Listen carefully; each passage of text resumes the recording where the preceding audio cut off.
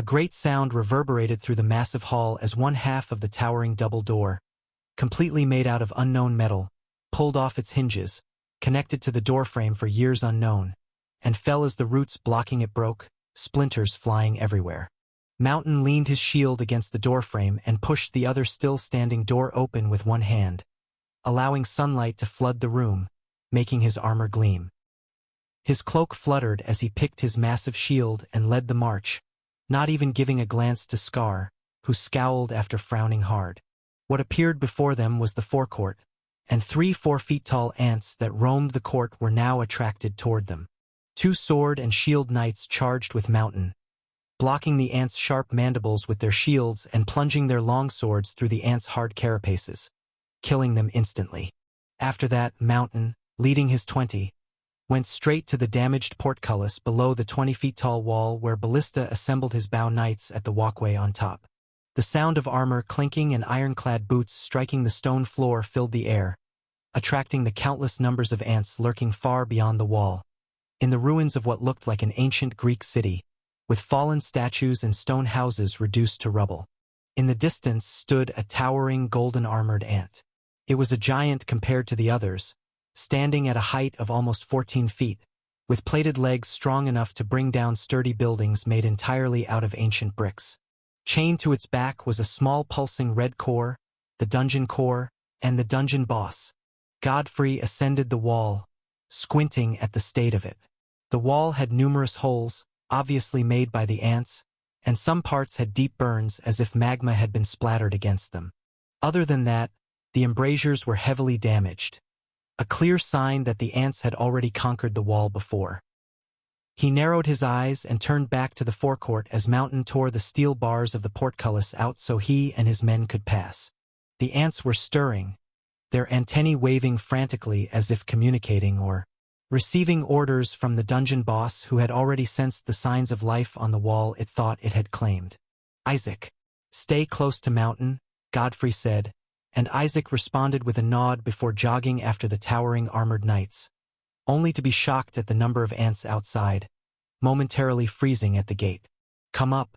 As if waiting for Godfrey to say that, Joanna pulled her sister to the top of the wall, relieved that she was away from the guild party.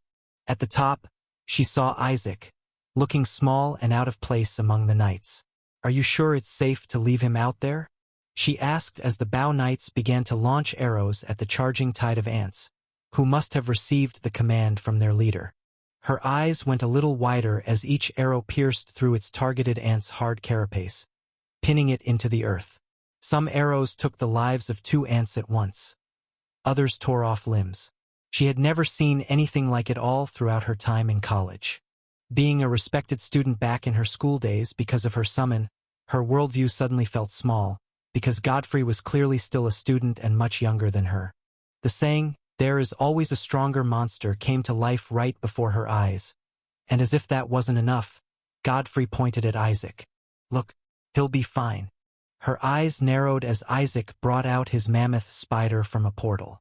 The 9-feet-tall summon moved much faster than the knights, piercing the heads of ants and shooting webs that gathered 3 of them into a white ball with ant legs and heads, which it then withdrew into its mouth. Moving underneath his summon, Isaac activated Echo, harnessing a variant of his spider's legs. Instead of 8 which lifted him off the ground, there were 4 much thicker, as if the 8 had joined together to become 4. It didn't lift him off the ground but moved like arms from his back, able to elongate up to 3 meters. It made him a killing machine while hiding within the boundaries of his spider. Godfrey couldn't hold back his smirk as he watched Isaac fight. The fact that the dungeon beasts were simply giant ants made it easier for the freshman to kill them without thinking twice. On the other hand, Joanna was stunned that it wasn't just Godfrey who was powerful. Isaac wasn't weak either. While the bow knights slaughtered ants in the distance, reducing their numbers so the shield and sword knights wouldn't be swarmed as they bashed and sliced through the horde, Isaac stabbed and webbed them relentlessly. He shot webs at the feet of an ant, earning a nod from Mountain, which made him smile widely. "What's he doing so close to our clients?" "They should be with us," the woman said to Scar, glancing at Godfrey and Joanna as they emerged from the portcullis, her eyes narrowing at Isaac's feats. Forget about them. Our goal here is the dungeon boss. The body of a high-tier boss is valuable and I need that dungeon core. Don't stress yourselves. Let them work. We'll reap, Scar said, patting the woman's back and watching as they charged to battle the ants. The twins took to the sky, their falcons slicing through the ants with their dangerous claws at such speed that the damage was only registered after they had already left. The dragon snake crushed and bit off the heads of the ants, but Godfrey, who calmly stood atop the wall, could see they were conserving their strength, allowing Isaac and his knights to do the main work. His eyes met Scar's and Scar frowned.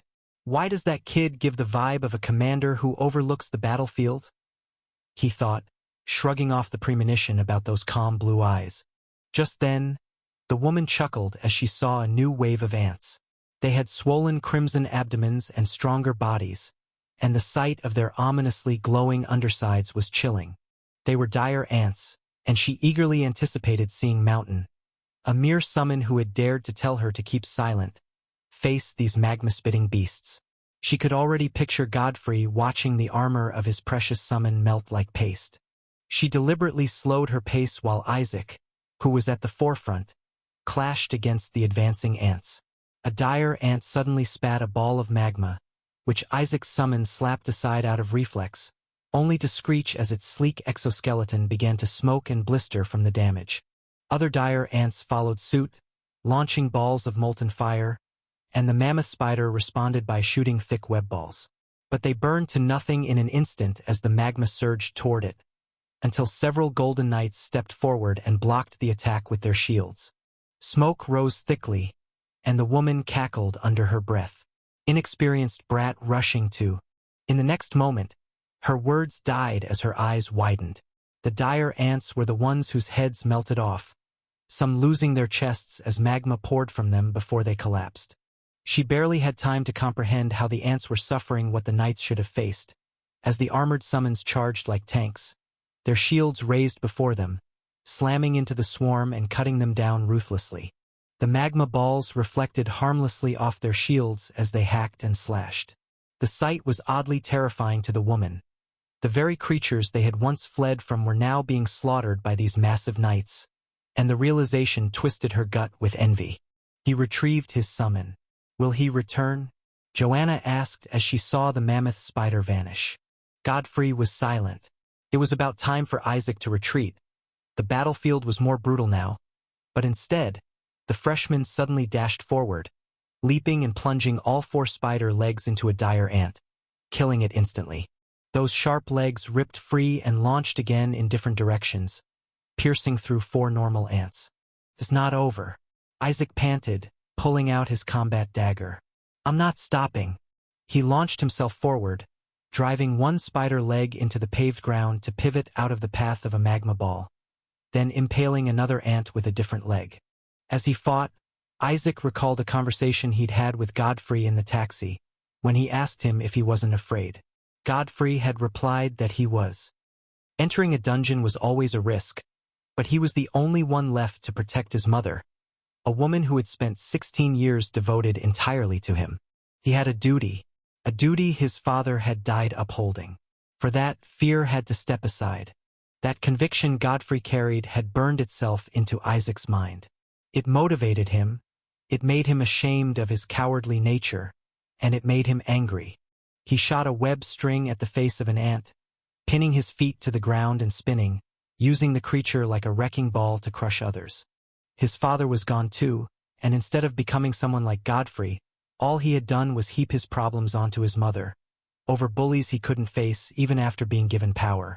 Seeing the once innocent-looking teen, who usually smiled or shivered depending on what he heard or saw, now transformed into a raging beast on the battlefield left Joanna shocked. Godfrey, however, knew what he was witnessing. Isaac had broken free from the state many in school were, the ones who flaunted power without ever facing true life-or-death situations. Those people cowered when the strong appeared and boasted only before the weak. But those who had survived a dungeon, who had taken a life, could always tell who was bluffing and who wasn't. They could recognize a true predator from an acting one. This time, Godfrey muttered. Ballista gave a nod and knocked 3 lightning arrows, which multiplied into 9 mid-air, piercing through the swollen abdomens of 3 massive dire ants, the guards of the dungeon boss. Their abdomens exploded, splattering magma in all directions, though the molten liquid that splashed onto the dungeon boss simply slid right off its golden armor. The fact that 3 5.7 high-tier mini-bosses were taken out in one attack shocked the twins. Didn't those mini-bosses almost kill our leader's summon? Or have they grown weaker? One of them asked, riding atop his Quicksilver Falcon. The ants grew even more aggressive, attempting to break through the line Mountain held to reach Ballista. Ballista manifested another arrow, this one different from his usual ones. It had a spiraled arrowhead, greater length, and lightning crackled across his body so fiercely that Joanna and her sister instinctively backed away to a safer distance. All the lightning gathered into his bow and arrow. Don't tell me he's stupid enough to try to kill the boss from that distance. It's almost a mile away, the second twin scowled. The armor will definitely block the blow. We threw 2 bombs and they didn't do a thing, the other replied. Just then, Ballista released the arrow, unleashing Trailblazer. It streaked forth, flying past everyone before they could blink, and struck the dungeon boss, cutting through it like a hot blade through wax. The massive ant fell, its body splitting in 2 and slamming heavily into the ground. In the silence of everyone's disbelief, Godfrey clicked his tongue. That skill still takes a huge chunk out of my mana. Get the core now. Scar roared at the top of his lungs as all the ants collapsed. The twins commanded their falcons to dive at great speed, but just as one was about to grab the core, a webbed hand connected to a string lashed out and pulled it straight into Isaac's grasp. Mountain, Isaac bellowed, throwing the core toward Mountain. Just then, thick roots burst out of the ground, one of them slamming Isaac hard into the ruins of a building. Brat, Scar grounded his feet. We don't have much time. Warden, his summon, slammed the ground and roots in great numbers erupted from the paved street, writhing like snakes as they wrapped around the sword and shield knights, gathering even more around Mountain. As the thick dark green roots held the knights, wrapping around their arms and bodies and holding them in place, the dragon snake suddenly vanished, only to reappear right beside Godfrey, its massive mouth with curved fangs protruding downwards from the top jaw just inches from his face. Godfrey's eyes left the threat right before him and shifted to the woman below, who watched with a malicious gleam in her eyes. In that split second when their gazes met, she almost formed an expression, but it twisted into shock as Mountain appeared above the serpent, slamming his ironclad boot into its skull. The impact made the creature crash into the wall, taking down a portion of it with its head alone. How? The woman barely managed the thought before blood trickled from her nostrils and lips. She collapsed to her knees, her summon twitching violently. She tried to retrieve it into her soul space but froze at the sharp sound of roots snapping behind her. Something loomed over her. It was a sword and shield knight. Before she could even speak, his long sword swung down. The Quicksilver Falcons moved like the wind, their talons cutting through the shields of the sword and shield knights and sinking into their helmets before darting toward Godfrey, dropping the knights' corpses mid-air. No! Return! Scar screamed, as the twins, who had thought they would reach Godfrey and shred him in less than a second, suddenly realized they couldn't see any of the Bow Knights. It was as if they had all vanished. But it was too late. A huge arrow, almost the size of a ballista bolt, pierced through the wing of one Quicksilver Falcon, causing it to screech and lose balance mid-air. Before the other twin could react, another arrow shot through the Falcon's neck, then another through its chest, a fourth through the other wing, and the fifth arrow slammed his twin brother clean off the Falcon, nailing him to a wall far away. The surviving twin turned, eyes wide in disbelief, as he saw all 20 Bow Knights appear with their bows drawn and aimed directly at him. Ballista standing among them, drawing 3 arrows at once. If 5 arrows had killed his brother while missing one, what were his chances now? He swiftly activated an adaptive skill, Elemental Infusion, causing bursts of air to propel from his falcon's wings as it took a sudden upward turn. Several arrows were deflected by the fierce gale, but Ballista's bolt, crackling with lightning, tore straight through the wind barrier, piercing both the falcon and its summoner. It was as if a giant had swatted them. The impact launched both summon and summoner with tremendous force, crashing them into the ruins of a building. "It doesn't have to end like this," Scar roared, trembling as he held onto Isaac's neck, forcing the freshman to face Godfrey. The rest of the sword and shield knights had broken free from the roots, surrounding Scar and his summon, while 20 Bao knights, with their captain, aimed their weapons at him. Mountain stood tall atop the dragon snake. "You made it like this," Godfrey replied coldly. "Tell your summons to back off. You can have the core, let's just end it here." Godfrey was about to respond when he suddenly grabbed Joanna and Cecil, leaping backward as roots erupted from the walkway. One managed to graze his shin, injuring him, but he barely evaded the strike meant to skewer both him and the girls. Scar's intent was clear. He wanted to kill Godfrey and blame the deaths of the girls and others on him and Isaac. After all, the dead couldn't speak. Seeing his plan fail, he tried to stab Isaac through the chest with his tree arm. But before the strike landed, new roots burst from the ground, wrapping tightly around his limb. "What's this?" Scar gasped, eyes widening. This couldn't be happening. It was his own summon's innate skill. Lifting his gaze, he caught sight of Mountain's subtle hand movement, and his heart sank. No, it can't be. The roots entwined both him and his summon, coiling around them like serpents until they were bound up to their heads. Then, 10-inch spikes burst both inward and outward from the roots, impaling Scar and Warden with their own iconic ability. Isaac staggered out from the ruins, the shock of his near-death experiences and the sight of fallen people fading as he walked past Mountain.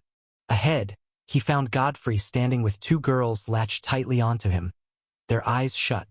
Isaac's lips twitched. "Are you kidding me? I almost died and you're surrounded by girls. I always knew the world wasn't fair."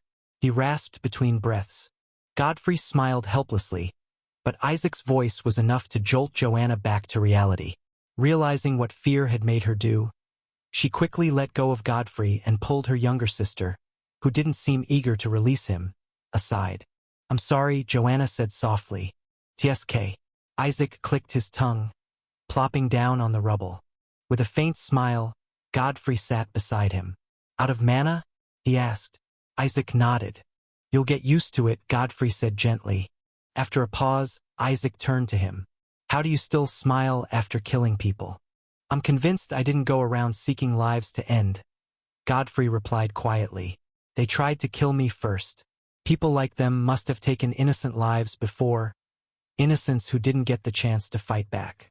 "Man, you're something." Isaac shook his head, giving him an incredulous look. "You sound like an old man." Godfrey chuckled softly. "I grew up knowing I was the only man of the house. I never saw my dad die, but I felt it. Every moment I heard my mother sob quietly in her room." Isaac pursed his lips. They all appeared in a warehouse, greeted by the sight of dozens of police officers and authority agents. The mother of the girls, who had been chatting with a female agent, turned and screamed in relief, rushing to embrace her daughters. The agent she had spoken to approached Godfrey and Isaac. "I'm Cassie," she introduced herself. "I heard there was a party that went in there before you two. What happened to them?" Her eyes narrowed suspiciously. "They tried to kill us because they wanted the dungeon core and they died instead," Celine said quickly. "It was self-defense," Joanna added. "What they said?" Isaac nodded, while Godfrey merely shrugged. He had nothing to say to the authorities. "You killed 4 people. Who are you again?" Cassie squinted. "Godfrey Daniels," he replied calmly. "A sophomore at Manhattan High. I would like to speak with them privately." Cassie shot the girls and their mother a look. The mother took her girls away while Cassie returned her attention to the teens. "Their deaths are going to be on your record. I would advise you do not kill but knock out your attackers, and will have them persecuted for their actions," she cautioned with a stern look. Godfrey nodded, and after some talk, left with Isaac. He didn't bother arguing what exactly could be the punishment for such people backed by large guilds. The moment they were in jail, everyone would know who put them there, further dragging them into trouble. Well, everyone had their opinions. The next day, as he walked into his classroom, a sudden silence swept through the room. Orwin, who was right by the door laughing, froze. Siegfried and Maldred turned away, and Dale clicked his tongue, pretending to focus on his phone. Godfrey looked around before walking toward his desk. He had just realized something: they could fight and still flow amongst themselves, but he was the oddball, one who came from the bottom and rose to the top. This odd occurrence indirectly made him an outcast. No one knew what to expect from him, probably because he didn't flaunt his dominance by needlessly gathering lackeys to boss people around. He wasn't like them, and therefore he was alone. The moment he sat, the conversations returned but quieter. It was like they expected a confrontation, but none of the bullies dared look Godfrey in the eye, not after Isolde's brutal bashing and his domineering victory at the cafeteria. As Godfrey was about to open a book, his eyes fastened on a paper placed neatly on his desk. It was rather rare for something to be dropped there, and everyone made sure they steered clear of it. Siegfried would have read it, but after seeing his life flash before his eyes once, he tucked tail, like a true wolf. Upon opening it, the words "I'm sorry" were boldly written, and below it was the name Lucy. Godfrey tilted his head toward her. When she noticed his glance, she quickly hid her face. Raising an eyebrow, Godfrey simply opened his book. They would be having tests soon, another avenue to increase their points, and everyone would be working on showcasing an advanced skill. Advanced skills were adaptive skills far rarer than the usual. An example was Mountain's Achilles' shield. Some advanced skills were even more unique and unpredictable than that, and some basic adaptive skills like Ballista's Trailblazer were variants that could seemingly grow stronger with mana. It wasn't exactly considered an advanced skill, but it was close enough. The only two Godfrey watched out for were Snow and Cecil, whom he was certain had both learned advanced skills. They were his competitors. He also guessed Cecil must either match or even be stronger than Dale now that she had endured the harsh terrain of the undead desert. Her summon skills must have grown deadlier. Her advanced skill had to be something that either reinforced defense or dealt devastating long-range damage. And Snow's, without question, had to focus on sheer firepower. The versatility of his summon made him a hassle.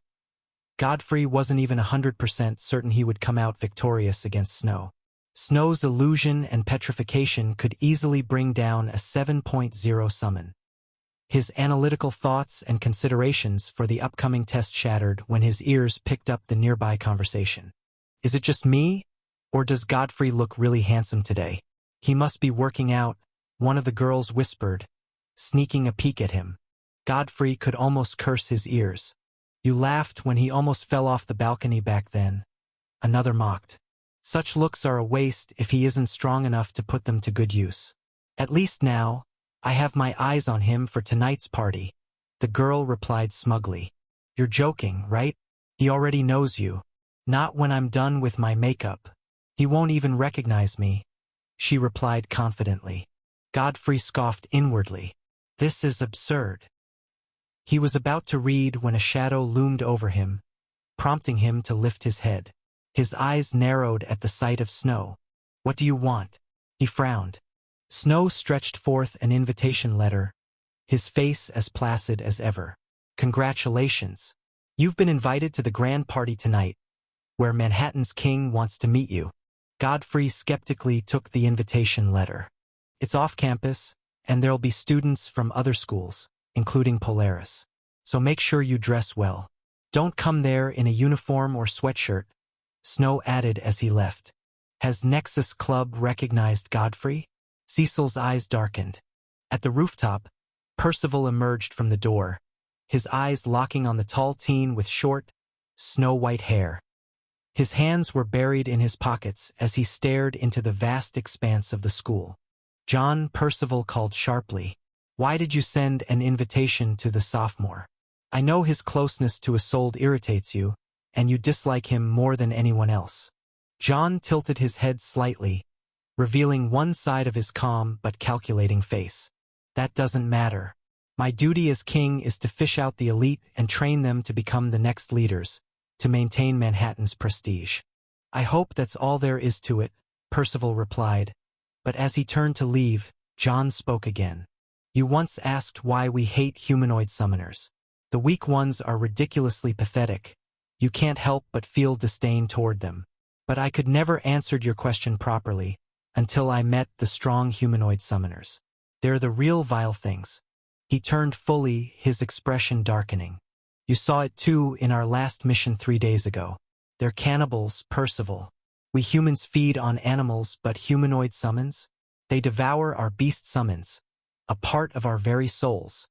He took several steps forward, standing close enough that Percival could see the flicker of anger in his eyes. Cain's fanatic is filled with them, and in our midst stands one of them, a wolf in sheep's clothing. One day he'll do the same, and his target will surely be the one closest to him, the one who doesn't have her guard up. His voice dropped into a hiss. That will be Isolde. Percival shut his eyes. I saw it, but Godfrey is suffering from the fears and hatred of our society. If you don't stop, if you don't embrace like you do Snow, he'll become exactly what you fear. John turned back to the skyline, his tone as cold as marble. Then I'll put an end to him. I won't be remembered as the king who allowed Manhattan to fall. Percival's fists clenched.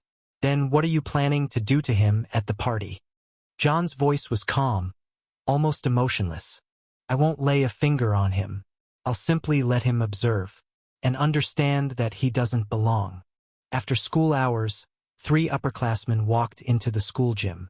2 walked at the front, the charming red-haired Lilith, number 4 in the Nexus Club, and a dark-skinned, tall boy with short white hair kept in a low cut. He was Edric, number 5 in the Nexus Club, and behind them was Derek, holding both his backpack and the backpacks of the other 2 with a strained smile. All 3 of them paused at the sight of Godfrey doing reps with a barbell. His perfectly chiseled body gleamed under the gym lights, muscles tightening and releasing with a grace that drew every pair of eyes. His skin glistened faintly like gold forged and polished for years to become this enticing. He was the center of attention as everyone either gossiped about him or stared at his flawless form. They had never seen him here before, and yet he seemed to belong, as if the gym had been built for him.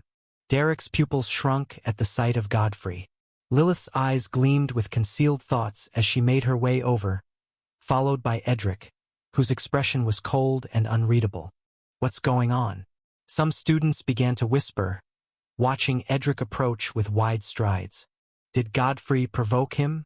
I heard he beat up some sophomores, but Edric's not exactly close with any of them. Their whispers halted when Edric grabbed the barbell, earning an upward glance from Godfrey. Reveal your summon. Godfrey raised an eyebrow, slightly surprised. What for? His eyes shifted toward Lilith, who giggled and sat on a nearby bench, crossing one leg over the other as she leaned forward. It's not a question, she said with a smirk. It's an order. Derek, who stood by the side, snickered inwardly. He wanted to see how Godfrey would come out of this one. Lilith was a powerhouse. Her red wyvern summon possessed dangerously potent flames capable of reaching the ceiling. In terms of skill, she was far above most. Members of the Nexus Club were sent on missions to clear difficult dungeons or suppress dungeon breaks alongside the authorities. Their combat experience was no joke. On the other hand, Edric's summon had exceptional self-regenerative abilities, making injuring it almost pointless. He also wielded the ability to generate ice. They were, after all, the ice and fire of the Nexus Club. No, Godfrey said firmly. I refuse to reveal my summon at your order. I'll do it when I feel like it. Derek's eyes bulged at the audacity. Really? Edric sneered, tightening his grasp on the barbell. Frost spread from his fingers, coating the metal heavily before it burst into glittering shards. The barbell's durability was nothing before his ice. What about now? Edric grinned, his canines extending and claws forming at his fingertips as he prepared to move. But a calm, composed voice cut through the tension. Edric. The single word froze him. Hearing that voice, Lilith, Derek, and Edric all turned toward the entrance, and saw John standing there with his knight. Yuan, what are you doing? John asked. His tone wasn't loud, but it wasn't a question either. The slight frown on his face was enough to make Derek wish he could vanish. It's the king, someone gasped. Audible whispers and gasps rippled through the gym as John made his way toward Godfrey. He stopped before him and stretched out his hand. I don't think I've properly introduced myself before, John said evenly. I'm John. Godfrey took his hand, and they shook lightly. Godfrey Daniels. John nodded. I know. You're really close to Isolde, and I admire how you've made her love this school. She hasn't even complained about staying in the dormitory and only sees the good in it. To listen to the next episode, contact us directly via the description below to receive lifetime access to new episodes and updates. He smiled while Godfrey remained silent, studying him. Now, I know you don't like me, John continued, but I must do my duty as king to keep order. Godfrey raised an eyebrow. I haven't really seen any order since I transferred here. There was an order before you came. You're just the problem, Lilith snapped sharply. You mean the order of beating up those weaker than you to put them in their place? What's wrong with carrying your own backpack? Godfrey shot back, staring straight at her. Lilith's hair flared, catching fire with her anger. Of course, the next thing is to throw your fist, Godfrey thought inwardly, bracing himself. But as if she could hear his thoughts, Lilith nearly exploded, until John raised a hand. She forced herself to calm. That is order, John said evenly, and it can only be enforced by the strong. We might not be able to monitor every part of the school, but we represent Manhattan's image. We uphold it despite the dangers we face in dungeons or the challenges from other clubs across the 6 major cities of the world.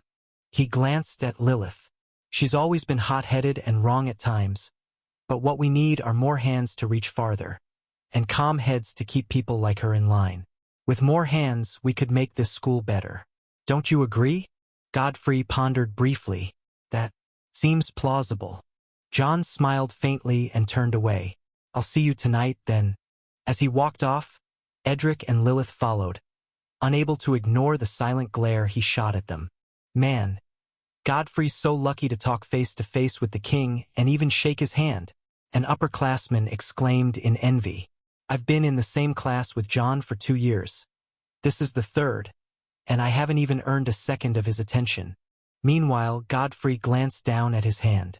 If that's his concept of order, then maybe he isn't that bad after all. Still, he didn't fully believe it. The upcoming party might just be the moment to confirm who the Manhattan King truly was. 30 minutes past 7 in the night, a taxi parked by the roadside and Godfrey stepped out. He wore a short-sleeved wool shirt, navy blue pants, and a pair of sneakers, simple, yet refined, the kind of outfit that enhanced his natural charm. His bag had been packed by Victoria under the direction of her mother, who ensured her son always looked neat and captivating both indoors and outdoors. The outfit made his ocean blue eyes pop, golden strands of his hair hanging slightly above them. With one hand buried in his pocket, he made his way toward the venue. The loud music hit him first. His gaze swept over the crowded street filled with students from different schools.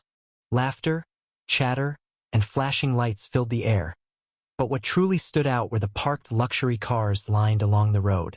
Each one was like a masterpiece, the modern equivalents of the Mercedes, Rolls-Royce, and BMW of the past century, only far more sophisticated. Among them gleamed the famous Copycat, a premium vehicle capable of transforming into 5 other models. A creation born from the genes of a shape-shifting beast. Came on foot, an 18-year-old leaning against the wall of a building with other boys and girls the same age as him crackled, smoke curling from his lips. What stunned Godfrey the most was that they were smoking. The faint glow of their cigarettes flickered like dying embers against the evening air. He's quite handsome. Come here. Which school are you F? One of the girls paused mid-sentence as Godfrey shot them a glare, his eyes gleaming subtly with mana. The aura he projected made the hairs on their skin rise. Godfrey walked past them without another glance, his calm yet imposing stride silencing the laughter that had filled the alleyway. The moment he entered the main venue, disbelief and grave shock covered his face. It was like the courtyard of a mansion, with a massive, sparkling blue pool at the center. The courtyard sloped downward with stone stairs built into its sides, leading up to a large terrace. Students filled the entire area, some laughing, others dancing, but what caught his attention was the number of them drinking and smoking openly. There was a wide dance floor before the mansion, bathed in dark lighting. Even so, Godfrey could make out the silhouettes of those moving there, the elites of different schools. He couldn't believe these were students. "Hey, pretty boy, come join us," a female voice called out, drawing his gaze to a group seated around a low table. In their midst was a wheel covered in small glass cups filled with colorful alcohol. Each time they spun it, laughter erupted as someone was chosen to drink and answer either truth or dare. "I don't drink alcohol," he replied coolly, walking past as they booed and called him a liar. Rubbing his temples, Godfrey ground his teeth. "I'll just speak to John and leave." He went straight to a bar, ordered a fruit drink, and sat quietly. Turning the chair slightly, he gazed at the mansion some distance away. He knew John was in there somewhere. On the second floor, seated near the massive floor-to-ceiling window, were two girls who drew the admiration and respect of everyone in the room. One was Seraphina, the pink-haired queen of Polaris, and the other was Elizabeth, queen of Blue Rose High, another private school, though lower in ranking than Polaris. Elizabeth's night-black hair and sculpted face made her a rival in both beauty and presence to Seraphina. They chatted casually, but when Elizabeth's eyes drifted downward, she caught sight of a golden-haired boy seating by the bar. He stood out like a diamond among gold. "Do you know who that is?" "I don't think I've seen him before," Elizabeth asked, intrigued. The moment Seraphina looked, her eyes widened. "That's Godfrey." "Godfrey? You know him?" Elizabeth blinked in surprise. Seraphina tried to remain composed but found herself glancing at him again and again. "He's the sophomore at Manhattan, the one I told you about. The one who killed 2 sandworms." Elizabeth's lips parted in astonishment. "He's that Godfrey?" She took another long look at him. "Then what's he doing down there with?" A scream cut her words short as a girl fell from the dance floor into the pool with a loud splash. "You've got to be kidding me. I was dancing with a 3.1 low-tier trash all this time." Lucian sneered, brushing his long hair back, his pinky grazing his eye patch. Laughter erupted throughout the place. "She's a Manhattan student, right?" a guy beside Godfrey asked, chuckling. "TSK. The standards of Manhattan have dropped. Why would they even allow such a girl to come here?" Another boy spat in disdain. Godfrey shook his head when he realized the girl was Lucy. She emerged from the pool, gasping for air, but before she could climb out, Lucian stepped on her head, pressing her down. Hard lines appeared on his forehead. "Who asked you to come out?" he spat, shoving her back underwater with his foot. Edric appeared with Rosalind, their fingers intertwined. After Lucian whispered something to him, Edric extended a foot toward the pool. Ice spread from the tip of his shoe, sealing the entire surface in seconds, trapping Lucy beneath. "Did he just—" The boy beside Godfrey couldn't finish as laughter and nervous chuckles broke out. Some of Lucy's classmates hid their faces, too afraid to speak up. "She seems comfortable," Rosalind muttered, crouching near the edge of the pool. Lucy's muffled struggles beneath the ice sent faint ripples across the surface. "It's probably because her summit's a land crab," Siegfried added mockingly, bearing a grudge since Lucy rejected him for Lucian. "Let's make a game out of it. How long do you think she'll last? 8 minutes? 10? 15? Rosalind said loudly enough for others to hear, and soon the boys beside Godfrey began placing bets, laughing like it was entertainment. They counted out loud, minute after minute, until 10 minutes passed. Lucy's hands pounded weakly against the ice. Her face flushed red as she ran out of air. Her eyes pleaded for mercy. Lucian crouched, smirking. "You can do better. You're a crab. Think like a crab. If you had actually paid attention in any of your classes," Godfrey's voice cut sharply across the noise, "you'd know that crabs can't think. They react." Lucian's smirk vanished. His head lifted, and when his eyes met Godfrey's, he froze. He stumbled a step back, shock rippling through him. Rosalind's laughter died instantly, fear glimmering in her eyes. The students nearby turned toward Godfrey, confusion in their faces. "Who's he?" they whispered among themselves as he approached the pool. "Sit down," Edric barked, fury burning in his gaze. Godfrey scowled, lifted his right foot, and slammed it down. The ice around his feet exploded, and the rest cracked apart, shattering into fragments.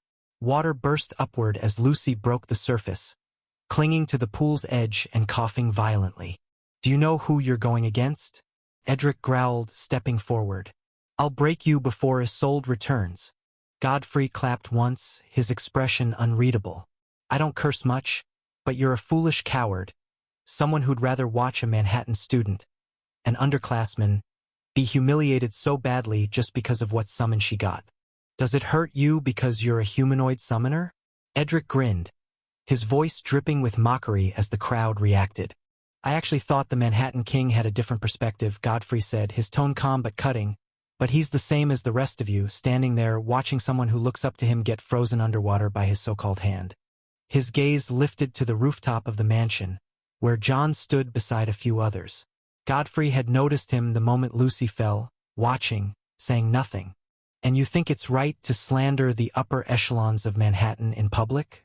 That cold voice came from his left.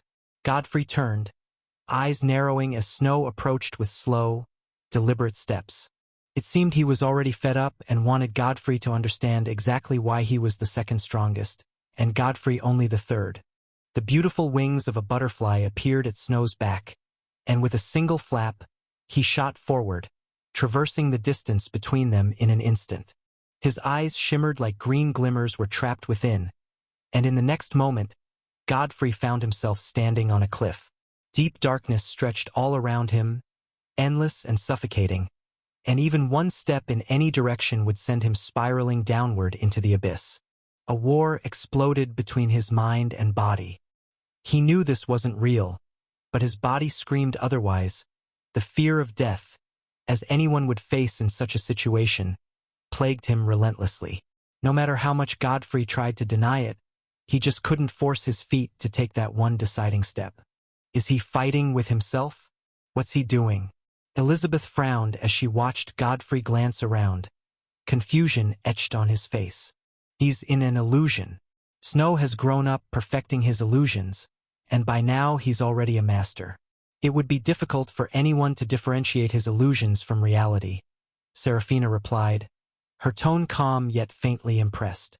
Snow finally grew satisfied watching Godfrey struggle and threw a punch straight at his face. "Know your place," he muttered, only for his eyes to widen as Godfrey caught his fist midair. Godfrey held Snow's fist firmly and slammed his own into the white-haired boy's abdomen. Snow flapped his wings in panic, launching himself backward and out of Godfrey's reach, his expression twisting in disbelief. Godfrey had sensed Snow's incoming blow, and that minor crack in Snow's concentration allowed him to break out of the illusion. As realization struck, Snow's face grew uglier. Without a word, Godfrey was about to move when he suddenly realized his leg was stuck. Looking down, he saw his feet had turned to stone and the petrification was spreading fast. Invisible glimmer. I was wrong. His advanced skill wasn't an explosive kind. Godfrey sighed inwardly as the stone crept over his arms, chest, and neck. He didn't even last against Snow. "It's a pity that Snow's abilities are too versatile," Seraphina said, sighing as Godfrey's body turned completely to stone. Seeing this, Snow scowled, but unbeknownst to him, a good distance away from the venue, a glowing diagram flared, and Ballista stepped out from its center. He aimed his giant bow upward and launched an arrow that streaked through the night sky like a golden meteor. "What's that?"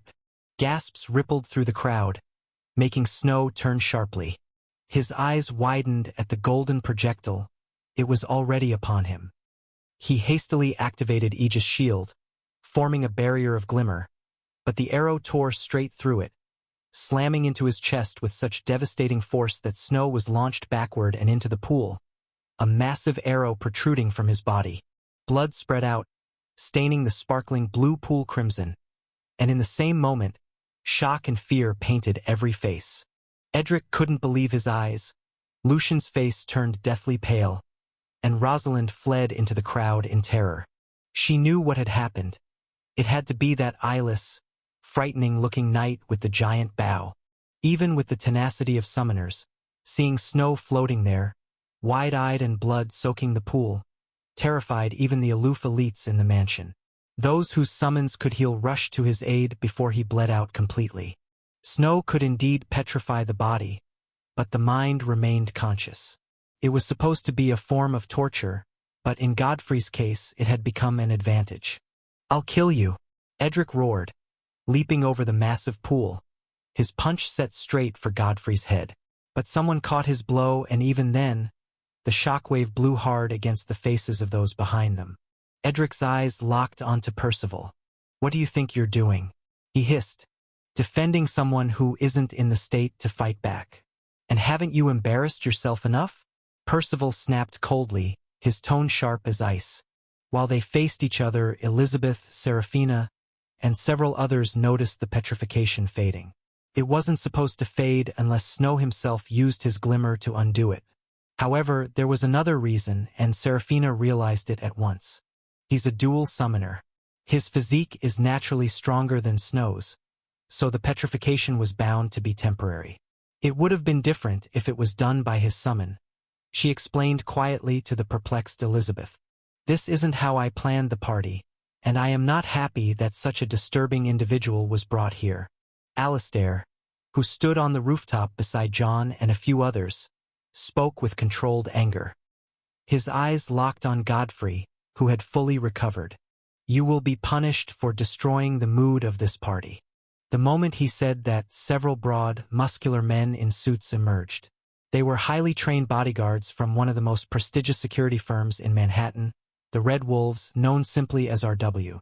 15 of them stepped out, huge, broad-shouldered, and stone-faced, their cold eyes fixed on Godfrey without the slightest recognition that this was just a teenager standing before them. "To make it fair," Alistair said with a smug grin, "you'll have to defeat all of them without a summon and without any skill." The statement drew laughter from several corners of the crowd. "It's impossible," someone exclaimed. "Defeat a team from one of Manhattan's top security firms without a summon or skill? I might as well be hanged," another muttered, shivering at Godfrey's fate. Godfrey frowned deeply. "This is unfair," Percival said sharply, glaring at Alistair. But John stepped forward. "Percival, if you don't step away, I and the rest of Nexus will be forced to act." His voice rose as he continued coldly. "He almost killed our newest member right before our eyes. From henceforth, Godfrey, you are banned from becoming a member of the Nexus Club." Percival's brows furrowed. Being banned from Nexus meant Godfrey could forget about his dreams of becoming valedictorian or even reaching the top 10 because so many mission points were reserved for club members. Those outside the club could only chase after the scraps that remained. "He's finished," Elizabeth muttered softly as Godfrey suddenly burst into laughter. His laughter was sharp, unrestrained. Yet beneath it, everyone could feel the heat of his anger. He laughed hard, then scowled, eyes cold. "I would never want to be found among people like you anyway," he said flatly. Just what gives him the mind to laugh? Nathaniel, who stood behind Alistair, whispered in disbelief, while Percival silently watched Godfrey, his expression unreadable. What did I expect from the son of the man who stood alone against 100,000 orcs? Knowing if he continued to intervene, Godfrey would have to face John and the Nexus Club, who would undoubtedly bring him down, he shut his eyes. "I've tried my best, Mum." Saying that, he walked away. "I'll watch you scream." Edric spat, glaring at Godfrey as he also left, creating a great space for the bodyguards to handle the scene. Godfrey faced the 15 encroaching Red Wolves with a solemn face.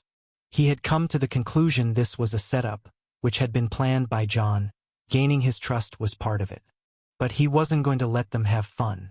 Godfrey had learned boxing from the age of 8 and had also practiced hand-to-hand combat with Victoria right until he came to Manhattan. Hand-to-hand combat was his forte. With a stomp, his body lurched forward and his knee connected with the face of the first bodyguard with so much force the man shot backward. Godfrey took advantage of the momentum, grabbing the heads of 2 others and slamming them into the ground. Their skulls cracked against the stone. He deflected a kick with his palm, but just then 2 daggers pierced his back and his eyes went wide as a short scream left his mouth. Another bodyguard ruthlessly slammed his feet into Godfrey's face, but it didn't move. Instead, he received a murderous glare from those glowing blue eyes. Godfrey could see everyone pointing, talking, some smoking with nonchalance. Was he a spectacle? Enraged, he stopped being careful with his strength. His fist snapped the femur of the bodyguard who tried another kick, and he launched an uppercut, sending the man into the air. Others brought out daggers, lunging at him from all sides. For every blow and cut Godfrey received, he returned a strike that cracked a bone, a kick that bent his target at an unnatural angle. He was able to deflect leather blows, utilizing refined footwork to keep himself close to his targets and away from those who posed lethal danger. Yet it was exhausting. Fighting 15 skilled men, all high tiers who rose back after taking blows, except those with broken bones, made him go all out. Strengthened by adrenaline, Godfrey punched and kicked so hard that the onlookers became horrified.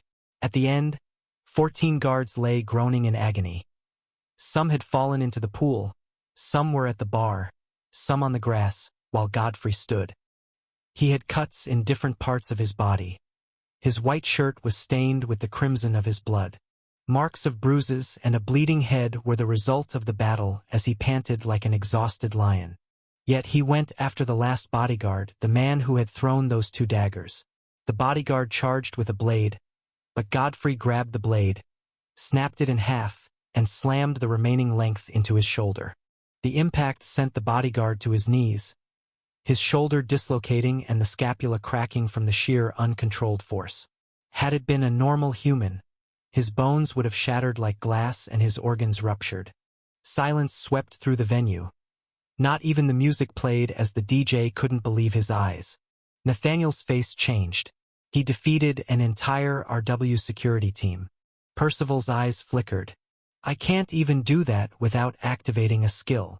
He had to accept it. Godfrey proved to be an unmatched monster when it came to fighting without a summon, a place where many were vulnerable. The silence in the venue said it all. All they could hear was Godfrey, cut and bloody, panting heavily. John folded his arms. I've reconsidered. The ban is lifted. You've proven, even beyond my words, that you're fit for Nexus Club. I hereby pronounce you our newest member. Godfrey looked at him with a placid expression. He had nothing more than 2 words for John and his club. I refuse. He staggered, almost collapsing into a cluster of chairs on his way out. But Percival rushed to his aid. On their way out, he was surprised to see a lot of sophomores following them. Have they lost their minds? Elizabeth exclaimed as she saw the sophomores leaving with Godfrey. Seraphina's eyes gleamed as she watched the shock on faces like Edric and Lilith.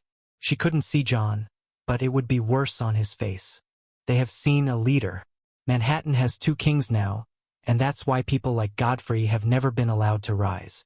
It's clear he's faced tough opposition, so how's he still standing? Elizabeth muttered. A complex light flashed in Seraphina's eyes. You just saw it. That tenacity, that confidence, that aura he radiates. He's a natural-born king. The next day, Siegfried held the neck of a boy in his class. You dare walk out on the king last night? You better leave the school or you're dead. He watched as Lucy was almost killed. The boy yelled back, and others rose to defend him. But Snow, who sat on his desk with a mean expression, made them fidget. Dale slammed his palm on Lucy's table. It's you. You just couldn't play a simple game. Isn't your summon a stupid crab? He glared at her and lightning crackled in his fists. I'm going to punch your face in. He grinned only to sense the change in the room. Turning where everyone looked, he saw Godfrey at the door. After visiting the school nurse last night, he was completely whole this morning. Godfrey swept his gaze through the classroom, settling on Snow. It's good you're alive. I had no intention of killing you, he said calmly, but the statement made Snow's expression contort. Meanwhile, Godfrey approached Dale. As he drew closer, Dale staggered backward. He now knew Godfrey had gone easy on him during their cafeteria fight. If Godfrey had gone on the same rampage as he did against those bodyguards, Dale would have been at death's doorstep. It won't end well going against the King and Nexus Club, Cecil spat, seated with one leg crossed over the other. She bit her lower lip as Godfrey ignored her and sat. Dale felt like a fool as he stood, Fear etched on his face. Finally, Godfrey fixed his eyes on Siegfried, who was at the board taking out a book from his backpack. I will not tolerate bullying in this class, or the bully will answer to me. Who made you king? Snow frowned. I can turn you and everyone in this room into stone, and you still talk like you have all the power. I agree, Godfrey said, but you would have a few more arrows sticking out of your chest, and you might not survive this time around. Snow's face became ugly. Both of them locked eyes, and the moment it seemed like the tension was finally about to explode, Edwin walked into the classroom, and everyone went to their seats under his gaze. He stood on the lectern, scanned the class, and cleared his throat.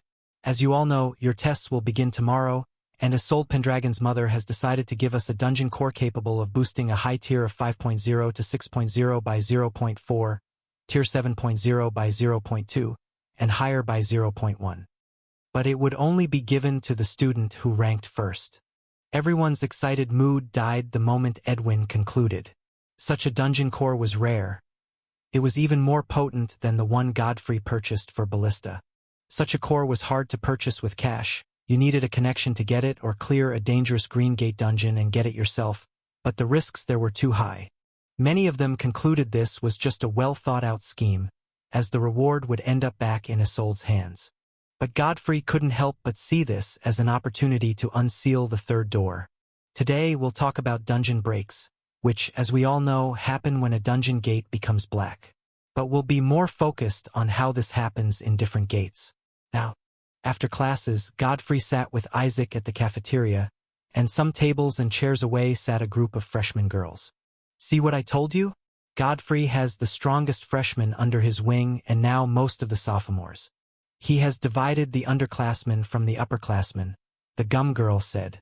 Another girl rolled her eyes. It's not going to last. He offended the entire Nexus Club, which we all know are the strongest in the school and also the elites of other high schools, especially Polaris. You know how they throw their weight around because of their rich parents. Janet raised an eyebrow and turned to look at Godfrey. Is it him that offended them? It should be the other way around. They have no idea who they've offended. Her eyes flashed. Someone who even the headmaster hides his secret. While they had their conversation, Godfrey blinked when Lucy came straight to his table but didn't sit. I know you have no way of joining the Nexus Club, but that doesn't mean you should forfeit your position. Godfrey raised an eyebrow. Where was she going with this? What if you establish your own club? Lucy whispered words that made his eyes widen and Isaac stop eating. You can't establish something like Nexus Club. Wasn't it created by the school? Isaac asked. Not exactly. I did my research.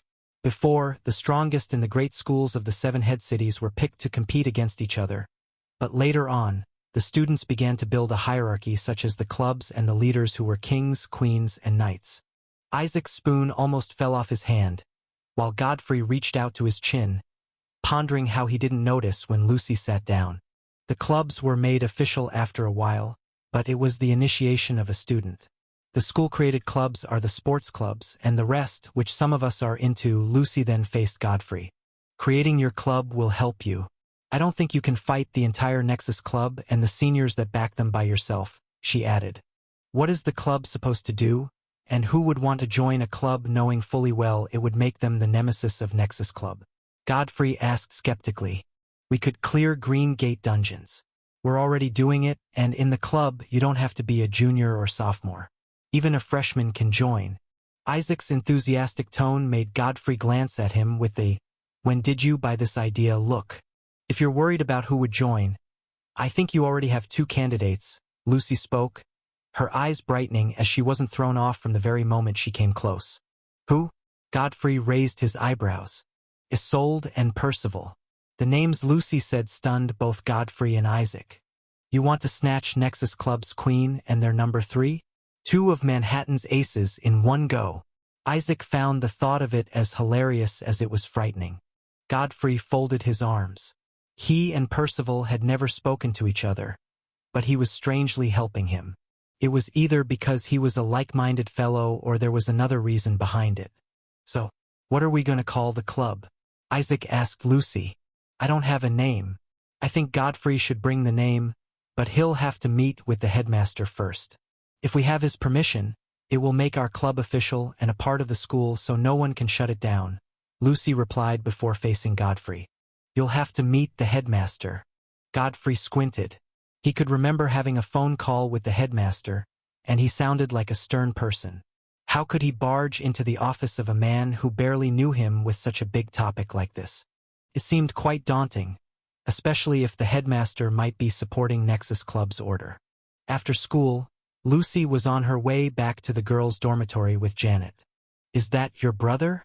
Janet asked as they saw Sam in the distance, walking toward them. He had a bruise on his lip, like he had engaged in a fight and lost sorely. Lucy rushed toward him with a concerned face. Before she could utter a word, Sam raised his hand and threw a slap that sent Lucy to the ground. His eyes gleamed with hate. Do you know what you've done? You've ruined my life. What's wrong with you? Janet screamed at him but was held by the neck and thrown away while Sam held Lucy's collar. Couldn't you just keep your mouth shut? You had to tell Lucian you were a low-tier summoner, and that wasn't even enough. You went and joined that Godfrey. He slapped her cheek, harder than the first, rage boiling within him. He could go along well in his class, but now Derek had abandoned him and others had turned on him. His life was ruined all because of this unlucky sister of his. As rage boiled within him, he kept kicking her non-stop, heaving and panting at his sister, who he had beaten to a pulp, before turning to the other student not too far away, filming it all. This should be enough to convince others, right? He faced the student, who was also a junior in the same class with Sam but with a slightly stronger summon. He chuckled. Not enough. Keep going. Horrified, Janet rushed at Sam only to be slapped hard to the ground. The next day, Godfrey held the handle of his backpack, which he slung over his shoulder while walking through the massive street filled with students making their way to the school building. 2 white earbuds were in both ears while he looked around, enjoying the fresh morning view. Today was the day Isolde was returning, and he actually didn't know what to say when he saw her. While walking, a familiar black car drove in and stopped by the roadside, which had tall cypress trees. A girl with golden white hair in her dark blue Manhattan high jacket and backpack stepped out. Her hair was not packed in a ponytail anymore but allowed to gloriously flow down her back and the 2 sides of her jacket. It enhanced the strength of her charm. The sight of her caused a ripple throughout the multitude of students, many of them whispering to themselves. Some even felt inferior. Meanwhile, Godfrey removed his earbuds, and she also removed hers as they locked eyes with over 100 meters separating them. An awkward smile appeared on his face while Isolde revealed an angelic smile. The driver squinted as he watched Isolde approach Godfrey. Isn't he the one Miss Isolde has been seeing in her visions? The female bodyguard at the back nodded. He is. She clicked her tongue as she watched Godfrey embrace Isolde. Let's go. While the car turned and left, Isolde was flushed, her cheeks bright pink as her eyes danced about. You're growing more audacious, she hissed as Godfrey released her. The envious glances of onlookers were none of his concern. Why weren't you online? I called and texted over 12 times. You forgot to mention 12 times every single day. Isolde showed him her phone with an amused smile, while Godfrey shamelessly squinted. That's not all, you'll be seeing more. His response made Isolde chuckle. So, what's your response? Why didn't you reply? Godfrey asked again. I went to an island, and there's no connection there, not even electricity. They use firewood, and the houses there are made of wood like medieval houses. Her response made him raise an eyebrow. Why did you go there? To meditate. The mana concentration there is extremely high, Isolde replied as they both walked toward the school building. Don't you already have enough mana stored? Godfrey looked at her. Isolde shook her head softly. It's not enough. He could see there was an underlying reason she spoke like that in her eyes, and it didn't seem to make her a bit down. Godfrey placed his hand around her shoulder, flashing a comforting smile. Isolde smiled, but just then, John came from the east with Yuan, Lilith, and Edric. Seeing Isolde in Godfrey's arms made John's face darken, but he hid it and waved his hand. Isolde, he called out with a smile. Isolde paused when she saw him, "Hi, John," she said with a light-hearted tone that made Godfrey frown. When he saw John jogging over, he simply continued to walk. At first, Isolde was puzzled, but after calling him several times and receiving no response, her expression changed. Godfrey simply walked into the building without a glance. His warm mood changed so suddenly that it was baffling. The only reason had to be, "John, what did you do to Godfrey?" She snapped at John, who raised an eyebrow. "What did he say I did? Don't play games with me, John. He was fine a moment ago. I don't want to see you around him anymore. Don't make me repeat myself," Isolde snapped. John's face became ugly. "You're choosing Godfrey over me? I have been with you since elementary school. Everyone thought you had a summon, but I was the only one that knew you had no idea what your first summon truly is. I protected you until you later awakened the dragonfly and the wyvern." "John." Isolde's voice softened. "Just don't hurt my friend. I'm not going to spare anyone that wants to take my place," John said firmly. Isolde frowned. "No one is taking your place." The moment she said that, John leaned down, an obvious attempt to peck her. Sensing it, Isolde slammed him backward. "What are you doing?" Anger took over Isolde while John chuckled furiously. "Just know I'll take that arm he put around your shoulder," he said grimly.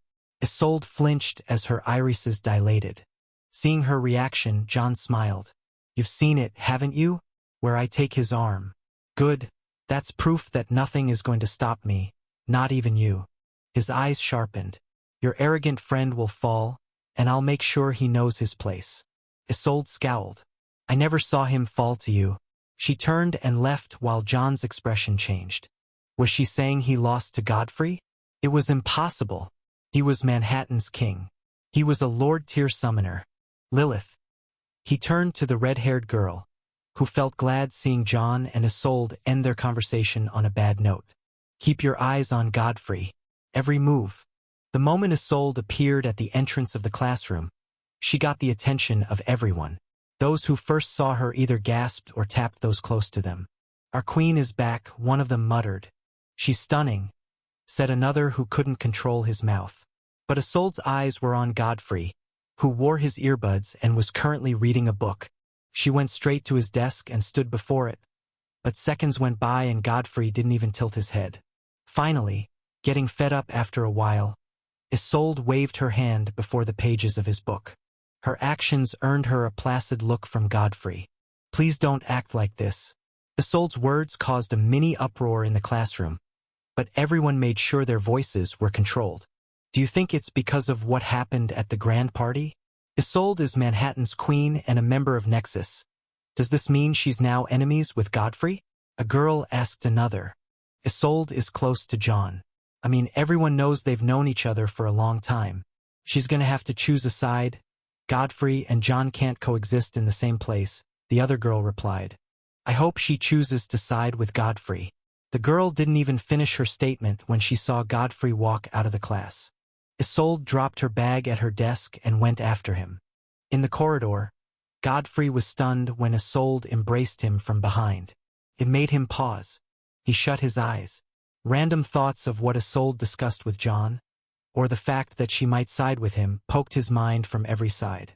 It was a kind of feeling that said it was better to cut off now and face the ugly reality with a prepared mind later on. But the negative thoughts in his head cleared up as she embraced him. A small, guilt-ridden smile appeared on his face as he tilted his head to the girl latched behind him. Shooting Star released a new song, and I've been listening to it. Isolde's eyes widened. What? He grabbed her hand, and they went to the rooftop where he sat, backing the railing and tapping the spot beside him, with one earbud in his hand. Isolde bit her lower lip. Godfrey's handsome face and the allure of Shooting Star's song were too tempting, but she looked at the door, knowing they were supposed to have their test from today. "We have a test," she said, trying to convince herself, but sat down and took the earbud. Her eyelids closed when she began to listen to the song. Godfrey chuckled, lifting his head to the sunny sky, and exhaled. Just then, the door opened and one of their classmates appeared. "Mr. Edwin is in the class." "What?" Both Godfrey and Isolde shot to their feet, racing down the staircase. When they appeared at the classroom, Edwin glared intensely at them from the moment they stepped into the class until they sat down. It was worse for Godfrey as Isolde also glared at him. "Your phones and backpacks will be returned to you after the test." The moment Edwin said that, Godfrey noticed his backpack and phone were gone, including his earbuds, and the text slip appeared on each person's desk. He picked up a pen, wiggling it in between his fingers while reading the first question. Amongst the options below, one is correct. There are two types of summons in existence: a primal and chimeric. B, true and false. C, hybrid and tribrid. D, land and water. Godfrey's eyes gleamed when he saw hybrid. The types of summons known were indeed primal and chimeric, but his summons had all been hybrid. He had come to figure out that it had to be the beast that was alchemically fused to them. The knights could be considered primal summons, and the beasts used to alter them were chimeric.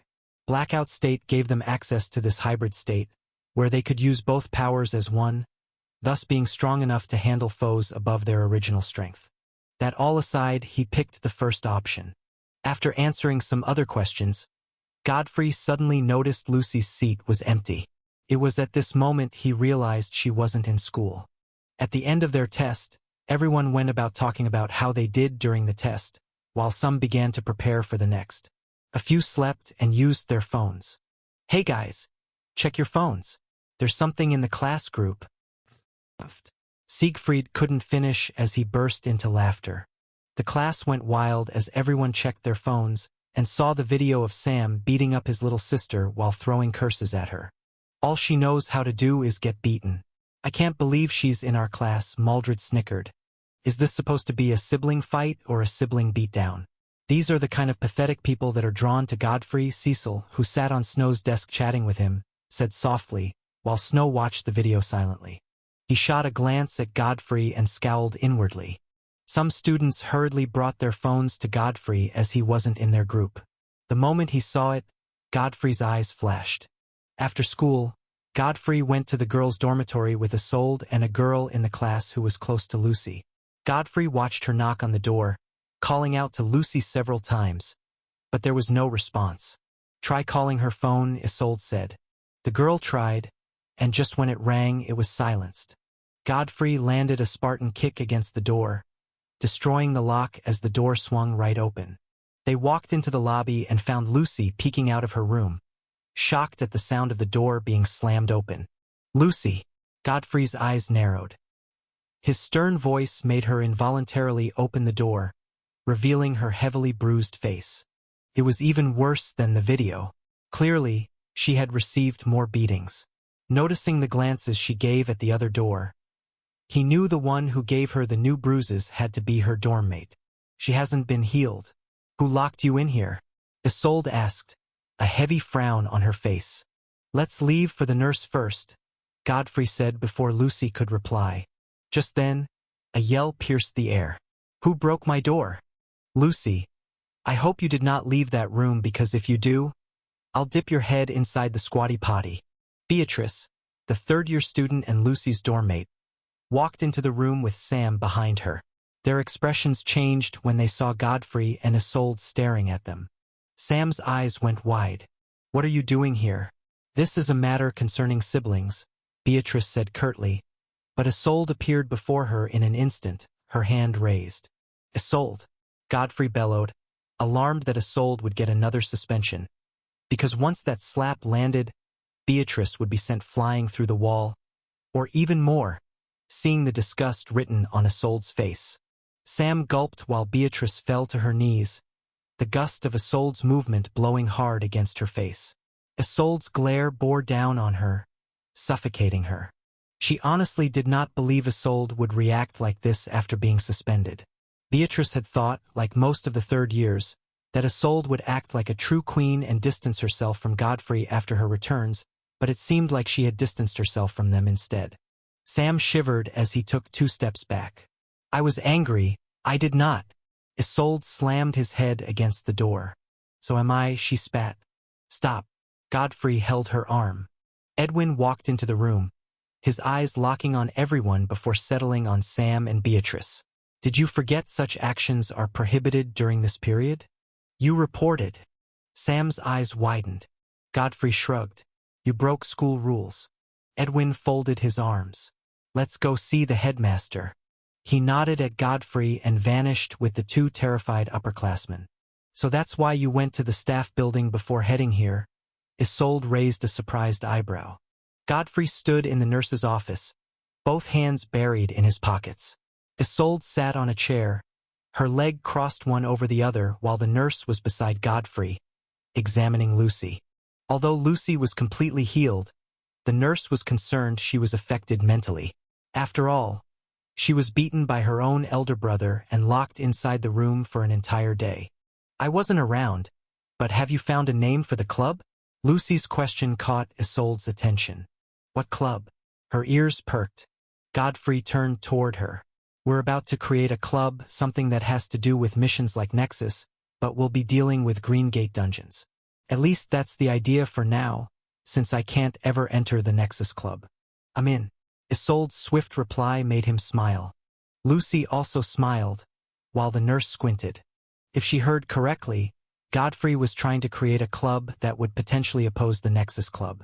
Had he gone insane?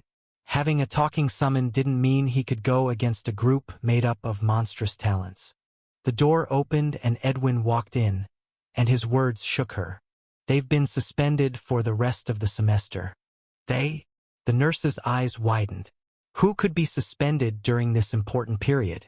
Doesn't that mean their total points won't be able to meet up with the minimum? They might be kicked out of Manhattan. The next day, the sophomores gathered at the combat field as this was time for their combat test.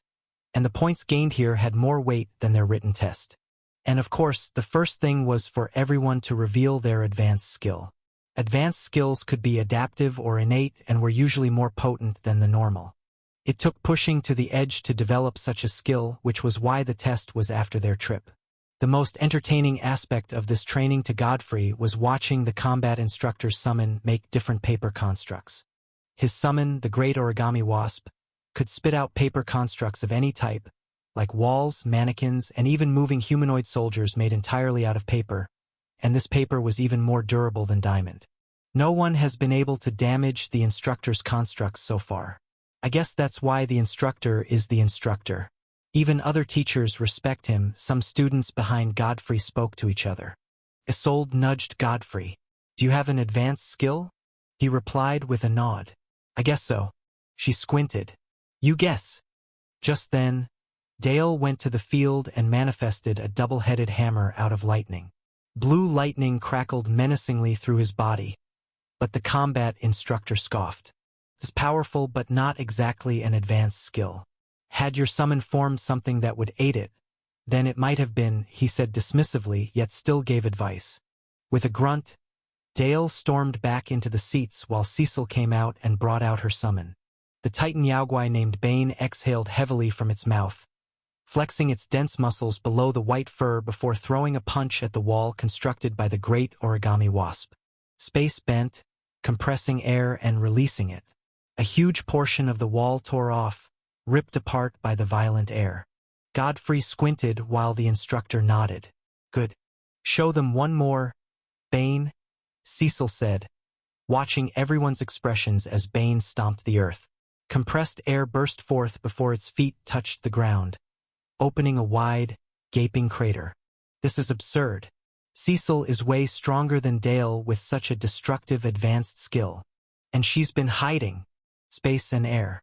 Although not exactly controlled by your summon and only a result of extreme strength and mana interference, it makes out as a remarkable skill. You did well, the combat instructor said, and a proud smirk graced Cecil's face. Godfrey, you're next. Everyone watched Godfrey step out, especially Cecil, Snow, and Dale. A golden diagram flared and Mountain stepped out. He held his great oval shield up and it transformed into the Achilles shield. The sight of the shield alone made even the instructor's eyes narrow. At Godfrey's request, a paper archer was formed, and he fired 3 arrows at the shield. All 3 of them barely scratched it. The instructor raised an eyebrow. How durable is your shield? Nothing has destroyed it yet. Godfrey's reply made him chuckle. Let's see how it does against a skill of my own. At the instructor's mental order, the wasp unleashed a hail of paper bullets, each as big as .950 JDJ bullets. The hail made the hairs on the neck of some students stand. Cecil's eyes widened while Isolde felt a bit concerned as the number of bullets was massive. Is that? The instructor couldn't believe his eyes as his bullets ricocheted right back to the origami wasp. It had to evade, deactivating its skill in the process. You've got to be kidding me. So you can't even hit him? Dale ground his teeth. It's his fault Cecil has surpassed me, and he's even grown stronger.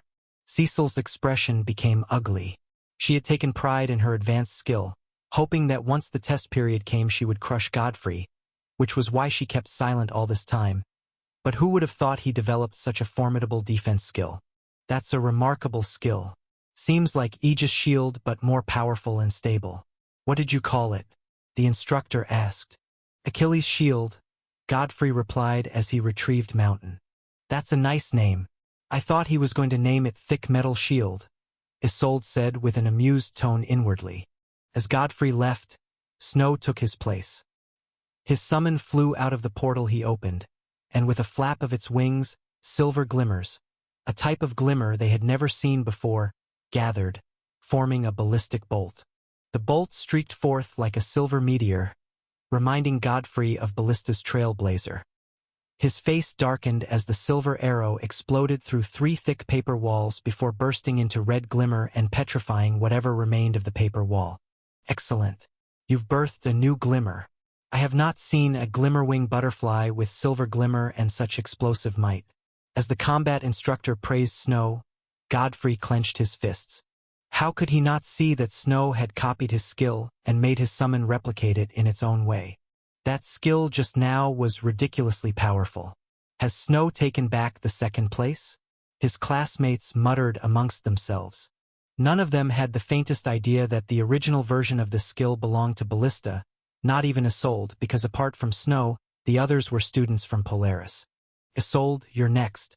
Isolde stepped out, and from a purple diagram, a giant dragonfly emerged.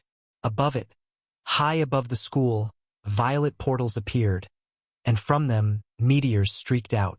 Everyone's faces paled, not just the sophomores but also other students. It felt like watching an apocalypse. Even the instructor lost himself, speechlessly looking at the sky streaking with meteors enveloped with flames and smoke. In the next instant, the meteors were teleported away, leaving everyone's heart pounding hard against their chest. After a while, the instructor cleared his throat. I'll announce your score. Isolde undoubtedly came first, second place goes to Snow, third to Godfrey, fourth to Cecil, fifth to... Godfrey didn't even listen to whatever the instructor said after hearing his rank. His eyes landed on Snow, who wore a smirk, glancing at him from the corner of his eyes. Now, this is just the first part. Tomorrow will be an actual combat test to show how your summons fare in a fight. Skills are powerful, but without good execution, they're useless, the instructor announced and dismissed them. On their way back, whispers fell into Godfrey's ears. So Godfrey has dropped to third place. His skill wasn't bad, but Snow's skill is just too impressive. I mean, he birthed a never-seen type of glimmer, someone else replied. Godfrey didn't look happy. He was beaten. How is he supposed to be happy? There's still tomorrow, Isolde encouraged, concerned when she saw Godfrey's dark expression. He nodded but just couldn't let go of the thought that Snow had developed this glimmer he was being praised for by stealing the idea from him, and he wanted to step all over his face like it came out of his own head. Trailblazer was a unique skill, almost like an innate one, not like the regularized item manipulation and elemental infusion. Like I said, hearing Snow's light voice made him turn. The white-haired boy was walking beside him. No one made you king. Snow's eyes gleamed. You might have defeated me once, but I was careless back then. I will let you understand why I'm still and will always be better than you by tomorrow. His voice was light but not low. The entire class, walking through the corridor, could hear it. Snow had made a declaration, and from the skill he just showed, this wasn't a weak threat. The next day, the instructor made everyone pair up with a partner. Each victor would then face off with another victor, and the cycle repeated. Mountain breezed through it all until the Golden Knight Captain once again stood before Cecil, the same summon it couldn't fight over a month and some weeks ago. The Titan Yaoguai's eyes blazed with bloodlust. It still had not forgotten Ballista, and Mountain looked like him. It launched a powerful kick. Space twisted and compressed air blasted out.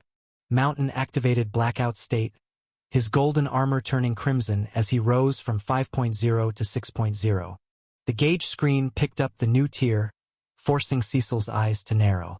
Wasn't it just?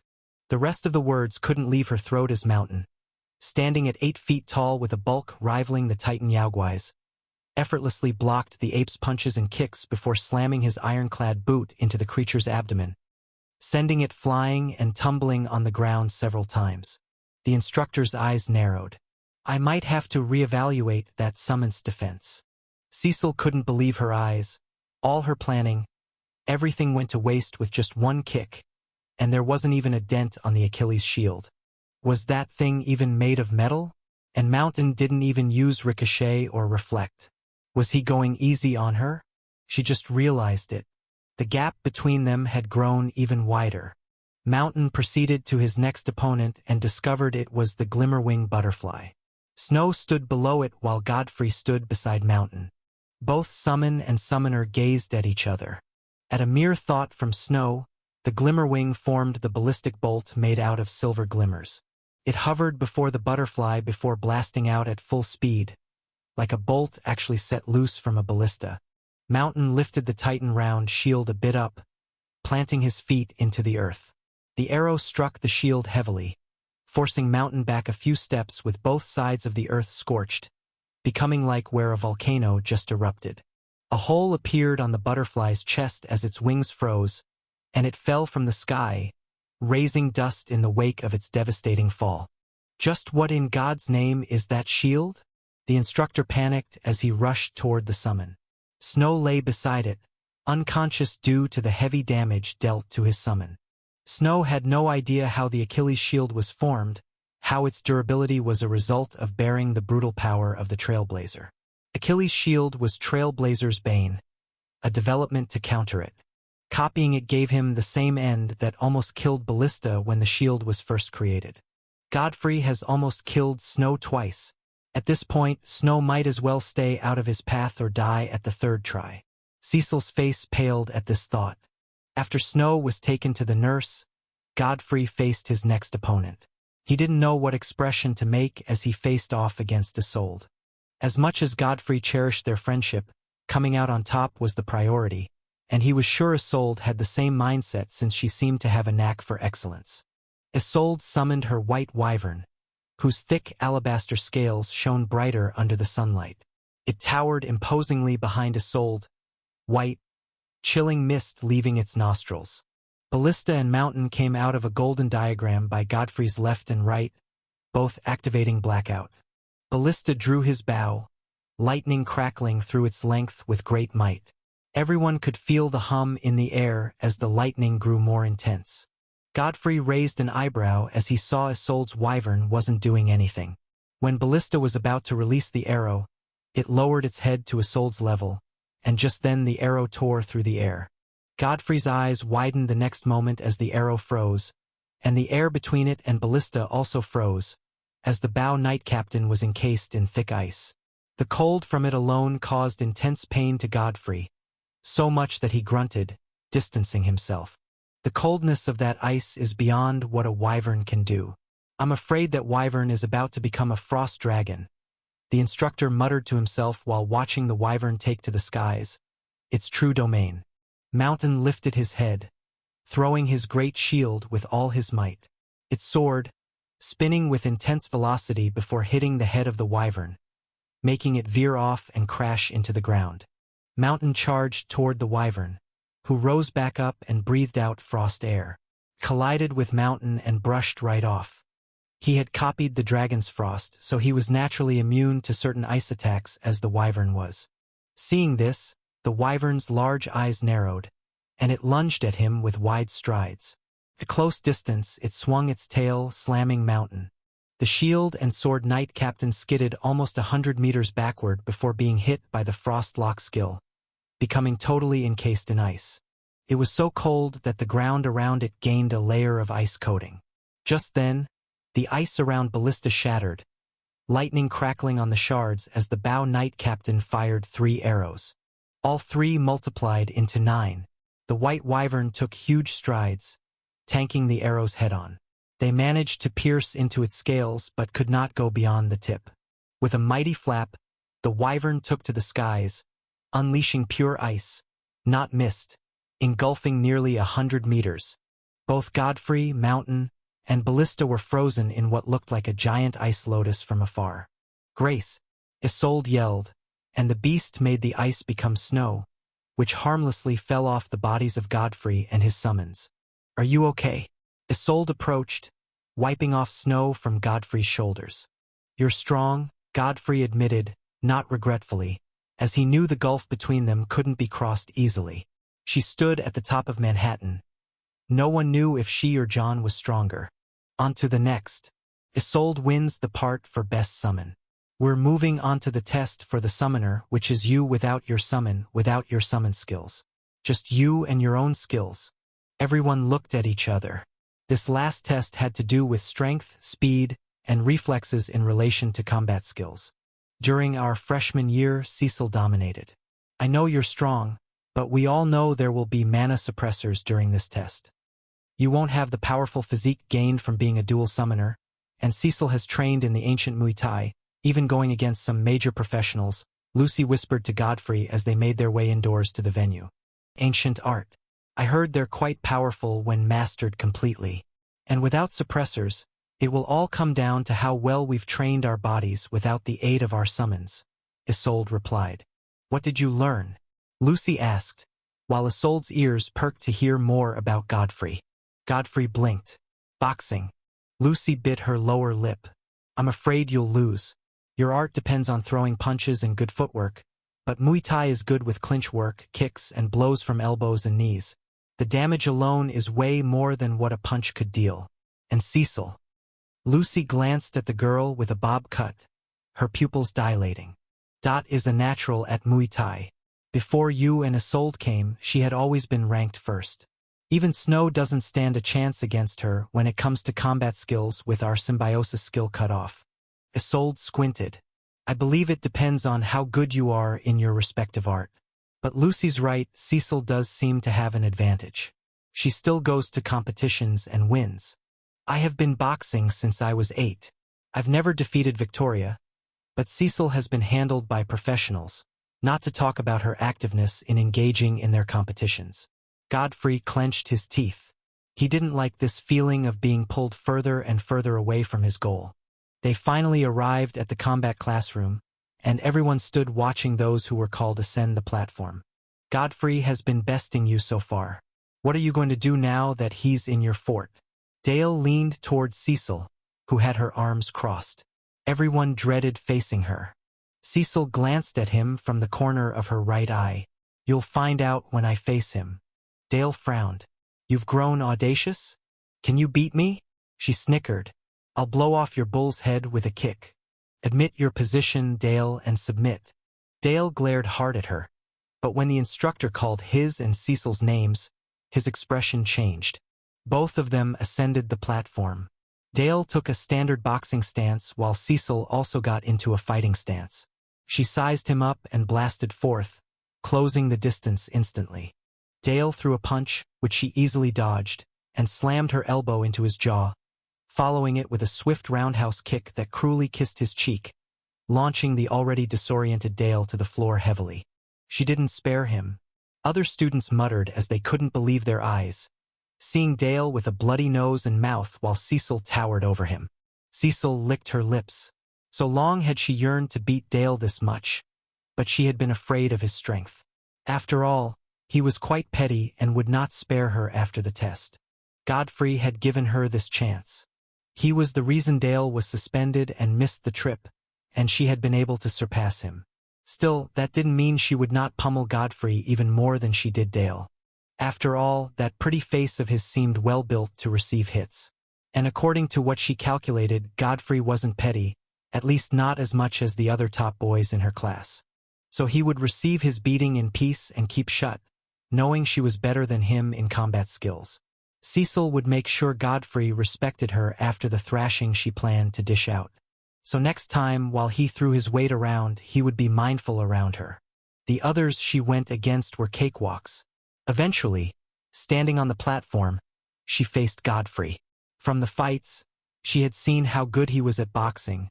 No one could handle his combo punches and uppercuts. "Should I go easy on you?" she asked with a light smile. Godfrey squinted. His face was solemn. After all, he faced someone who had won against professionals in her art. He hadn't even defeated Victoria, even after 8 years. "I support Godfrey, but I don't think he can win this fight. It's obvious right from the start." The whispers of her classmates made Isolde frown. She didn't feel like watching Godfrey getting all bloodied from his mouth and nostrils. "Don't." Godfrey assumed a stance. "I'll take it as an opportunity to learn." Cecil smirked. "You suddenly want to learn from getting beaten up by me. Wow. And you're losing yourself, thinking you're at the top of the world with just this little opportunity you've got. You're no different from those you've beaten." Hearing that, Cecil propelled herself, attempting to clinch Godfrey and ruthlessly slam her knee into his face. But he evaded.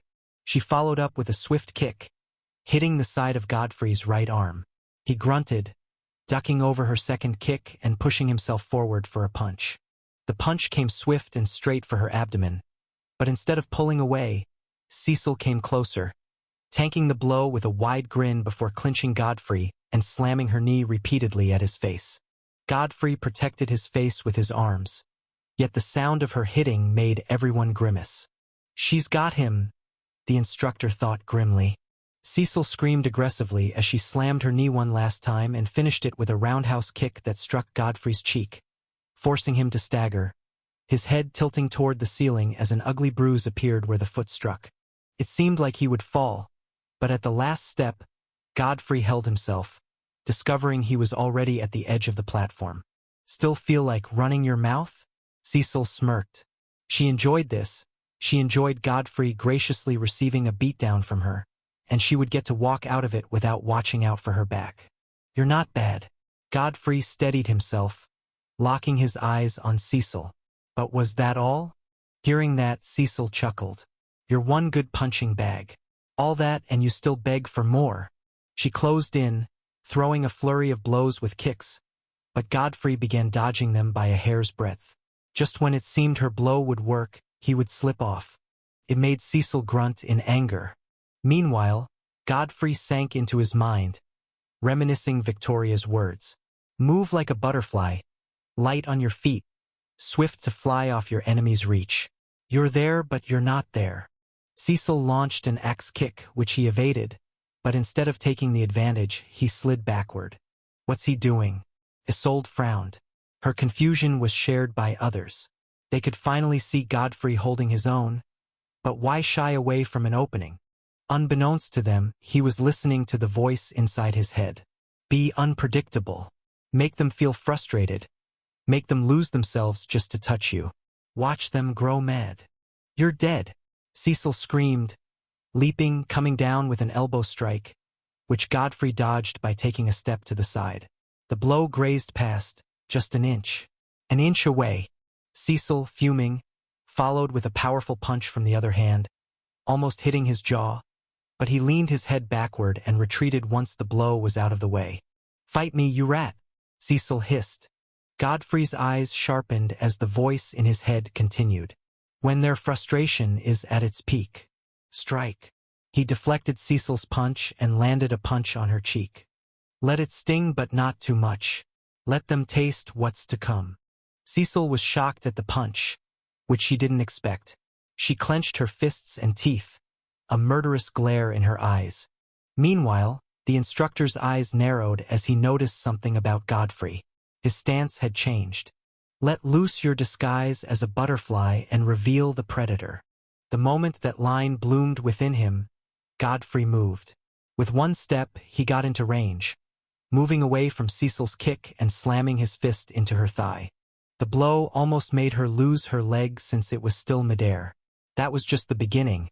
As Godfrey struck her ribs, and the next was a swift, unexpected punch to her face. Let your foe know that they are in your domain. They are now the prey. He flashed to the right, striking her forearm at a place that made her defenses weaken before launching the same combo, ending it at her other cheek. Cecil staggered back in disbelief. Let them predict your next move and feel helpless when they can't do a thing but you tear them apart. Though Cecil couldn't hear those words, since Godfrey spent years listening to the same thing while taking a beating, she watched with her eyes as Godfrey came for her left side. She could see where he would punch, but the pain from where he struck at her right made her slow down.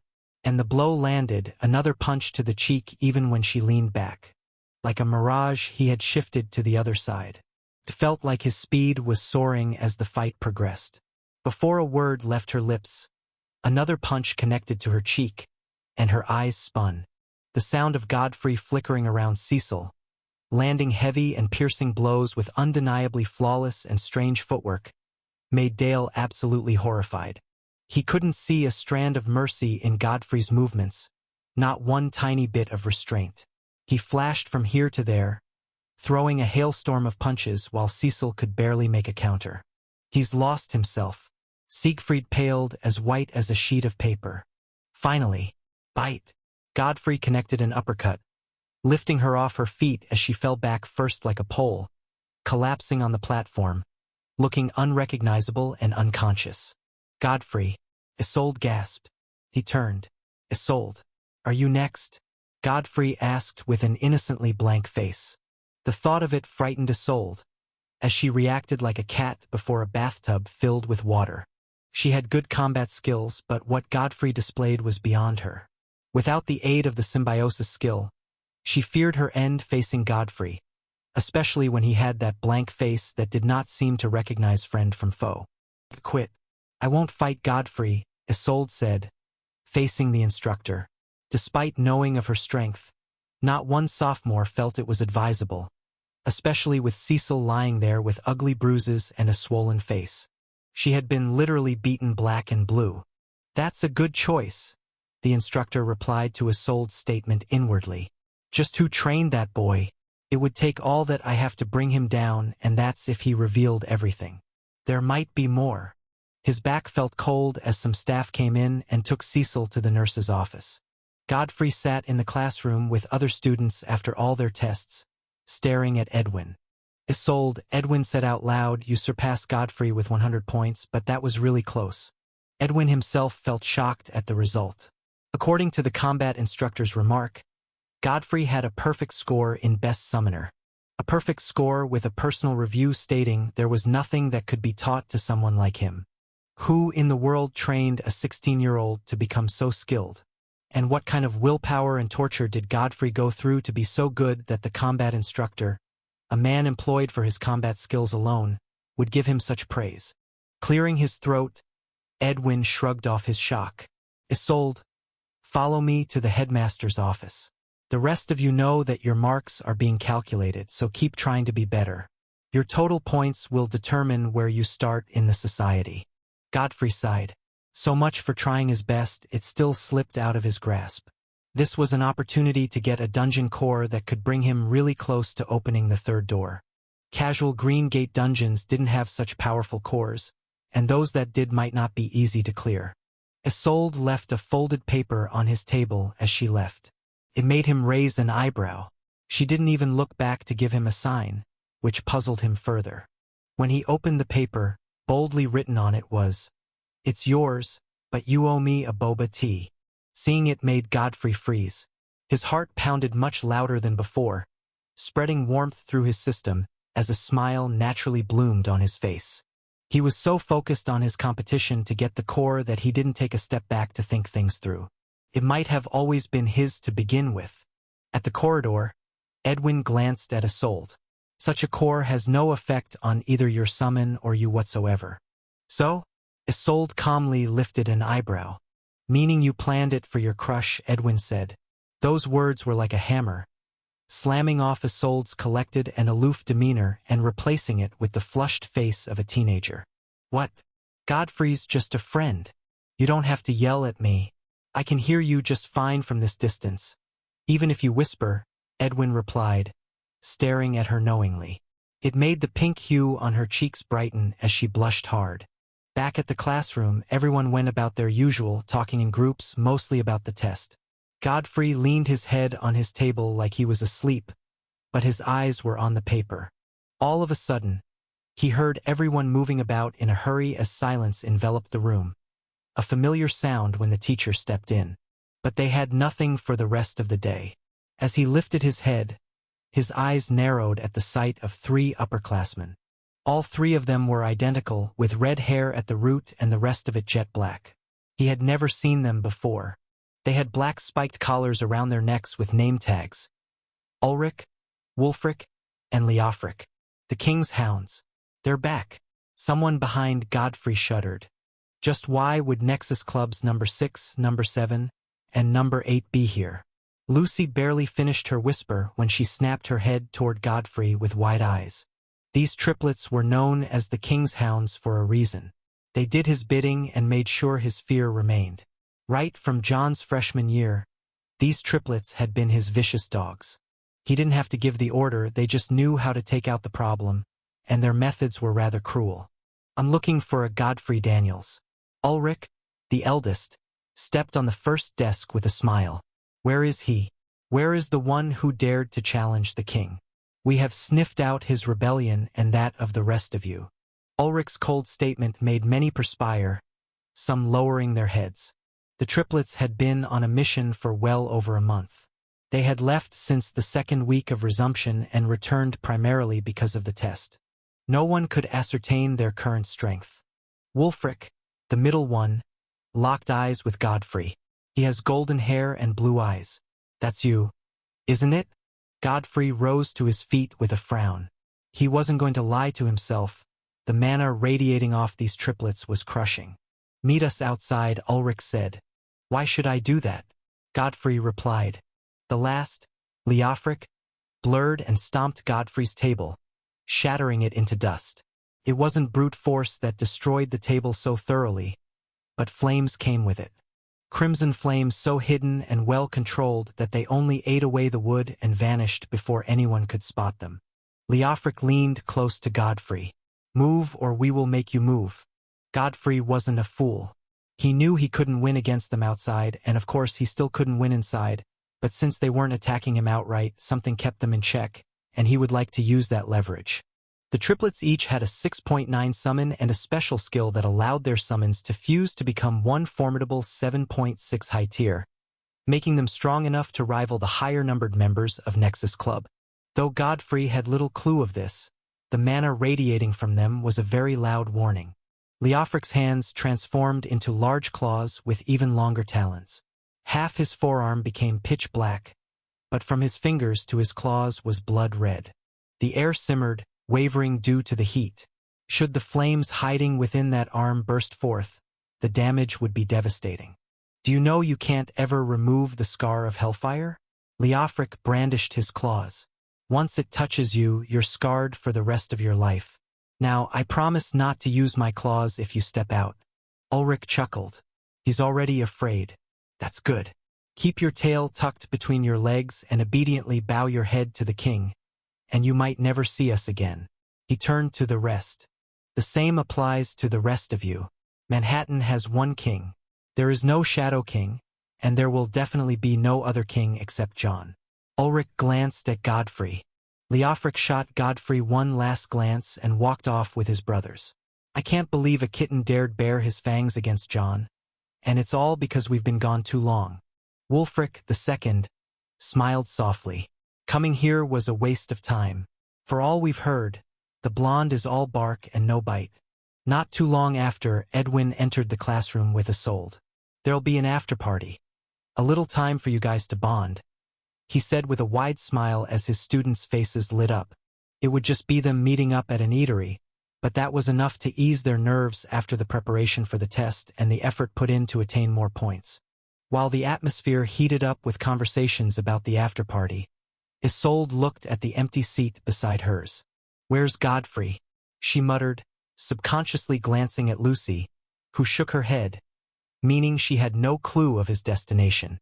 It made Isolde bite her lower lip as she looked at the dungeon core in her grasp. Her golden-orange eyes glowed when she thought of presenting it to him at the party. She was dumb. Whispers of the king's hounds reached her and Edwin's ears, which was why they rushed back. But the class was intact and Godfrey was missing. Her first reaction was panic, but Lucy's expression told her he wasn't with the hounds. But that raised another question: where was Godfrey? Julia, the school nurse, lifted her head toward the door and saw Godfrey. Her pupils dilated. Has he been injured again?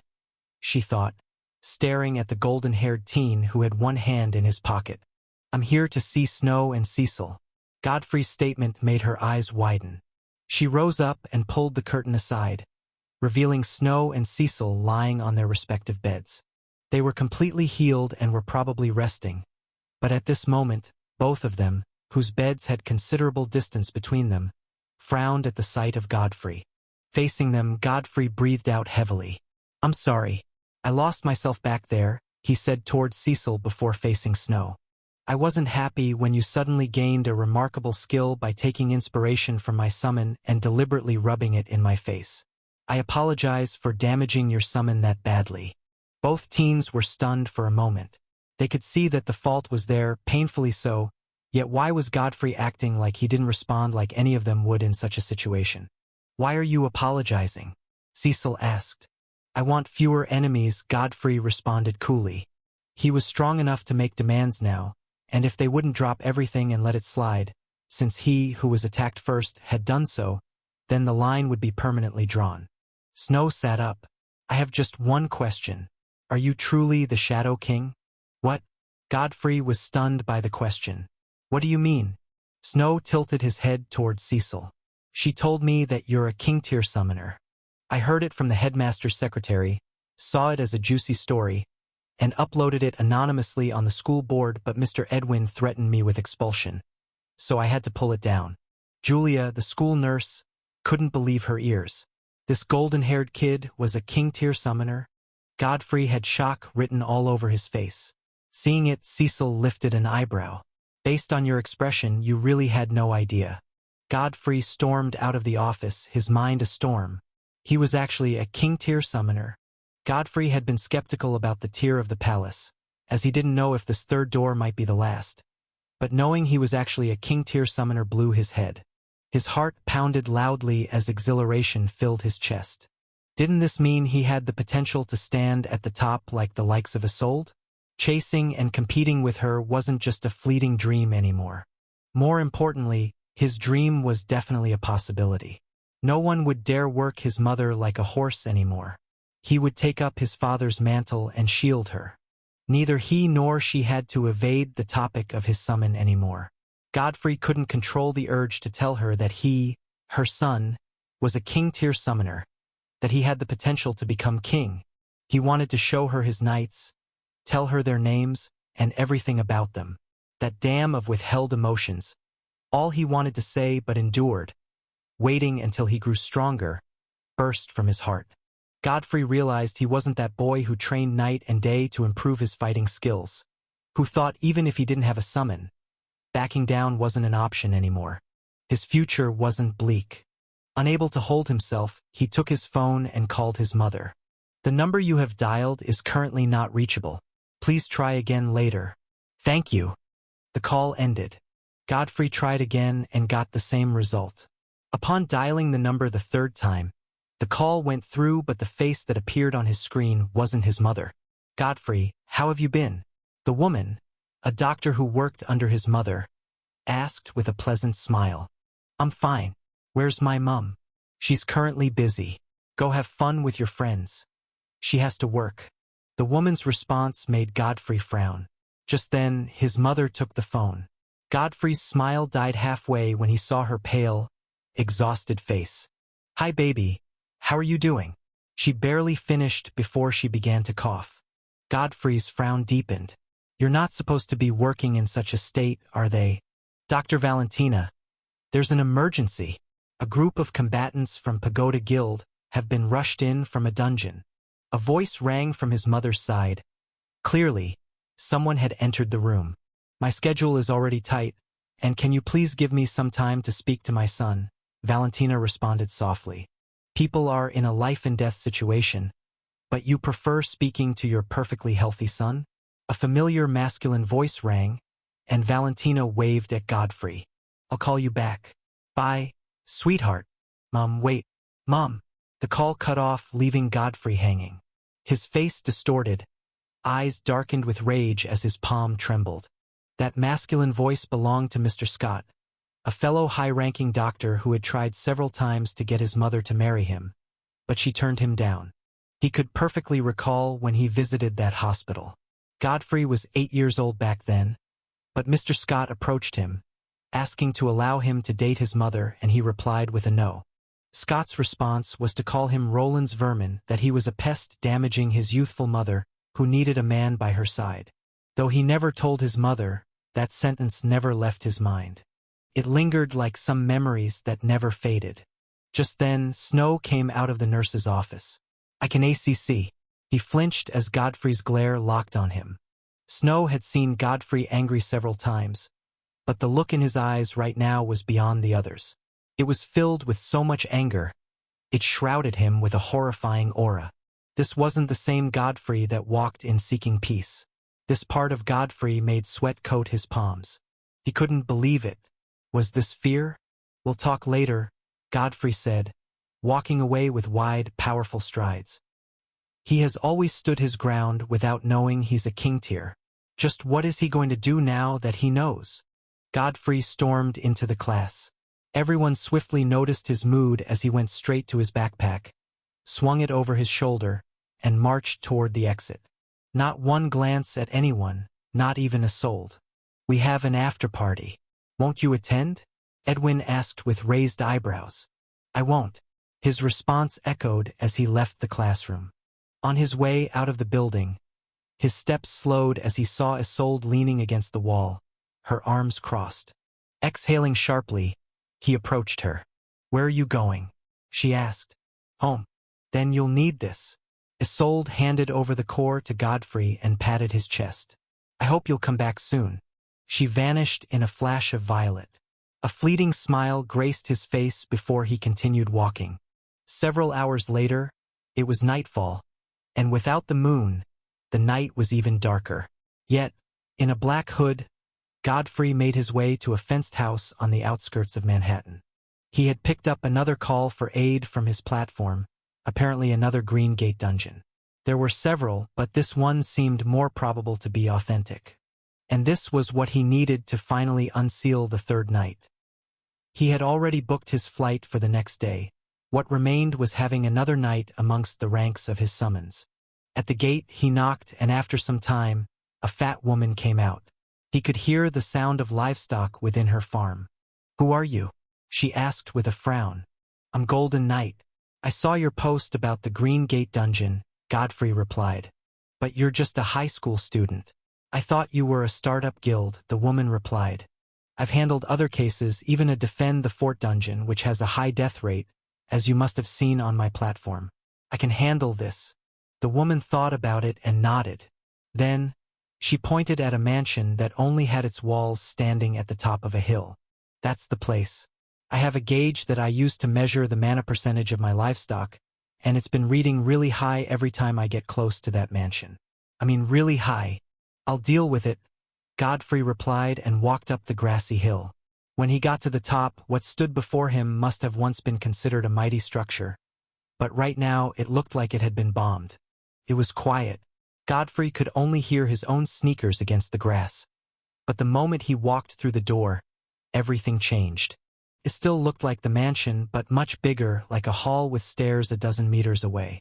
2 diagrams flared, bringing light to the dark place as 2 golden knights stepped out. Ballista, after absorbing the dungeon core, had risen to 5.9. So he was 5.9 while Mountain was 5.0.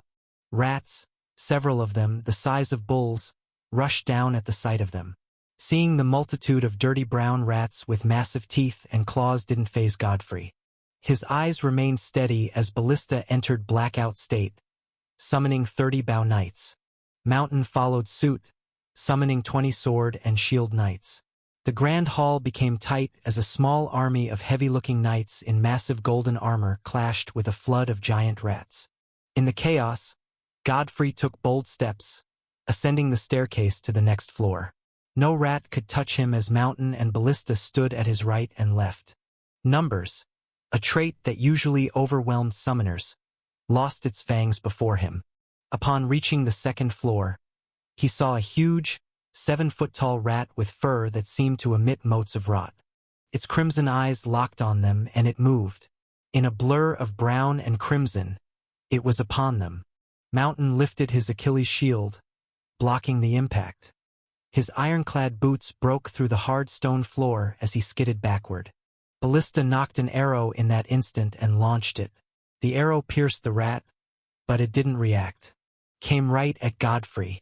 Godfrey went toward the beast head-on, activating Echo and manifesting a long sword. Before he could collide with the beast, Ballista slammed him away and blocked the rat's mouth from biting off his head with his giant bow. Mountain slammed the rat into the wall with his shield, raising his sword to pierce right through its chest. The rat slapped him off, only to receive 2 huge arrows right into its eyes.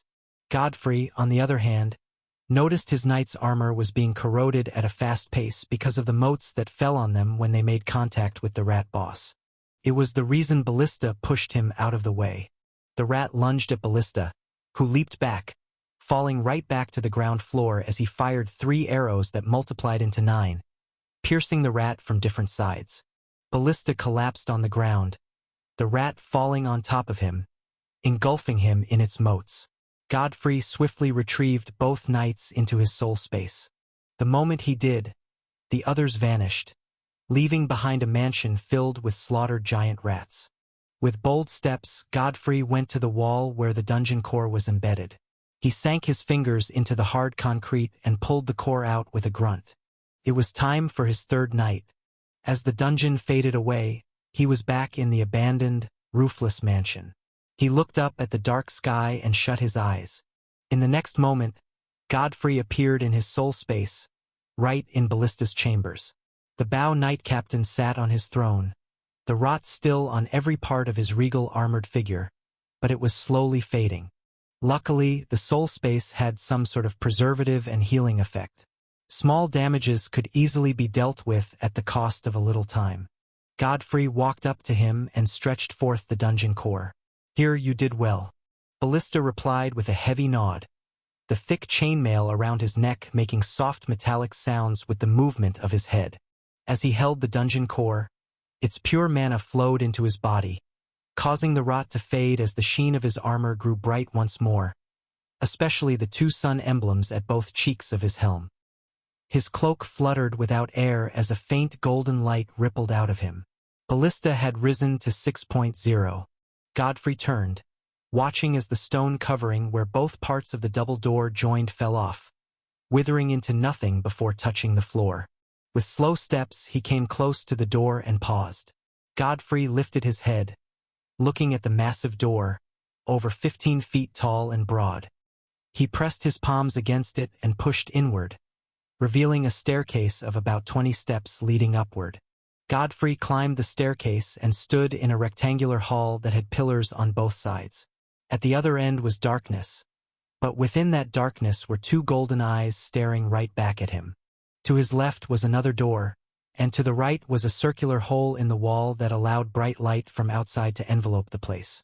But what it truly did was illuminate the other door, as the throne of his third summon was shrouded in shadows. Godfrey looked at the writing etched on the stone. The light in the shadows, he muttered. "I have waited for this day, Duke Godfrey." A rumbling voice, like thunder and lightning warring in the clouds, rolled out, along with the heavy metallic sound of a mighty sword being pulled from stone. What followed next were deep, metallic footsteps as a towering, 8-foot-tall knight clad in armor with the bulk almost rivaling Mountain emerged. His golden armor gleamed, unleashing its brilliance at the touch of light. His head was hidden beneath a white, almost tattered hood, but from the darkness within glowed 2 golden eyes. The hood came down to a cloth wrapped around his neck and shoulders, and from behind, his cloak flowed, bearing the proud emblem of the sun. From beneath the hood, Silver hair fell from both sides, resting against his thick chest plate. A white loincloth fluttered between his legs, and a great sword, 6 feet in length, was held at the blade. Godfrey couldn't help but squint as this walking thunderous tank went down on one knee, held the great sword by its hilt, and plunged it into the stone. "My prince." The great sword knight bowed his head, gleaming brightly under the illumination of sunlight pouring in from the hole.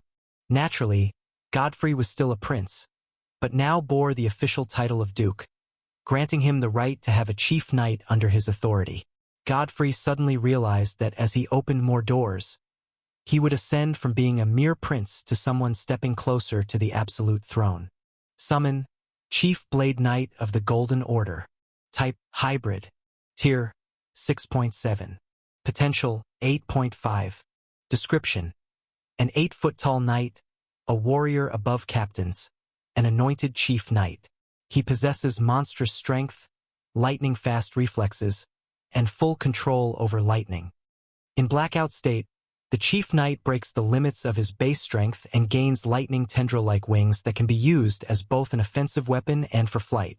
Godfrey was short of words. It just got better with every door.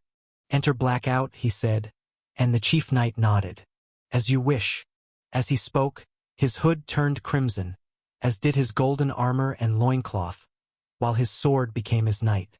From his back, tendrils made completely out of golden lightning burst forth.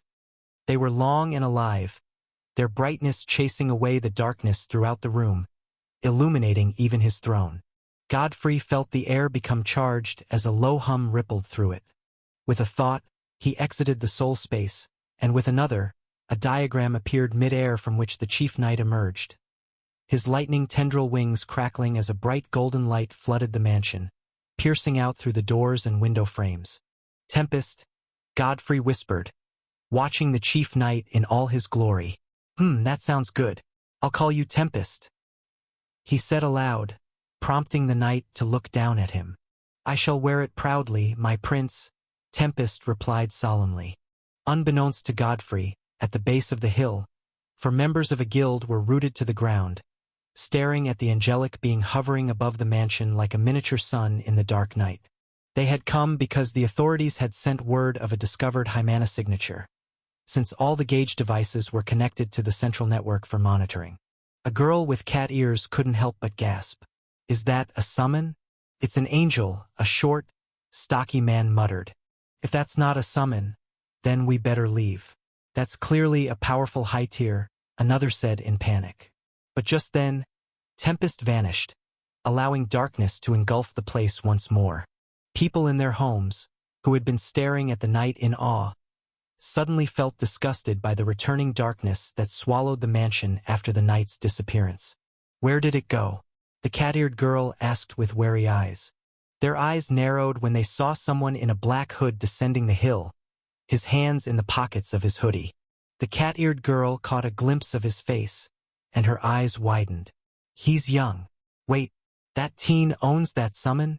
We should head back.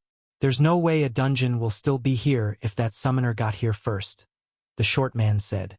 At noon the next day, Godfrey stood before Amazon General Hospital, the largest hospital in Amazon City, known for its exquisite design and immense size. It was also one of the most renowned hospitals on the continent and beyond. Lots of cars were parked outside, and many people walked in and out. Some ambulances drove in, rushing patients inside, but Godfrey didn't even seem to notice. It was as if he walked in his own world, his face void of a smile. He walked through the glass doors, straight to the receptionist. "I want to see my mother. She's Valentina Daniels." The receptionist looked up at the golden-haired teen with wide eyes the moment she heard that name. She had been typing on her monitor, preparing to ask her usual questions without even looking, but that name caught her off guard. "You're Dr. Valentina's son," she gasped. "Wait a moment, let me make a call." Godfrey nodded, leaning on the counter, then suddenly saw his mother walking through the corridor on the second floor, surrounded by a group of medical experts. Godfrey cupped his hands around his mouth. "Mom!" His loud voice drew gazes, and it also caught his mother's attention. She couldn't mistake that voice. Valentina's eyes widened at the sight of her son, and she quickened her pace toward the escalator. Her assistant panicked. "Dr. Valentina, you have a patient." Valentina ignored her call. Even while on the escalator, she kept taking hurried steps until she reached the floor and threw her arms around Godfrey. Godfrey embraced his mother tightly, sinking his head into her neck, where he could breathe in her familiar scent. She coughed softly, and his eyes gleamed. "I'm here to take you home," he said, watching the other doctors descend. Godfrey proceeded to hold his mother's hand. "You'll also be resigning from this place. You've been working here since before I was born. That's enough." Valentina was stunned to hear what Godfrey said, but the shock hit the other doctors even harder. What did you just say?" Valentina's assistant gasped. "Can't you see her face? It's pale. She's clearly down. Yet she worked yesterday, and today she's still here, healing people who will find another doctor once she's dead." Godfrey yelled, veins popping on his neck as he glared at the woman. She flinched. "Young man, this is a hospital," one of the doctors said sternly. "I know, and we're just leaving," Godfrey replied curtly as he walked out, hand in hand with his mother.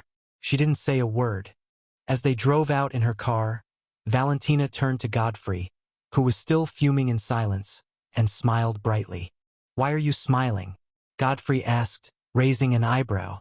"I needed someone to pull me out of there," she explained gently. "My little boy has grown up." She beamed, but then her eyes narrowed. "Is that why you left school?" Noticing her tone was about to change, Godfrey picked up his phone. "I'm texting Victoria." "What would you like to eat?" "Let me inform her." Valentina scoffed. "She's quite down." "What?" Godfrey's eyes widened. Victoria was also sick. A while later, Victoria opened the door to find two men, one in a black suit, who was Dean, the hospital's director, and the other dressed even more sharply, in a light brown vest over a white shirt and matching pants. The sleeves were folded neatly, revealing his top-class watch, and a pair of spectacles rested on his nose. His taste for elegance was evident. He was none other than Mr. Scott, one of Amazon General Hospital's top senior doctors.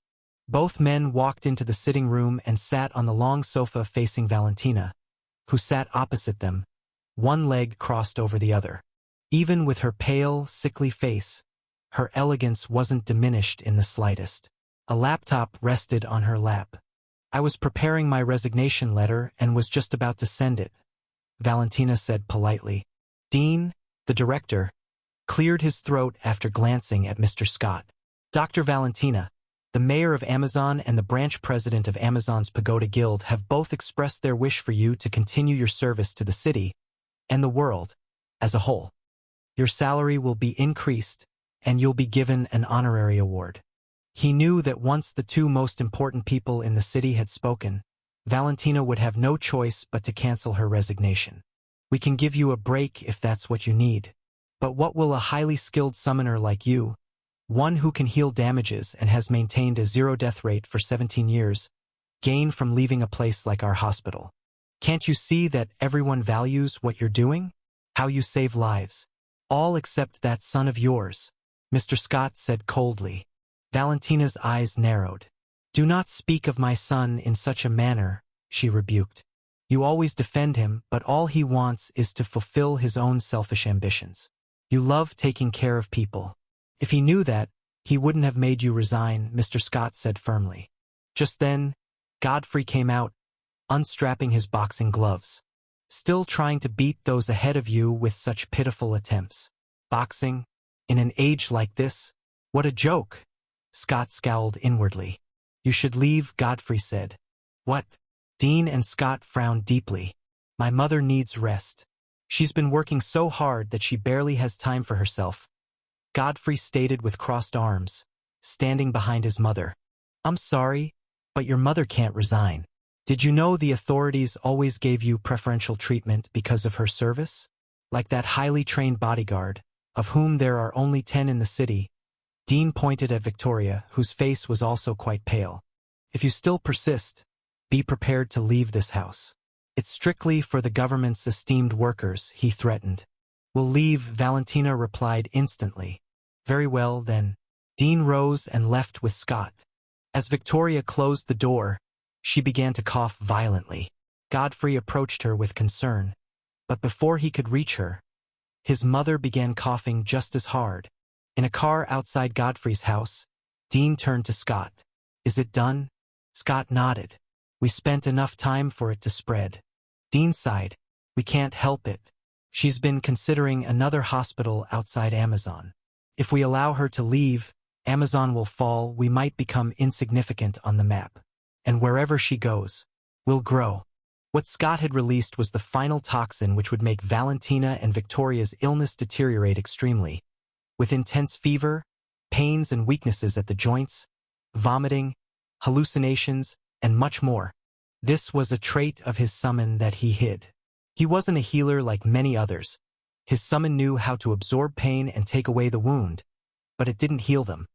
All that pain and sickness were absorbed, refined, and used to strengthen his summon's innate skill, which was to spread undetectable and vile health issues. Mr. Scott cleared his throat. "Should I arrange the men?" Course, Dean replied. "We should end it all tonight before the public knows she harbored the thought of resigning." After giving his mother and Victoria their medication, Godfrey was shocked to discover that a short while later, their health state grew even worse. His mother had an intense fever, while Victoria vomited so much he began to panic. To even move them from their rooms to a different place became a huge problem, as they had difficulties moving. He couldn't understand how they both fell this ill. For 16 years, Godfrey had never seen Victoria fall ill. His mother, on the other hand, always suffered from cold in a season like this, where it rained a lot, but it had never been this bad. Once Godfrey was out of options, he went to take the car keys, and from the floor-to-ceiling window he gazed into the night. The calm drizzle seemed to water the world, but his eyes narrowed when a black van parked beside the fence of his compound. He drew close to the window, his face turning grave as 9 men in black jumped over the wall. Watching them leap unnaturally high and land with ease, he knew these were summoners.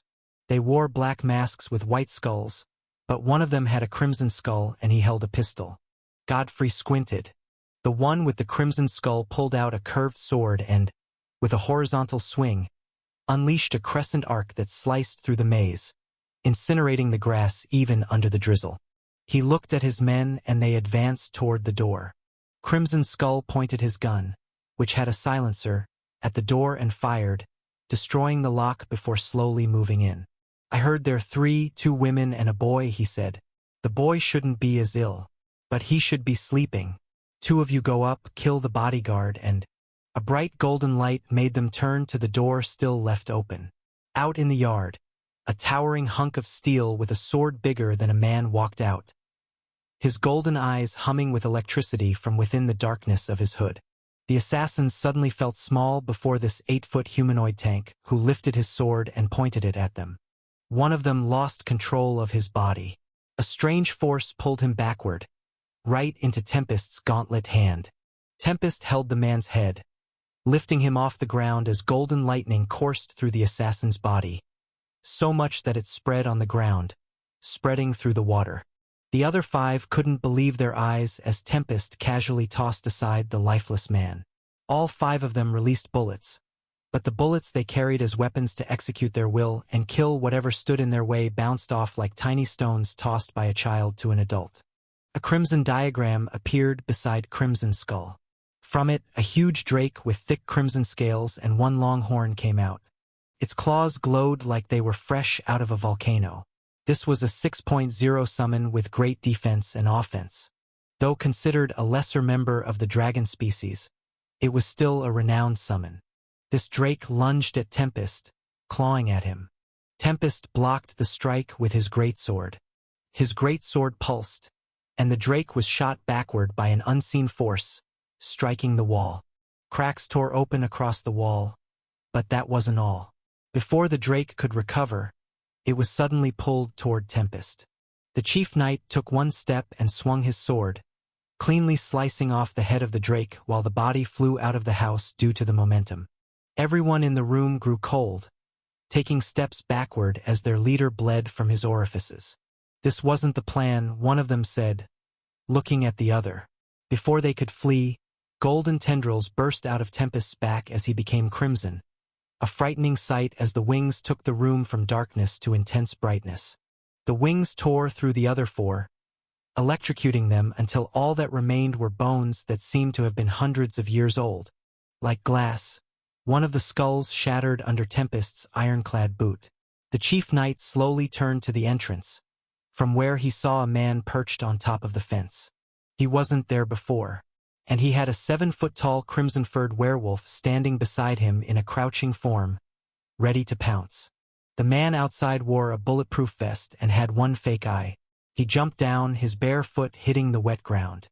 Gideon, the crimson werewolf summoner, looked up at the floor-to-ceiling window. It was dark up there, but he could see the teen standing right behind it. The boy's alive, and not just that. Godfrey looked at Tempest. He eliminated the first team. What? Scott replied from the other side of the phone. Don't worry, I'll deal with the problem. He ended the call. This man was a known solo hunter ranked amongst Amazon's top. Someone even the president of Pagoda Guild's branch had personally invited. Despite Scott's shock, he had no doubt Gideon, a man whose summon rose to 7.0 during a full moon, which this night happened to be, would fail to kill a teen who had awakened just some months ago. Did he even know what it was like to fight with your life on the line in the treacherous terrain of a dungeon? Tempest walked out of the house. Just like Mountain's great shield could reflect, his greatsword had an effect called pull and push. As simple as it sounded, it allowed Tempest to control his foe in battle. With such a weapon effect, the pace of every battle was controlled by the chief knight, making him a formidable combatant. The drizzle bounced off his pauldrons while behind him. His wings stretched back, so long that the end was still within the house. He hadn't unfurled them, or he would be in the air instead. Gideon squinted at the tendrils of pure golden lightning. They did look like wings lined side by side like that. Leakin, deal with the summon, I'll handle the summoner. The moment Gideon said that, bone spikes grew out of the werewolf's forearms and back. It lifted its head and howled. At that howl, thick bone spikes burst out of the floor in several rows, but before it could touch Tempest, he was already midair. His wings spread out, humming brightly as they slowly wiggled majestically with life. From Godfrey's eyes, those bone spikes, about 2 feet high, were like the fangs of an enormous beast. Had Tempest not reacted at lightning speed, he would have been badly injured and crippled. Gideon shot off the ground like he'd bounced off a trampoline, flying toward the massive window with a grin. But to his shock, Tempest appeared before him. Before Gideon could react, the chief knight grabbed his face and dived down, crashing Gideon's skull into the hard ground, opening a crater. His wings came before him, side by side, each tendril stabbing through the werewolf which had leaped to save its summoner. Respectfully, the werewolf was a powerful 7.0 high tier, but in blackout state, Tempest was a 7.7 high tier, and with the aid of his armor and weapons, he could effectively clash with a lord tier. Gideon's eyes widened before they dimmed, shock still evident. Tempest rose to his feet while Godfrey walked out of the house. Just then, Gideon's phone rang and he picked it up. Has it been taken care of? It was Scott's voice he heard. Yes, I've taken care of the people you sent, he said coldly. Mr. Scott scoffed. You won't be able to walk out of this alive. By the way, did you give your mother her medication? One funny thing about that is, the more she takes those pills, the worse her sickness will get. Godfrey froze, unable to speak as his eyes widened to the limit. I bet you want to come after me, but you can't. And don't worry, my plan B is there. They'll make sure your family reunites in the grave. Scott chuckled. Godfrey heard vehicles driving into the street, and one of them slammed the gate down and drove in. Another followed suit, while the last stayed outside.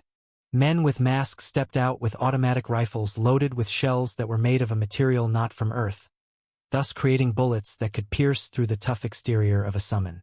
Tempest stood before Godfrey, whose eyes had reddened with rage.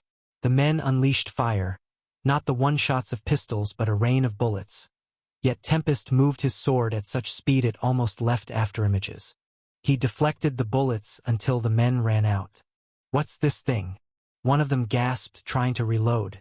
Just then, Tempest unleashed an intense light, blinding them. In that moment, his wings propelled him into their midst.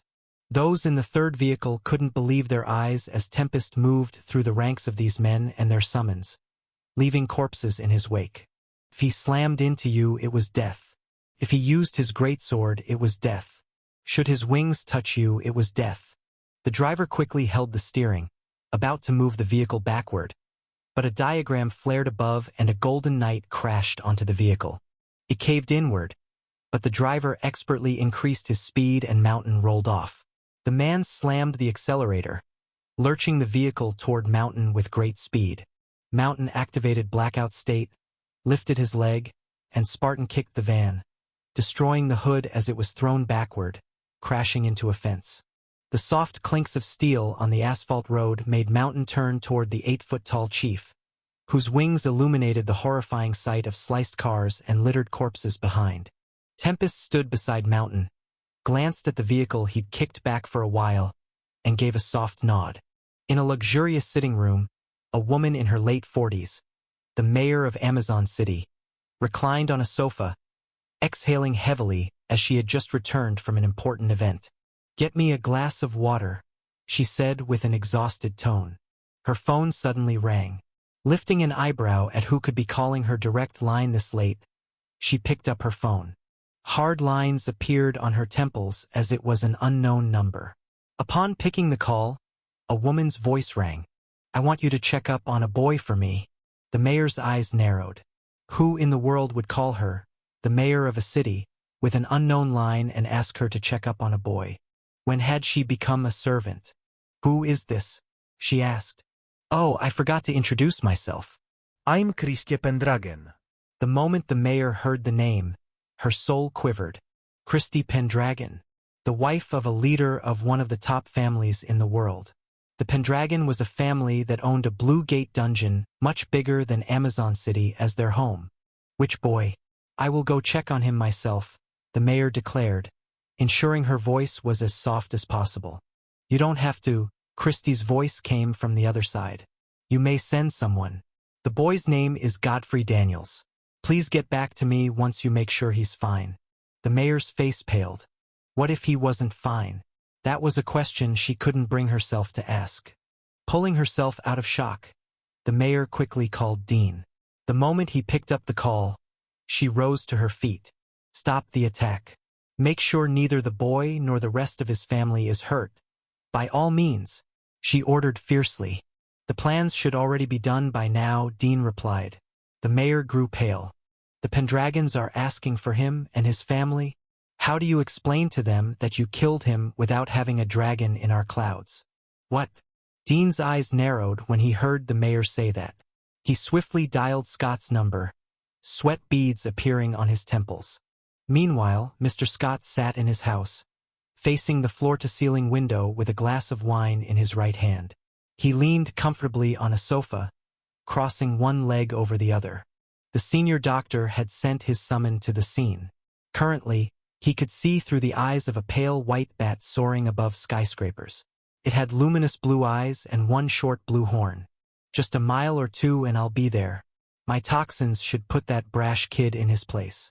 Still, I need to see how he has been neutralizing my men. Does he have people with him?" Scott whispered when he suddenly noticed a golden object in the air. In one moment it was a distance away. In the next, the projectile was close. It was a huge arrow, longer than when an adult stretches out both his arms in opposite directions. And this massive, ballistic-sized arrow crackled intensely with lightning, making it seem like a meteor. Before Scott could think, the arrow pierced through the soft, leathery skin of his bat and came out from the back of its chest as golden lightning scorched the creature's insides. It screeched loudly, a final cry, before crashing on the top of a skyscraper. On the other side, blood came out from Scott's nose and mouth as his eyes widened to the core with disbelief. What was that? Was it him? I was over a mile away and several feet in the air. Just how? His phone rang as his consciousness waned. Scott picked the phone, struggling to place it against his ear as he saw the caller was the director. Scott, have you attacked them? Scott, answer me. Dean's voice roared from the speakers of the phone. Run, Dean. He's a monster. Scott fainted before he could say more. Scott, Scott. Dean yelled from the other side, a sudden cold enveloping him.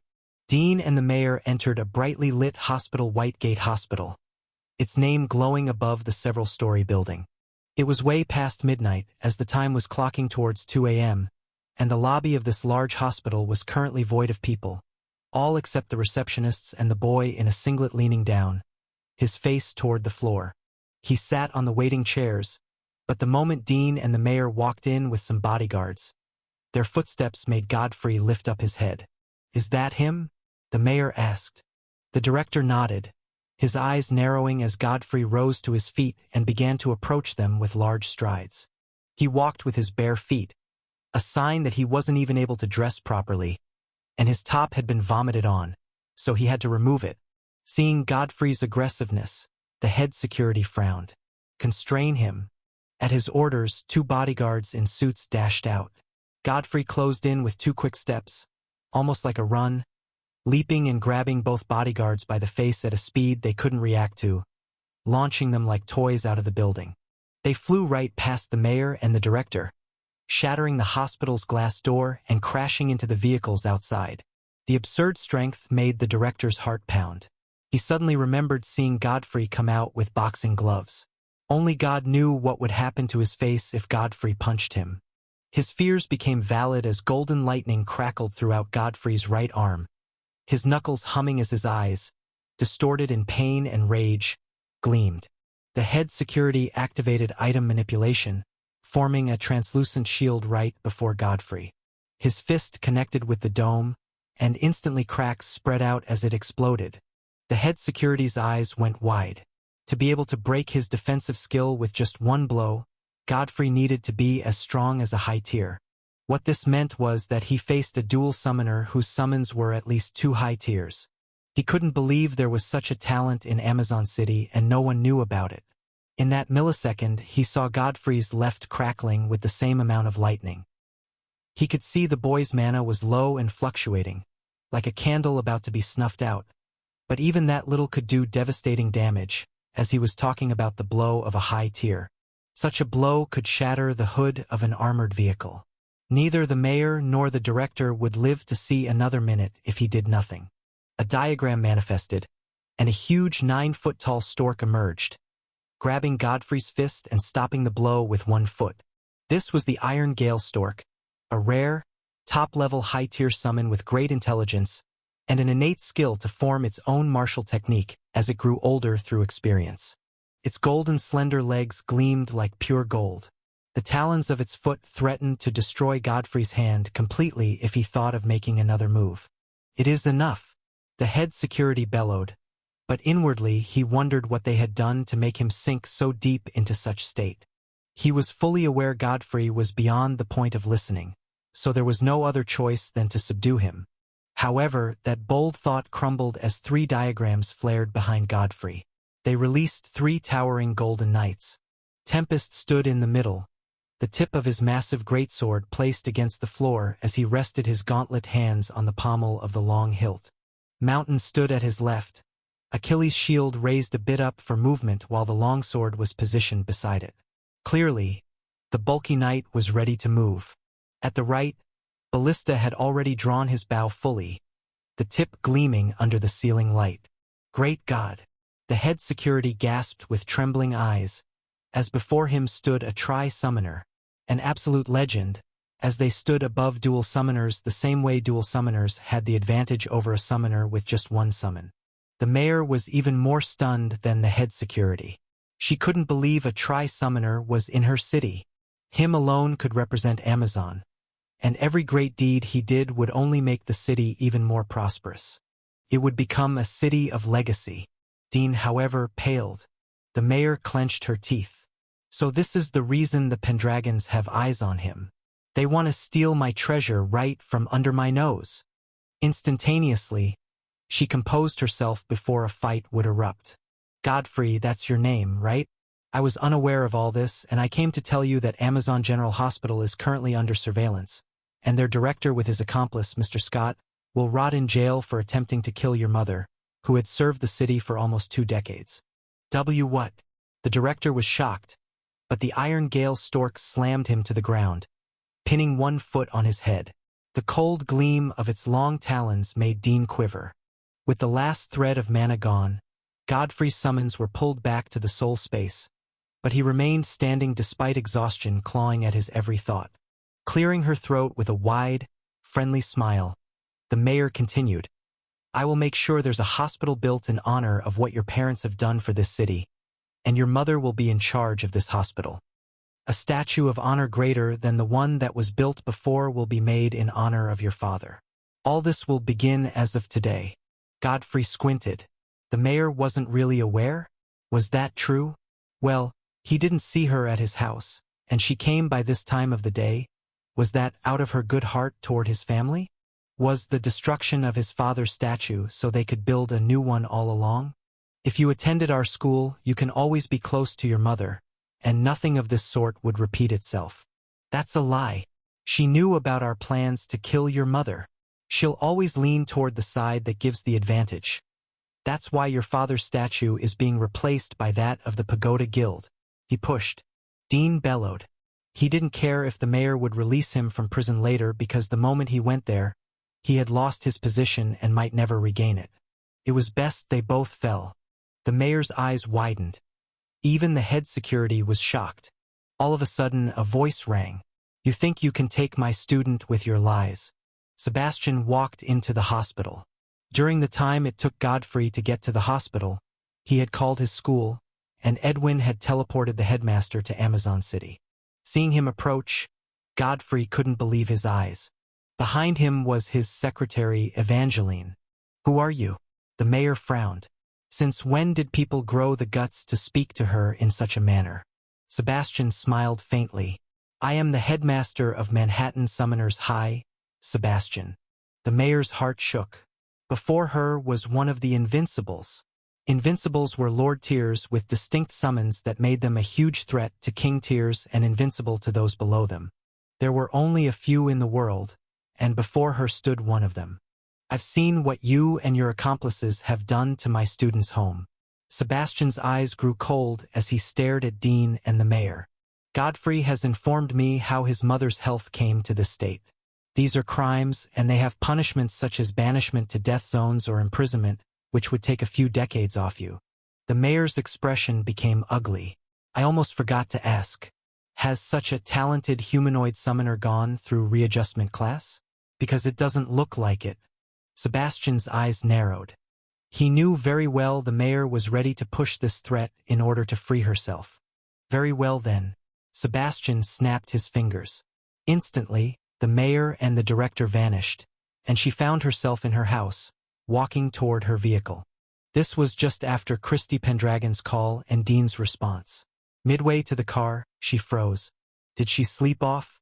That call was during the hours of 9 p.m., but this was almost 2:30 a.m. in the morning. While the same thing happened to Dean, Sebastian approached Godfrey. Prepare, we'll be leaving Manhattan this morning. You and your mother. Godfrey sat on a sofa, watching the news with rapt attention. The news anchor was speaking about the Amazon mayor who was arrested, and seeing the highlighted video of her unconsciously muttering, "How did you know?" to the officers that came to her house made Godfrey scowl. Her terrified face was the photo used on the screen as the news anchor announced that, on the account of her crime against the pillar of Amazon City who had diligently served for 2 decades, she, Dean, and Mr. Scott were sentenced a few hours ago to banishment. Apparently, they were to be banished to the Dead Desert, a region in a Blue Gate dungeon where not one single creature survives. There wasn't an oasis, and the heat of the sun was said to be too hot for life to thrive. They were literally sent to starve and burn to death. A smile crossed Godfrey's face at that judgment. I don't think anyone would try to kill your mother with a punishment like that on the line.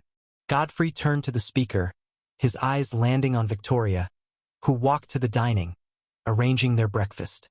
As she set the food, his mother walked out of the kitchen in an apron. How many times am I going to tell you to leave the sitting room? I'm the one doing the cooking today, and you're more interested in the screen.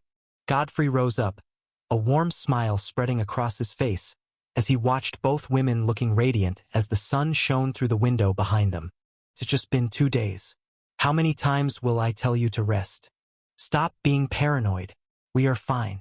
Now come and eat, I prepared your favorite, Valentina replied, while Victoria took a bite of Godfrey's bacon, prompting the teen to take his plate further away from her reach with a glare. As they sat down for breakfast, Godfrey glanced at his mother. Manhattan has good hospitals. You can work in one of them. Valentina chuckled. Sounds like a good idea, but I want to enjoy this peace and quiet for a while. I have forgotten how serene it used to be when your father was alive. Also, working without end has drained me of my mana. I need to start storing from the start. It would allow me to bond with my summon. It's like we haven't grown since I haven't allowed him to enjoy nature like I once did, Valentina added. Right after a calm breakfast and some rest, Godfrey found himself in the training room, facing off against Victoria. It's been a while since we trained like this. Ever since you awakened, you must have neglected your boxing skills. TSK. I missed that kid who had a drive. While Victoria was at ease, Godfrey wore a solemn expression, sweat beads already gathering on his temples. He had never won a fight against her. And what Dean said about Victoria being one of the few top-class bodyguards was a valid response as to why she was unbeatable. If there were only 10 of her kind, then she was definitely above professionals. Watching her flash from left to right with such flawless footwork made his heart pound. Nothing to say, huh? Well, here I come, Victoria announced as she blurred forward, throwing 6 swift punches in one go. But to her amazement, Godfrey narrowly evaded all 6. She was certain Godfrey could not dodge it. Even if he managed one, definitely not all. Such a blow required defense as a counter. But Godfrey's reflexes were suddenly so outrageous that he dodged all 6 of her blows. She was trained to become the predator of summoners and alpha bodyguard. When it came to hand-to-hand combat skills and the modified boxing technique, she was considered the best of her bunch. Godfrey's physical capabilities could now match a 6.5 high tier.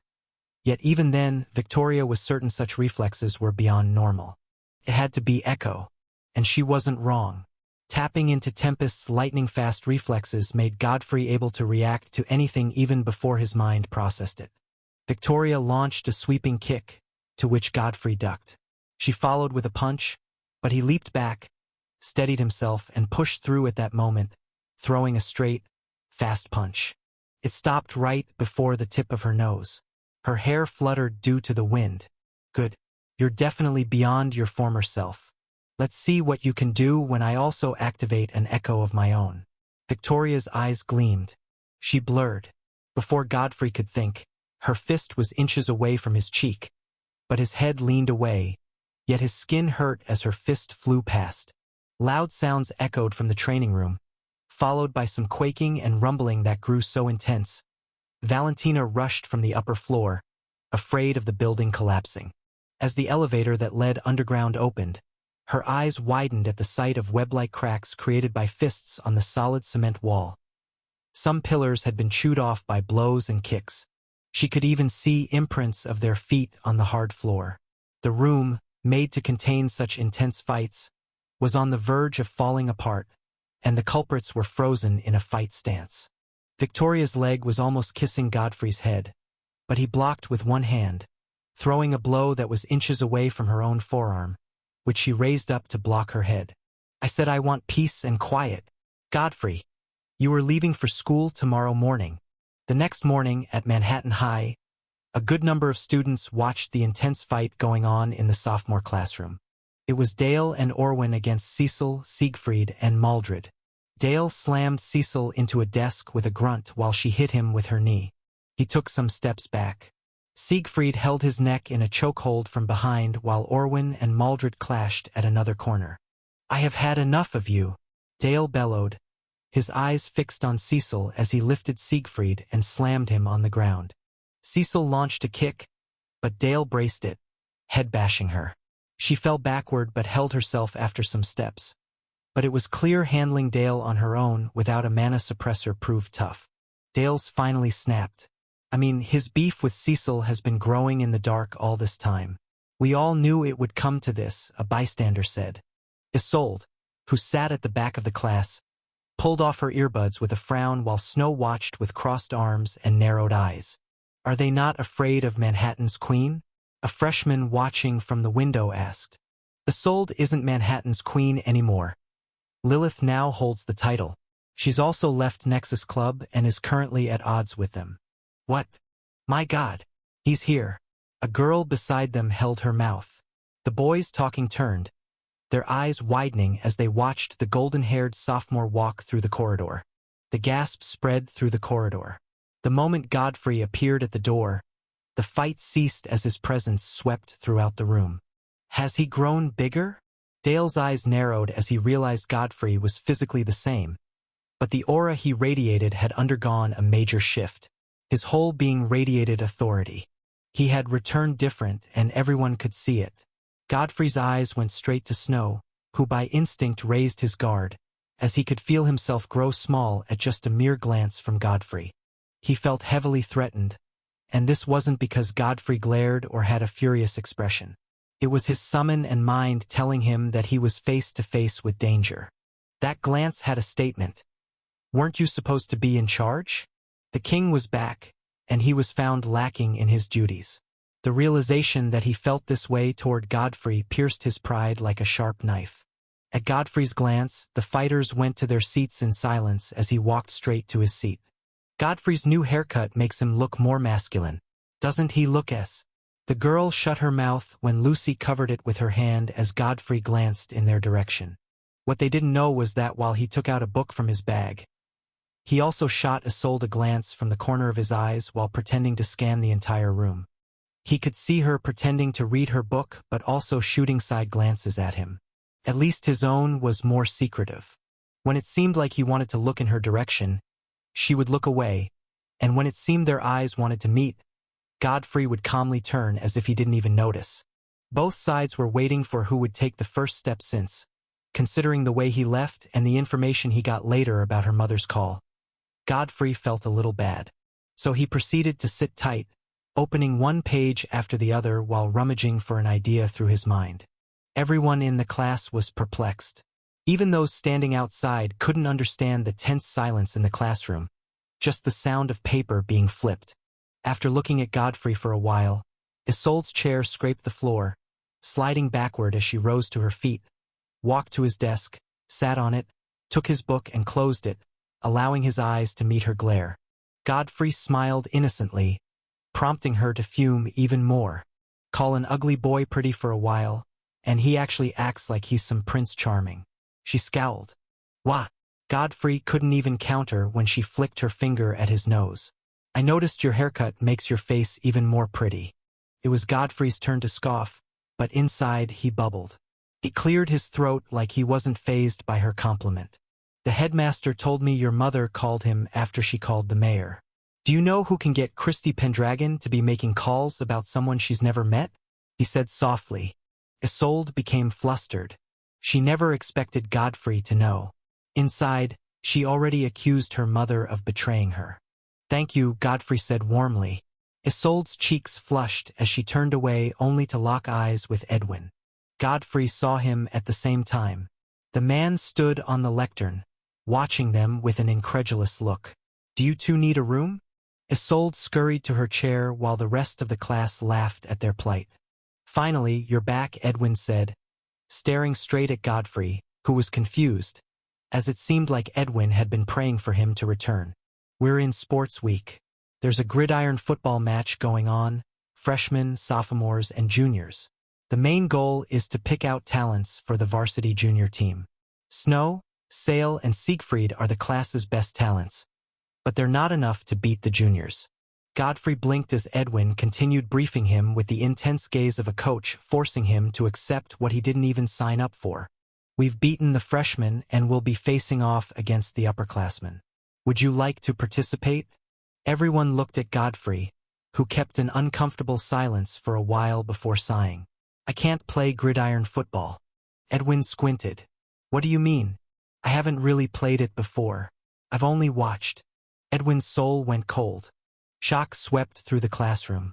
Godfrey can't play football. One of his classmates muttered with a dismayed expression.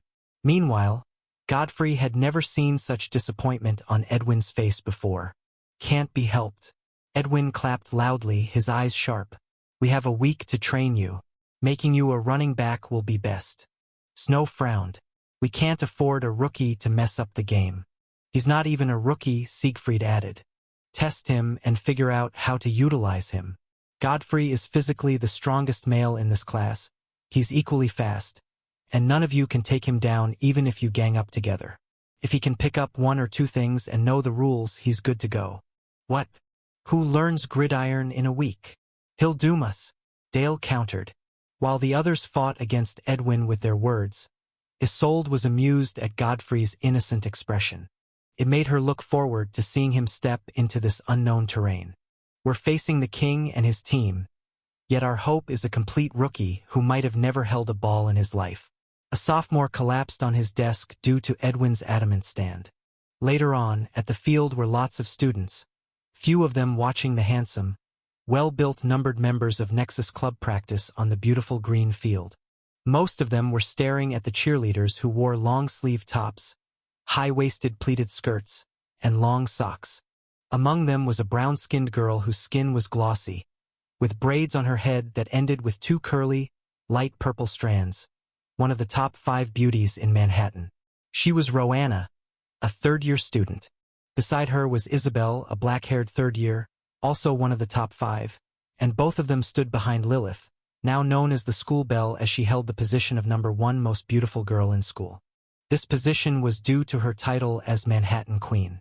Isolde was pushed to second place after losing it. Isn't that Godfrey? Roanna raised an eyebrow as she turned the eyes of the other 2 girls to the group of sophomore boys walking into the field with a golden-haired boy in a football training outfit. His eyes wandered around. Clearly, this was a new experience for him. Lilith chuckled. A little bird told me he has never played football before. Isabel crossed her arms. What's he doing here then?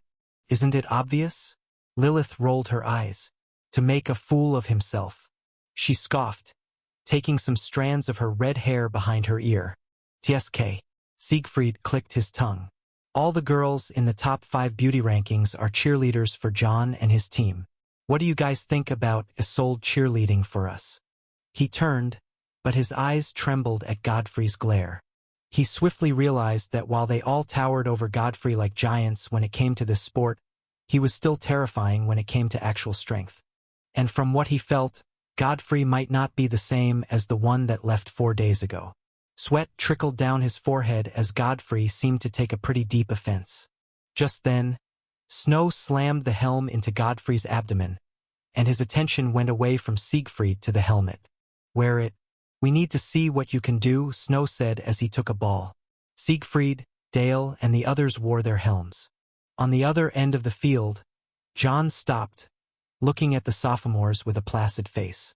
His eyes went to Isolde, who sat amongst the sparse crowd, watching them. Around him were Yuan, Edric, and the hounds, all of whom paused and fastened their eyes on the other end of the field. Wow! Ulrich, the eldest of the triplets, clapped with a wide smile when he saw Godfrey. I was afraid he was so scared he quit school. That would have been boring, Leofric, the last, said with a predatory grin. Yuan turned his head toward John. Lilith got information that they planned to use him, but he has never played gridiron before. Probably because he never awakened earlier. John remained silent. I hope he plays though. I can bash his head in for splitting John and Isolde, Edric said, stretching his arms. John's eyes went from Isolde to Percival. There's no need for all that. Someone who can't play gridiron isn't worth our attention in this game. Keep to the plan, the sophomores will not score any points. That won't be a problem, Yuan replied. Will Percival join us? John looked at Percival. When I want it, he will. Just then, Snow tossed the ball, sending it spiraling beautifully through the air while Godfrey raced to position himself. The moment he caught it, Siegfried slammed him to the ground. Don't let any part of your body touch the floor except your hands and feet. Watch out for defenders. Snow yelled as he took another ball. I'm pretty sure he's making me play as a wide receiver. Godfrey thought and dashed after the second ball, leaping high and grabbing it before it entered the end zone, but was rammed by Dale and sent crashing several times on the field. Is he being beaten up in the name of practice? Isabel asked with slight disbelief. This is hopeless, Roanna said, with a little concern for Godfrey after seeing him get tackled the third time by Dale and Siegfried. Orwin slapped his forehead. We should just pull him out. Everyone is watching us make fun of ourselves. It's just the first day, and he'll learn how to catch under the most difficult circumstances. Snow snapped. I trust Snow. Now that he has the chance, he'll tear Godfrey part by part until he's utterly humiliated. Lilith chuckled with crossed arms as she watched the scene. Godfrey sat on his bed in the evening hours, rubbing his sore neck when he heard a knock at the door. Instead of going towards it, he remained seated and asked, Who? The Snow. Godfrey opened the door with a slight frown. What? The field is empty. It's time for us to start our real training. We have a week, but your real training will be at night, Snow said. Then what have we been doing the entire day? Deceiving others. We're training you for one purpose only. Everyone will grab onto that quickly if we do it before their very eyes. The entire team is waiting. For an entire week, Godfrey trained like his life depended on it. In the day, in the night, he trained, he studied, he watched videos, anything and everything that could give him a good yet basic foundation. Every hour was utilized. Sleep was timed. The others were stunned that he still hadn't given up. None of them knew he had gone through worse. Now his body was extremely durable. He could run the field several times and just pant, but back when he was just an ordinary human, he could face punches from Victoria to no end. He also had to ignore his mother's pleading to stop. He was fragile but kept training until common low-tier summoners weren't a threat anymore. Tenacity was a trait he didn't lack in the slightest. A week later, and the day for the match came. Inside the grand locker room, well furnished with good lighting and lockers, all 11 students dressed up. They wore blue tops and white football pants. After gearing up, they all gathered around Snow. Keep your eyes on Godfrey. Protect him when he's with the ball or pass if he's in the clear. For as long as he's usable, aid him. He might not last long. What if he messes up on the first attempt? Dale asked. We abandon Plan A and focus on Plan B, Snow replied. As they strode toward the exit, they met the upperclassmen lined up vertically. The triplets smiled at Godfrey like they were amused, staring at a kitten. Others simply shook Snow, Dale, and Siegfried's hands before leaving for the field with their king. The moment Godfrey came out, he was introduced to an atmosphere booming with the roars and cheers of the students. The cheerleaders performed as they entered the field. John's name was echoing from the lips of many, some even raising up boards with his name and picture. Some other numbered were called, but on the sophomore side, it was only Snow. John is just stupidly handsome with those charming red eyes of his, Isabel exclaimed as Snow wore his helmet. Lilith smiled proudly. Standing beside Edwin was Gregory, the teacher representing the juniors. He was a tall, gray-haired man whose hair was tied into a ponytail. He stood beside Edwin with his arms crossed. I never thought you'd be so desperate that you'd use a rookie as your trump card. Edwin frowned at that comment. Just what are you planning? Gregory gestured to a junior in white top and pants like the rest of the juniors, but his absurd size made him look like a mini giant. He was 205 centimeters tall with a bulging muscular build. Despite being just 17, his size would make it hard for many to believe. He was known as Tank, number 10 in the Nexus Club. I prepared Tank for him. A nice gift, wouldn't you say? Gregory chuckled softly while Edwin's face changed at that. On a closer look, he discovered Tank was secretly eyeing Godfrey while pretending his attention was on Dale. Just in case. Gregory patted Edwin's shoulder. Let's have a good game, he added with a confident smile. His class was a star class. The sophomore's best talent was Snow, who was just a mid-level high tier. Nothing compared to talents like Percival, Yuan, and John. Apart from these abnormal talents, Lilith, Edric, and the triplets were also stronger than Snow, so the successors of the Nexus Club were bound to be weaker. At least, that was until Isolde showed up. After flipping a coin, the juniors won, so the football was placed vertically on the field for the sophomores to start the kickoff. As the rules of gridiron demanded, the loser would kick the ball to the other side, and Snow was the kicker. With a powerful force, he blasted the ball into the air. The inhuman force sent it high before it dipped down, leaving ripples like it tore through clouds.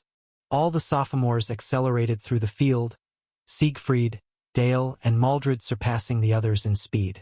John was the one who caught the ball, and he, along with his own team, came charging. The juniors blocked whoever tried to attack John while the sophomores tried with all their might to get him down. But he was too fast. Dale was shocked when John leaped above him with his legs wide, tapped his helm, landed behind him, and had already left him in the dust before he could turn. With ease, John ran straight to the other end of the field called the end zone, scoring 6 points for the junior team. The crowd went wild. Did he just stand there while his teammates struggled to get the ball? Isabel raised an eyebrow in disbelief at Godfrey, who looked lost on the field. Lilith struggled but couldn't hold back her laughter in the end. After scoring a touchdown of 6 points, the juniors were granted the opportunity to either make one extra point by kicking the ball for the goalpost or try another run. They chose the first. Yuan, the Asian junior famously known as number 2 in John's night, kicked the ball with such force that the air exploded. The ball went forth like a rocket, flying past the posts over the crossbar in a blur. 7 points to 0. Lilith screamed, waving the pom-poms in her hands. Many were attracted to her beauty. The morale of the juniors was high as they bounced on the field magnetically. A junior kicked the ball over to the sophomore side since their turn was over. Orwin grabbed the ball, passing it to Snow, who went dashing. Some sophomores ran after him, hitting juniors who came for him. But when they met the triplets, Snow's blockers were slammed to the ground. He was soon surrounded, but he threw the ball laterally before being rammed to the grass. Dale leaped for the ball but was pushed aside. The ball fell on the field, and players from both sides scrambled for it, slamming and hitting themselves until Maldred wiggled out with the ball. Since they still had the ball, they still held possession. So they had a scrimmage. The sophomores lined up their offensive players against the juniors' defenders. Amongst them were the Hounds and Yuan. They stared at each other through the visors of their helmets, breathing heavily.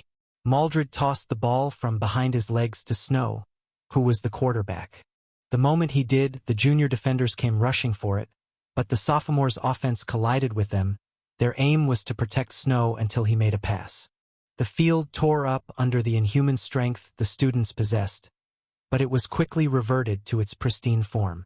Meanwhile, as some junior defenders like Yuan broke through the blockage, heading for Snow, he made a lateral pass to Godfrey. Godfrey caught the ball awkwardly, and everyone's eyes widened. "Godfrey!" Dale bellowed, beckoning for him to pass the ball. He couldn't trust Godfrey if he almost let go of the ball on his first pass. On the other hand, Godfrey's heart pounded against his chest. It was heavy, so loud that his entire body synchronized with it. Dale's call made some juniors lean toward him. Most of them felt the ball wouldn't be with Godfrey for long after that awkward catch. To their shock, Godfrey shot forward, breezing past some defenders. They dived but kissed the grass. Gregory turned to Edwin and smiled. "This is my win." Edwin furrowed his brows as he watched Tank charge toward Godfrey like a behemoth. Tank came with his shoulders. A bash would send Godfrey flying. But in that split second, Godfrey front-flipped over the 2-meter-tall upperclassman, to the shock of the juniors on the field. "What the?" Isabel's eyes widened while Isolde batted her eyelashes in pure disbelief at the confidence he had to do that. A single mistake could make everyone hate him, but Godfrey wasn't done. As if switching to a higher gear, his speed went up another notch after the flip. It almost felt like his feet weren't even touching the field. "Catch him!" Edric bellowed as defender after defender fell trying to stop him. He would spin like a Beyblade against those before him, weakening their grip, and before they could regain their footing, he was gone. "My God!" Roanna covered her mouth as Godfrey dashed across the field, scoring a touchdown. It was now juniors 7 and sophomores 6. Isolde felt warm seeing Godfrey smile so brightly as he jogged to meet his teammates while the juniors stared in disbelief. She couldn't believe this was Godfrey. She once had a nightmare back when she was very young, not even 10, and it was Godfrey that was the nightmare. She feared him back then, feared to live because of his dreadful face. But with time, with more visions, especially of a younger him, she couldn't wait to fall asleep to see more. But that's when it stopped. The Godfrey she saw in her first vision and the one smiling brightly while receiving praise from his teammates seemed like they were from two different worlds. One was like a hellish, unforgiving sun, and the other a radiant, warm one. Isolde rose to her feet, screaming at the top of her lungs. She waved as Godfrey pulled his helmet, waving it back at her. The juniors hid their faces from John's glare. Their teacher, Gregory, frowned when he saw the sophomores aim for 2 extra points by choosing another run. They lined up for a scrimmage once more, but the faces of the juniors were more solemn, their eyes sharp. Fortunately, the sophomores weren't backing down either. The moment Orwin snapped the ball to the quarterback, who was Snow, chaos erupted.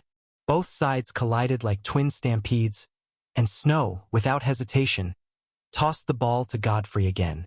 This time around, Godfrey's catch was firm, and he shot forward, boiling within with fervor. This is foolish. They're basically repeating the same thing and expecting it to work. Gregory scowled, watching with a faint smile as Ulrich, Wulfric, and Leofric, the triplets, sprinted toward Godfrey with daunting speed. Seeing that Godfrey kept gaining on them despite the other defenders he faced, the triplets came closer and fused into their eldest brother, Ulrich. Their outfit stretched and expanded, but it had already been made to accommodate such. They grew big, their combined height reaching 9 feet. It was a wonder what kind of summon created his gear because none of it went out of place, only the other 2 lost theirs. The earth tore open with each powerful step they took, moving through the field like a dart. Siegfried, who acted as a blocker for Godfrey, felt an ominous sensation from behind and looked. A monstrous giant was already behind him. Siegfried transformed his skin to jade as he was slapped with the back of the hound's right hand. That slap flung Siegfried across the field. From the left end, Godfrey ran over the right end and into the audience. It was a devastating slap that made everyone shiver. Even Siegfried's helmet broke. "Drop the ball," Snow said inwardly as those following Godfrey to aid him had all been cut off or brought down.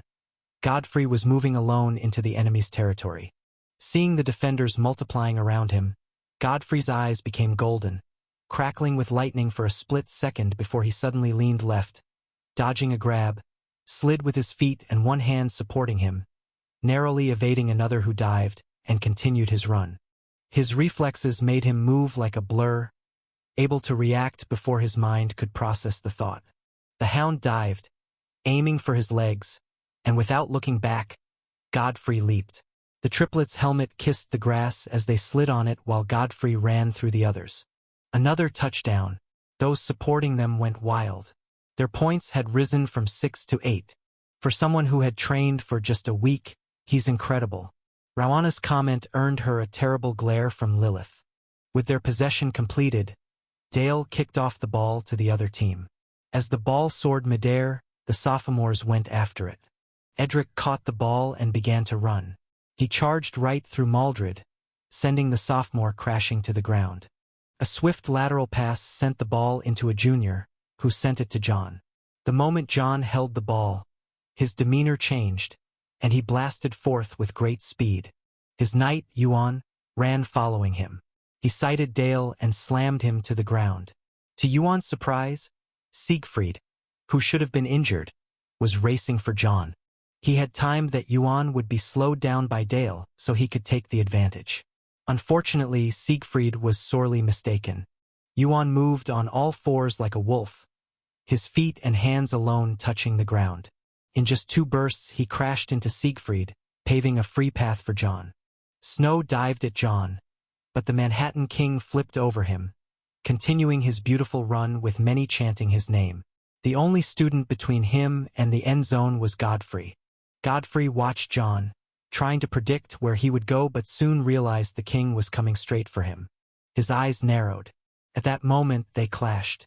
John slammed one hand into Godfrey's chest, all the force from his run channeling into the clash. Yet to his surprise, Godfrey skidded backward, the earth tearing open, but he stopped before the end zone. Seeing this, John dematerialized into smoke, moved past Godfrey, and materialized behind him, right in the end zone, scoring a touchdown. John pushed him with just one hand. A freshman's eyes widened. While running back, John pointed at the sophomores. "We're doing what they did. We're going for the extra 2 points." They gathered. This time they were on the offense and the sophomores were the defenders.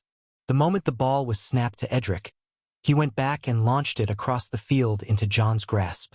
Snow, who had seen it coming along with some others, raced for him, but without looking, John backflipped over them, spinning mid-flip so he could land right in the end zone. And he did. A faint smile graced his face as their score increased to 15. But to Snow's amazement, he spotted Godfrey standing in one spot. He didn't even try to block him. Had he given up after that first collision? That didn't sound like the defiant Godfrey he knew. That golden-haired sophomore would rather fight the entire government if he believed he was in the right. That was how tough his head was, and John had seen a glimpse of it at the party. The kickoff would give the ball back to the sophomores, but he had made plans for Godfrey. "We're good, but I don't think our class stands a chance against John. He's flawless," Lucy said to Isolde. Isolde's eyes narrowed. "I can't deny your trump card was slightly effective, but winning this match would be a dream, Edwin," Gregory said with crossed arms, his conviction in his class unwavering. The ball was once more kicked towards the sophomores, and the student who caught it was Godfrey, standing on both feet with one hand raised. The ball, with all its force, lost its power before that iron clamp disguised as human hands. He lowered himself and blasted forward. "Don't let him cross." Juniors gathered. Some were slammed off by sophomores, but lots of them, almost like they were expecting Godfrey, clamored to bring him down. The triplets once again merged together, but Godfrey leaped, spiraling horizontally like a bullet over the fused triplets and 2 other defenders. "There's no way he can land on both feet." Those words Lilith said barely registered in the minds of the hearers as Godfrey landed on his feet.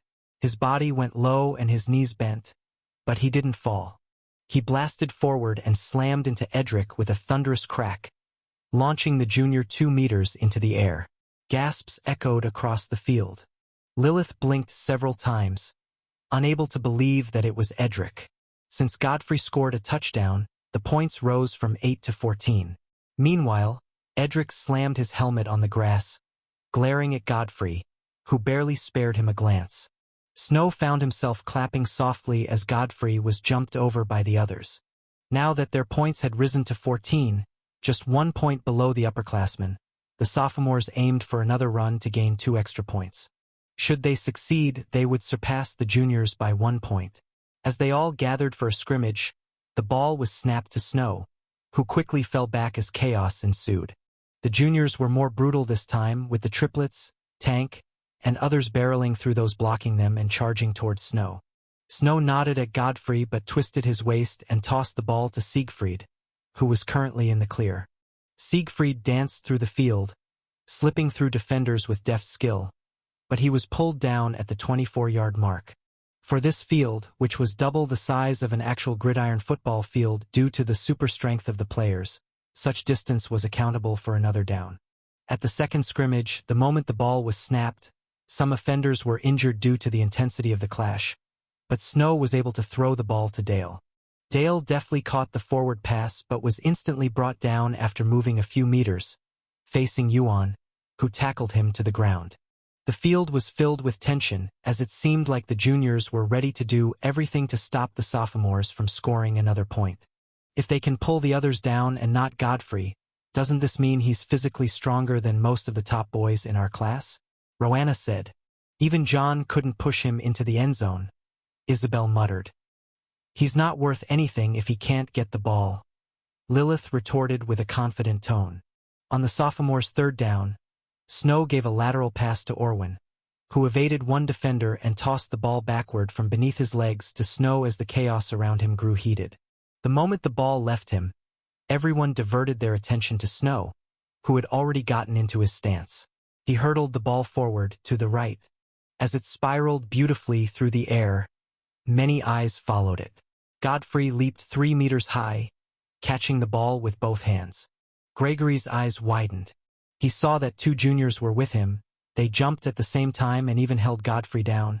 But even under such weight, Godfrey was able to reach 3 meters, successfully possessing the ball. Just then, when all that remained was for Godfrey to land and begin his run, ice burst out of the field, slamming him and the 2 juniors off the field and into the bleachers, opening a hole due to their crash. Edric raised his hands up. "Oops," he exclaimed with fake innocence as the referee tossed a yellow flag. It was a mistake, an honest mistake. Edric didn't speak much when an announcement was made swiftly, disqualifying him from the match. Echo was the only skill allowed during the game, and it was to be used on oneself, not directly offensive on others. Medics rushed over, led by the school nurse, Julia.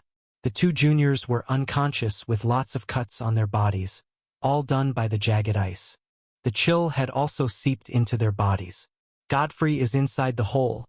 Bring him out." As Julia commanded the others, Godfrey came out from the hole in the bleachers. Julia's eyes widened at his left arm. The bone was broken, making his arm seem like it had an additional joint. White mist billowed off the arm.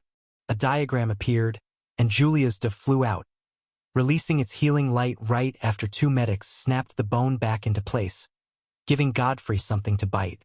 His grunt was loud. At a certain point, cold brought an unbearable pain that exceeded a broken bone. Felt like one arm was gone. Isolde's golden-orange eyes were wide with anger. She could tell that Edric did that on purpose, even sacrificing 2 of his classmates in order to get Godfrey off the game on grounds of an injury. Though the damages like the cuts and broken bones could be fixed instantly, the chill would take a while to expel. "You won't be able to play. It's best if you rest. You've already tried," Julia said softly, staring at Godfrey's solemn face. She did not need a face reader to tell that Godfrey was angry. "I can still play," he replied. "But your arm," Julia exclaimed, but Godfrey rose to his feet, slowly clenching his fist and opening it. She could see his fingers tremble just from such a simple action. "I'm good." Godfrey walked back onto the field. If he left the field, Edric had succeeded, but that was the last thing he would do. "Where's Percival?" John asked, looking for Percival to replace Edric. "He's not going to back down easily." "He's back on the field," Leofric said, and John looked, his eyes narrowing when he saw Godfrey back on the field. "Percival didn't show up and has not responded to his text," Yuan reported to John, whose expression changed when he heard that. This meant he had lost Edric and Percival. His ace wasn't there. Did this mean they would have to replace Edric with a second-rate player? He had thought Percival would be here by now since he told him several times that he would be important from the second half. John clenched his fist. "His left arm isn't good. We can exploit that," Tank suggested, only for Godfrey to cover his left arm with golden plates.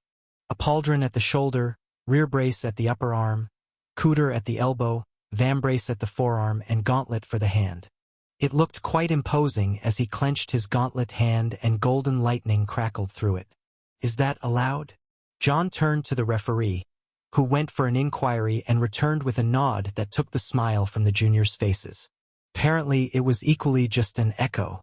Since they could strengthen their skin with the hides of their summons, the armor was just like the hide of Godfrey's summon. Though it was quite dangerous, since one of his arms was down by a deliberate foul, it was permitted. Had they unintentionally made Godfrey even more of a threat at the expense of losing a talented player? This was a double loss. After playing until halftime, with the sophomores leading 31-30, shocking the crowd greatly, who were expecting a beatdown, the players were in the locker rooms.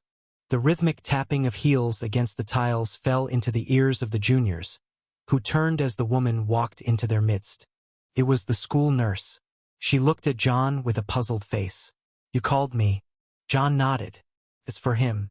He gestured at Edric, who stood with a bare torso. His skin, up to his face, had become a dark shade of gray. His long claws were made of hard ice, and before Julia's eyes, and that of his classmates, he sliced himself open. Edric's face contorted, but he endured, opening more claw wounds. "Why are you doing that?" Julia screamed, horrified at the sight.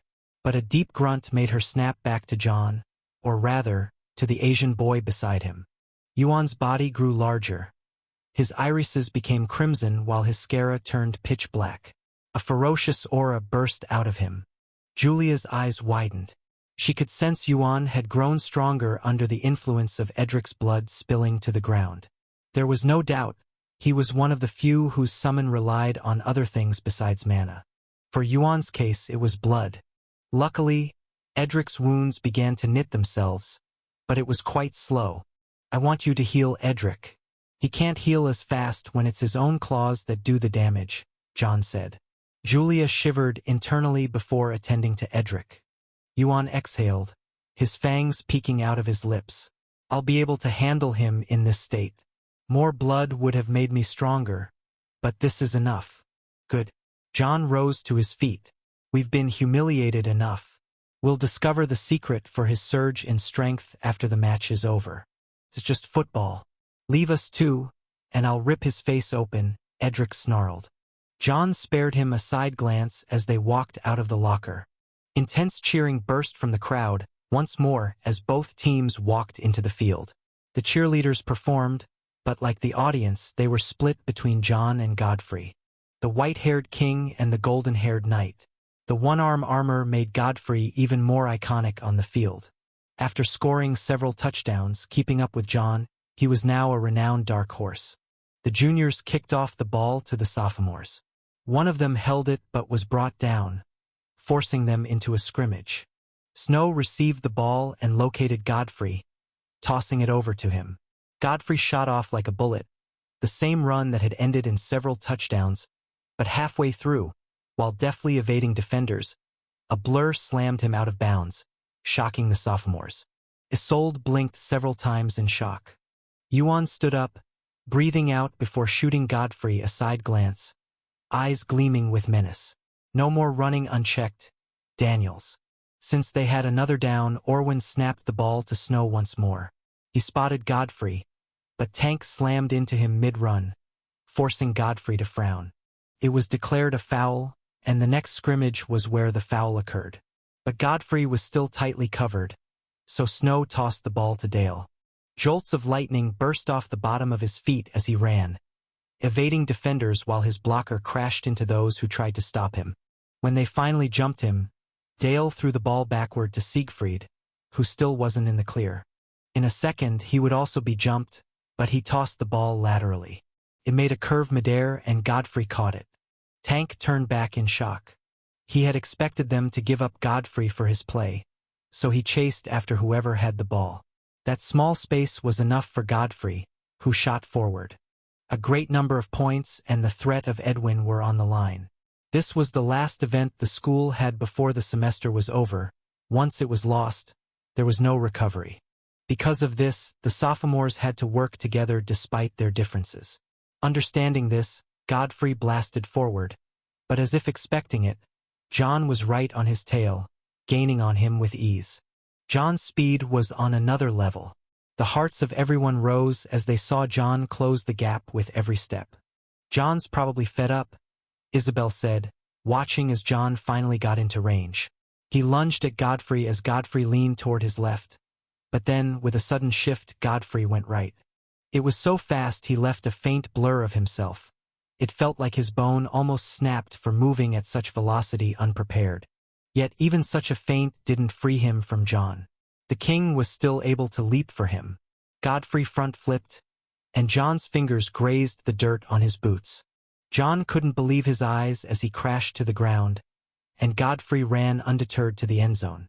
The shock stayed with him until the end of the game, the sophomores winning with a staggering 74-68.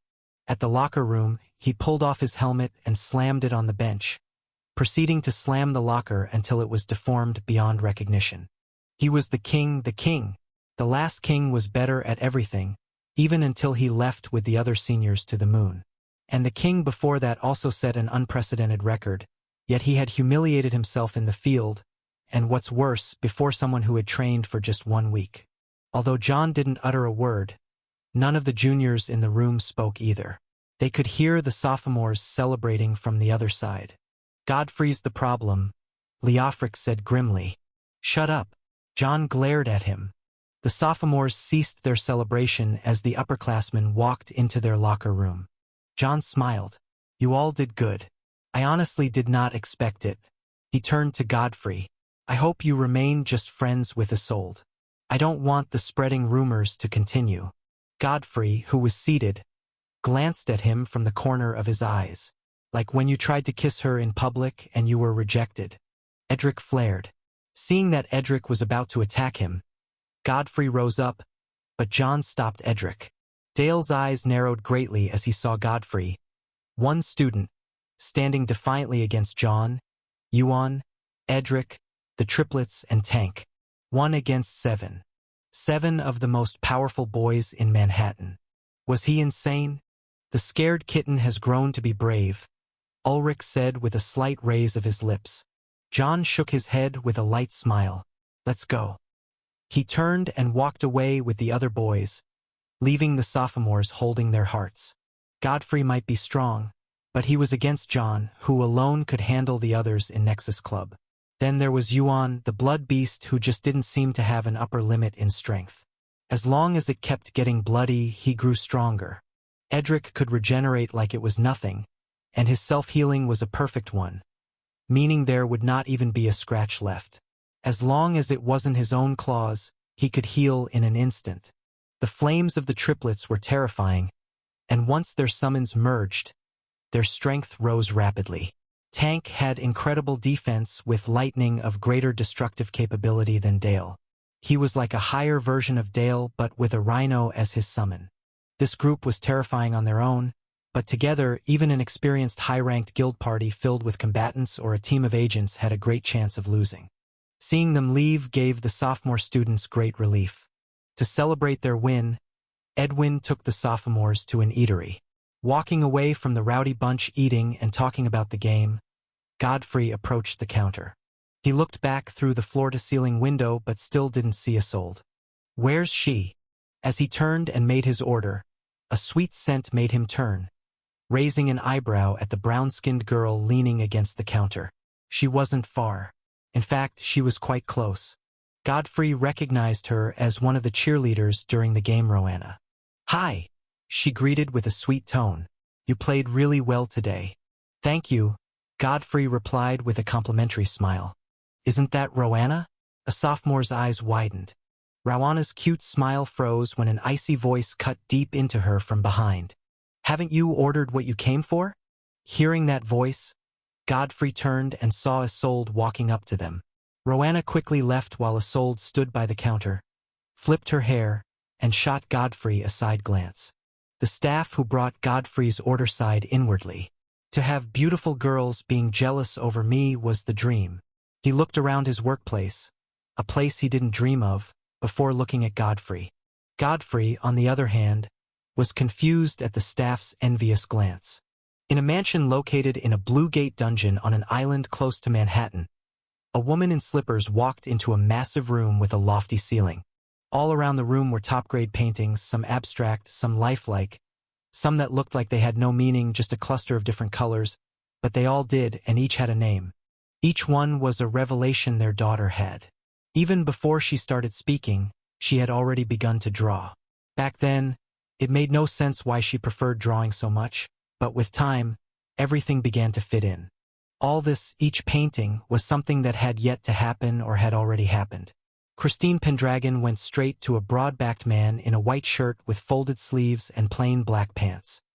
He held a glass of wine while staring at one of the paintings, his back to Christine. He didn't even turn when she entered. You're always looking at that picture every time you return. She pecked the man's cheek while holding him from behind. How's the situation? Arthur sighed softly. It's getting out of hand to keep the invasion within control. The number of dungeons popping up on a daily basis is outrageous. Dungeon breaks are frequent despite making sure they're being cleared. It's like the respawn rate lost its cooldown. The worst of it all is the Green Gate dungeon. Some cities are engulfed in it. Arthur tilted his head to Christine. The peace we've built might not last. Is it because of him? Christine looked at the painting before them.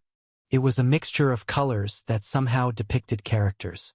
The background had a pitch-black shade, and the first character on the painting had what looked like a gray hoodie, but some strands of golden hair came out from under the hood. Behind him were 8 golden touches of paint that made up humanoid figures. They were all bigger than the one in the gray hoodie. Written under a sun at the top of the painting whose light couldn't chase away the darkness was Vagabond. The gold ink dripped like tears, stopping just above the figures depicted in the painting. One of the more visible golden figures had tendrils of gold from his back. Some went upward, some touched the earth, as it hovered above the gray-hooded individual like an angel. "I could kill him now," Arthur said solemnly, "but it won't change the fate of mankind. At least with a known future we can prepare for what's coming. Don't forget Alexis, Isolde's older brother. You interfered, and his end cost more than we expected. Isolde can see the fate of those she's shown. It doesn't mean we can divert them."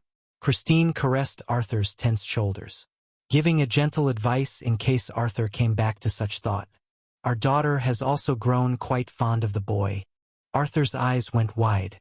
"What? Why did you allow her to go there in the first place? It's already too late. Unless you want the boy to appear at your doorstep seeking his friend, we best stay clear." Christine chuckled. Arthur scowled. "You know," Christine said, squinting at the painting, "I've always wondered why that fourth knight and his warhorse are considered one summon. Are they not supposed to be different?" She gestured to one of the knights behind the one with wings, almost lost in the darkness, on what looked like a horse. Arthur waved his hand, dismissing it. "Isolde will soon return. Make sure she trains." This spike in dungeon appearances, as much as it seems to be tied to the public appearance of a summoner with way more summons than we've ever seen, the actual cause of it are Kane's fanatics, and they want to bring back the Great Despair. Eventually, the last day of the semester came. Godfrey leaned against the wall, in between 2 windows, staring at Isolde, Isaac, and Lucy, who looked at the room with different expressions. One expression that could be found in each of them was surprise. Isolde's was mild. Isaac, on the other hand, even gasped audibly. "What's this?" Isolde asked, facing Godfrey. "This is the room the headmaster assigned for our club. It's official, but I still don't have a name for it yet," he replied. "This is good news." Isaac went to the window while Lucy had a smile. Isolde tilted her head as she saw the tensed expression Godfrey wore after his smile vanished. "Is there something you want to say?" Everyone turned to him. Godfrey exhaled, rubbing his palms before looking at the ceiling for a short moment and then back at them. "I recently discovered that I'm a king-tier summoner. At least, I have the potential to be one," Godfrey said, and Isaac's face morphed into absolute shock. Isolde blinked while Lucy gasped excitedly. "So you're really the Shadow King?" Knowing he had king-tier potential, Godfrey also knew that the next door might be the last door. At least once it was unsealed, he would have 4 summons. In the entire world, there were only a handful of them, and most had much weaker summons. It was usually something like a small pack of wolves, and most of them weren't too different in tiers. "I found a name for the club," Isaac said, his eyes glowing with excitement at the wondrous idea that just popped into his head. "Since you're the Shadow King already, why don't we name our club Shadow Club or Shadow Hunter Club?" "Shadow Club sounds better," Isolde replied. "Shadow Club it is," Isaac finalized without waiting for Godfrey or Lucy's own idea. "Isolde will be the Shadow Queen, I'll be the Shadow Knight, and Lucy will be the Shadow Sage." These were already key positions in the school's hierarchy. Isaac just slapped Shadow at the front and made it theirs. "How about we make it more balanced? Since we're going to be accommodating people from the freshman year to seniors, it should be Shadow King, Shadow Queen, Shadow Knight, Shadow Ace, Shadow Sage, 2 Shadow Rooks, Shadow Joker, and 8 pawns. Only the pawns will be numbered. Godfrey, what do you think?" Godfrey cleared his throat. "Sounds big. Nexus Club handles missions sent to them by the authorities, which are filtered by the school board, but we're going to be hunting on our own, the underground version of Nexus Club. No one controls us," Isolde said. If there was one thing John was right about, it was that he did need more hands to handle the burden. He just had rotten hands. For now, we only have the king, queen, sage, and knight. We'll find people for other positions next semester, Godfrey said, crossing his arms. Isaac stretched, looking at the bright scenery outside. Bye-bye to Manhattan's beauty. You're my mentor, Godfrey, but better train. Next semester is the cross-class tournament. We freshmen are going to face you sophomores, and you guys are going to face the juniors. It's going to be intense. You didn't even complete your exercise yesterday, and you're blabbering. Godfrey scowled. Isaac's eyes widened. You increased it to 250. I heard the seniors are going to be back next semester. I wonder what it was like living on the moon, Lucy said softly. Where's Isolde? Godfrey suddenly turned and discovered Isolde was gone. Before he could move, she appeared in a violet flash with cardboard paper and paint. Let's paint our club's name. What vibe should it have? She asked as all of them gathered around the table, picking scissors, rulers, and other stuff to begin their craft. Godfrey came out of a taxi with a traveling bag. He walked into a towering structure of glass and metal. Skyline 88, one of the best luxury apartment complexes in Manhattan. After staying in the headmaster's second house for a while and almost destroying it during their training, his mother rented a 3-bedroom apartment in this complex. It had security, a pool, and many other things one could enjoy during this 1-month break. But for Godfrey, he wanted to spend this month learning how to properly wield a sword and store up enough mana, as much as he could. And the final goal was to increase Mountain's tier. With his goals occupying his mind, he walked into the elevator. As the door began to close, Godfrey sighted Percival racing for it like his life was on the line. He quickly pressed the door open button, and the third-year student crashed into the elevator, slamming the metal wall. What's his deal? Godfrey thought, looking out the door until it closed, but he couldn't find who or what he was running from. What are? Godfrey's voice died, his eyes widening as Percival's common brown hair became silky and pale blue. His olive skin became white, giving him looks that rivaled Snow's angelic face. Thank you, Percival said, turning his head to Godfrey, whose eyes narrowed as he spotted the burn mark at the right side of Percival's cheek, just before his lips. All of a sudden, Percival's eyes widened. What are you doing here? Don't you live in Amazon City? We moved, Godfrey replied, still in disbelief. Oh, Percival turned away. You played well during the game. Thanks, Godfrey replied. That was all. They both stood in a nonchalant silence until the elevator reached its destination. As Godfrey walked out, he was surprised. Percival also walked out, both eyeing each other from the corner of their eyes. Percival! Valentina's eyes widened while beside her. A woman held her mouth. Is that Godfrey? He's grown so much. He's even as tall as my son. Percival scowled internally. I'm definitely taller. He was 185 while Godfrey was 183, but the difference wasn't much. What's going on? Godfrey left his bag. Godfrey. Valentina approached her son and held his hand, drawing him close to the other woman. This is Mrs. Joy, the doctor that brought you out of my tummy. Godfrey's eyes slowly widened in surprise. This is your semester break, right? You can hang out with Percival, Joy said with a warm smile. Both boys looked at each other, tilting their heads slightly. Meanwhile, Valentina had a bright smile. Godfrey doesn't have a close friend, but I'm sure he'll be close with Percy. Do you remember when Percy saw Godfrey, the 1-year-old and 1-day-old duo? Godfrey raised an eyebrow, not just by what his mother said, but he was genuinely amazed to see her sparkle like this, with so much happiness. Both women eventually left. Godfrey saw Percival open the door to his apartment, and his eyes locked on the young blue-haired woman in the dining room. His pupils narrowed. Wasn't that one of the faces he'd seen on the Pagoda Guild's billboard, one of the rising stars in the entertainment department of the guild? Of course, she looked incredibly good. People like this had summons that enhanced their looks, or at least paid for sessions with people that did. Someone like Snow could simply sit behind a table and rake in millions because of his summon's unique ability. The young woman looked back at the last minute before the door shut. Strangely, their mum is the only one that looks ordinary, Godfrey thought as he walked up to his own apartment. Upon stepping into the spacious living room, which led to the dining room, all brightly lit up, Victoria stood at the dining table, an apron worn over her usual executive outfit. "I've prepared your meal," she said without even looking at him as she arranged the dishes on the table. Meanwhile, at Percival's house, his elder sister averted her eyes from her tablet when he showed up in the sitting room in a casual dress. "Who was that?" Priscilla asked. "Who?" Percival lifted an eyebrow. "There was a boy behind you. He wore Manhattan High's jacket." "Oh? He's Godfrey, the one Mum talks about. The one whose father fought an army of orcs." Priscilla's eyes widened with shock. Some minutes later, the doorbell at Godfrey's apartment rang, and Victoria opened the door. Percival's eyes slowly narrowed as he stared at the tall, fit woman looking at them with a raised eyebrow. His sister, Priscilla, lifted the small cake in her hands.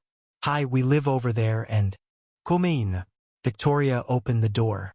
She was well aware of who they were after the several conversations her boss, Valentina, had with their mother, both in this house and their own. It was quite a common thing. Only the boys were clueless about it. "Hi, Godfrey. I'm Priscilla, your neighbor." Priscilla introduced herself to Godfrey, who was on the couch. "I just couldn't hold myself when I found out you're our neighbor. You're Roland's son." She covered her mouth to stifle her voice while sitting. Percival, who wore a black nose mask hiding his burn mark, sat nonchalantly, looking elsewhere like none of this concerned him. He was actually bearing a grudge against his sister for not changing his appearance. On the other hand, Godfrey was stunned, as this was the first time someone genuinely made him feel that his father wasn't just dead and forgotten.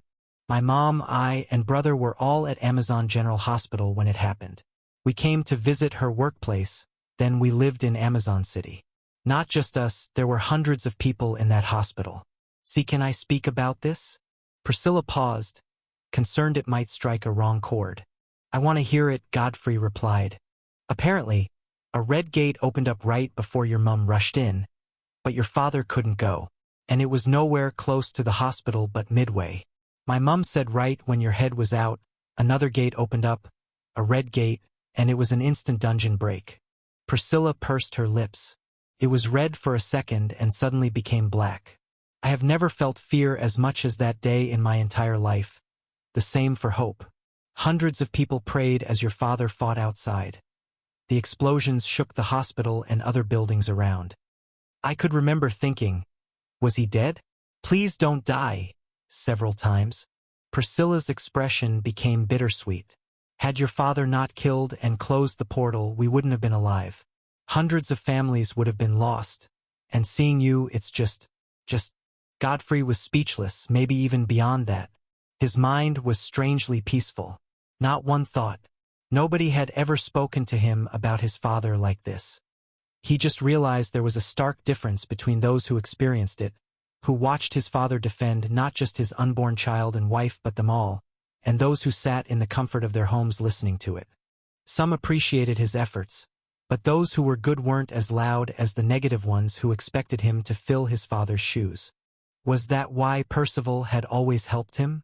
Even if he was too young to comprehend what happened back then, he still showed gratitude. Seeing Priscilla's worried expression at Godfrey's reaction, Victoria smiled. He's dumbfounded since nobody has spoken to him about his father. He'll process it, she said. Priscilla replied with a smile of her own before turning to Percival. Has my brother been hard on you in school? At that moment, Godfrey knew it. One word, and he'd destroy Percival's life, and it made him chuckle softly. The cool third-year student was already glaring at him to speak the truth. He wasn't. For the first time, Victoria saw Godfrey flash a pleasant smile at someone who wasn't his mother or her. At a different place in Manhattan, Cecil sat in her father's office, facing the man whose expression was as hard as stone. I asked your teacher some questions before calling you. Do you know what he told me? Cecil tilted her head. What? That a certain brat surnamed Daniels beat you in combat skills. Cecil's father erupted, causing her to flinch.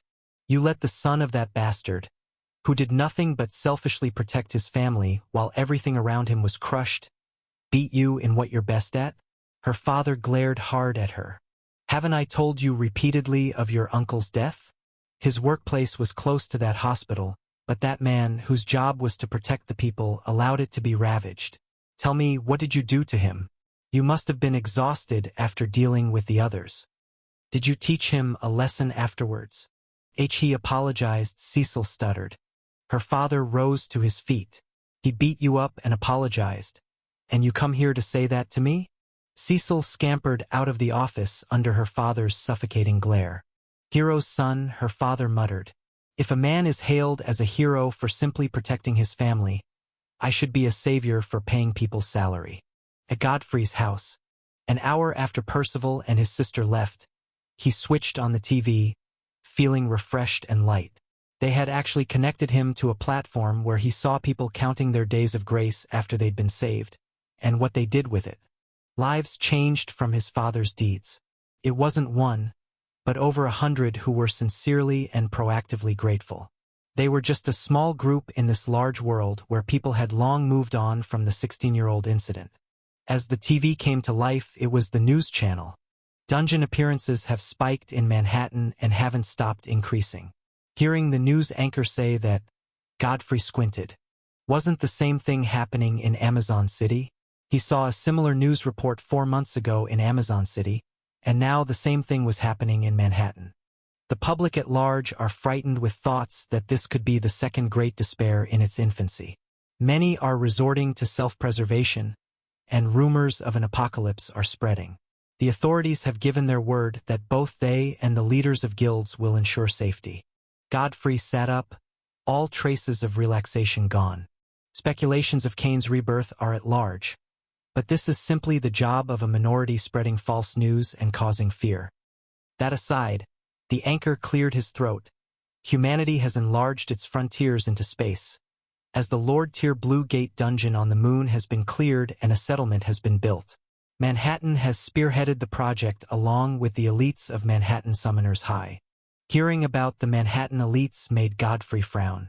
He couldn't predict what the seniors would think once they returned and discovered there was another king. They weren't used to such and might naturally not be on his side. If he didn't want to be on the losing side, it was best he used this month to train. So far, Godfrey had learnt a few summoner abilities: Echo, Exchange, and Majorly Symbiosis, which was passive. There were more, way more, that made a summoner and his summon stronger and more versatile. He walked into his room, got into position, and began to meditate. In the evening, Valentina opened her son's door, her lips curling up as she saw him doing pull-ups while sweating profusely. It reminded her of Roland. "That's enough, Godfrey. Go take a bath, we're having dinner at Percy's place," she said and shut the door.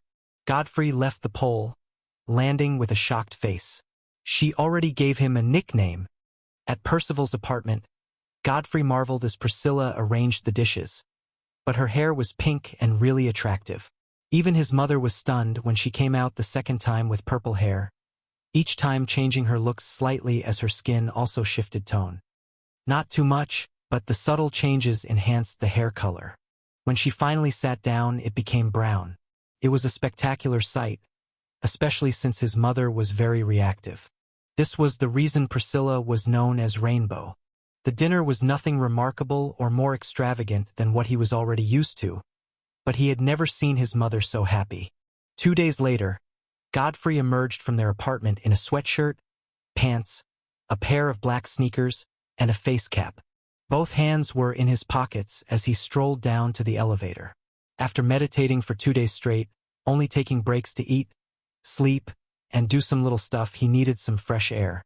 With a familiar chime, the elevator opened, and as Godfrey walked in, he spotted Percival, the pale-skinned, blue-haired teen, who must have turned quite a lot of heads even with his nose mask, nodded at him and was about to leave when an alarm rang through all the speakers throughout the complex. "We have noticed a sudden spike in mana fluctuations at the underground parking lot. We advise everyone to stay indoors and away from the parking lot until we handle the situation." Percival made a swift turn, slamming the button for the ground floor so hard that Godfrey raised an eyebrow. He noticed Percival's bloodshot eyes and throbbing veins, prompting him to squint. There was only one thing that came to Godfrey's mind that could make Percival act like this. his family. The moment they reached the ground floor, Percival burst out, breezing past several people in the lobby, most of them security men, who, before they could turn, realized Percival was gone. Godfrey was hot on his heels. It couldn't be that the one woman who had brought genuine happiness to his mother and taught her kids to be so different was going to be a victim of this dungeon spike. That thought went to the back of his head the moment they entered the underground parking lot, and the first thing he saw was a minotaur choking Percival's mother with just one hand. It lifted her off the ground, a bit amused at her futile struggle. The minotaur was at least 2 feet taller than her. There were other minotaurs slamming cars aside to attack 6 other people. Their screams filled the parking lot, but it just wasn't as loud as the silent yet struggling woman whose throat was being slowly crushed by a cruel beast. Percival's eyes went red with rage. Water manifested from nowhere, wrapping itself around the minotaur's thick neck. Its eyes went wide as it let go of Percival's mother, struggling to remove the water leash. But 2 chains made of water attached it to the earth and wrapped around the minotaur's large wrists, pulling it down to its knees. The beast roared, veins throbbing, but it couldn't do a thing as Percival raised his hand and the thick water leash became a blob. Bubbles rose as the minotaur choked. Seeing this, the other 4 turned. Godfrey stretched his hand. A golden diagram shimmered into existence before Percival's mother. The knight captain blocked a minotaur's charge, wrapped his gauntlet hand around its horn, and slammed it against a car, crushing the car completely. With a grunt, Mountain tossed its broken horn at the other 3 minotaurs. They growled, eyes flashing maliciously after glancing at their fallen kin. These dungeon beasts showed signs of intelligence for their brute size, which easily matched Mountain's, whose robustness was because of the bulk of his armor. Suddenly, as they were about to make a move, their heads were covered in a blob of water. No matter how much they clawed, the water blob refused to burst. With a furious glare, the minotaurs charged at Mountain, but water chains manifested from thin air, attaching themselves to a water anchor fastened to the ground and binding the limbs of the minotaurs. Godfrey shot Percival, who went to aid his mother, a cautious glance. The fact that he wanted the minotaurs to experience helplessness as their life slowly left them was a testament to the rage within him. Loud thuds echoed as the minotaurs dropped to the ground, all dead. Godfrey looked around. Earlier, he was a bit confused since they walked into the same underground parking lot, just with some beasts, but now that he examined the place more consciously, he discovered these cars looked like they'd been abandoned for over a decade. They remained intact but layered in dust, with moss creeping along the walls. Plants had grown in between most cars, and even the concrete floor had cracks. During his examination, the other people gathered, 2 men, 3 women, and a 15-year-old girl with chestnut hair. The man and the woman before her seemed to be her parents. All of them had frightened faces, a sign that they were part of the summoner community that estranged themselves from dungeons. Naturally, some people wanted to live in the illusion that they were in a peaceful world. A sign of how far these people had fallen was that they didn't even allow their summons to defend them. Godfrey tilted his head toward Mrs. Joy. The same thing for her. I can't see any other beast, and there's no path leading to the boss, Godfrey said. Gwen, the 15-year-old girl, stretched her hand, pointing to a spot behind him. When Godfrey turned, he saw the exit. The radiance of the sun shone through, as if inviting them back to the normal world. Can we leave now? Gwen said, shivering as she took another look at the underground parking lot. Percival looked at Godfrey. It didn't make any sense. We'll be back, Percival said to his mother, who watched with concern as he and Godfrey made their way to the exit and vanished into the golden radiance. While they waited with great expectations, Godfrey and Percival were stunned at what they saw. They found themselves in a deserted city. There were no skyscrapers, with the highest building being around 10 stories tall, mostly made of blocks. The asphalt roads were filled with cracks. Cars were abandoned on the road. Most of them had already lost their color, looking rusted from age. This is basically a city, Godfrey frowned. How are we going to find the boss? He was used to Green Gate dungeons that were quite small, mostly in an ancient castle, but this time around, he didn't even know where to start. It was like a blue gate dungeon but hidden from plain sight.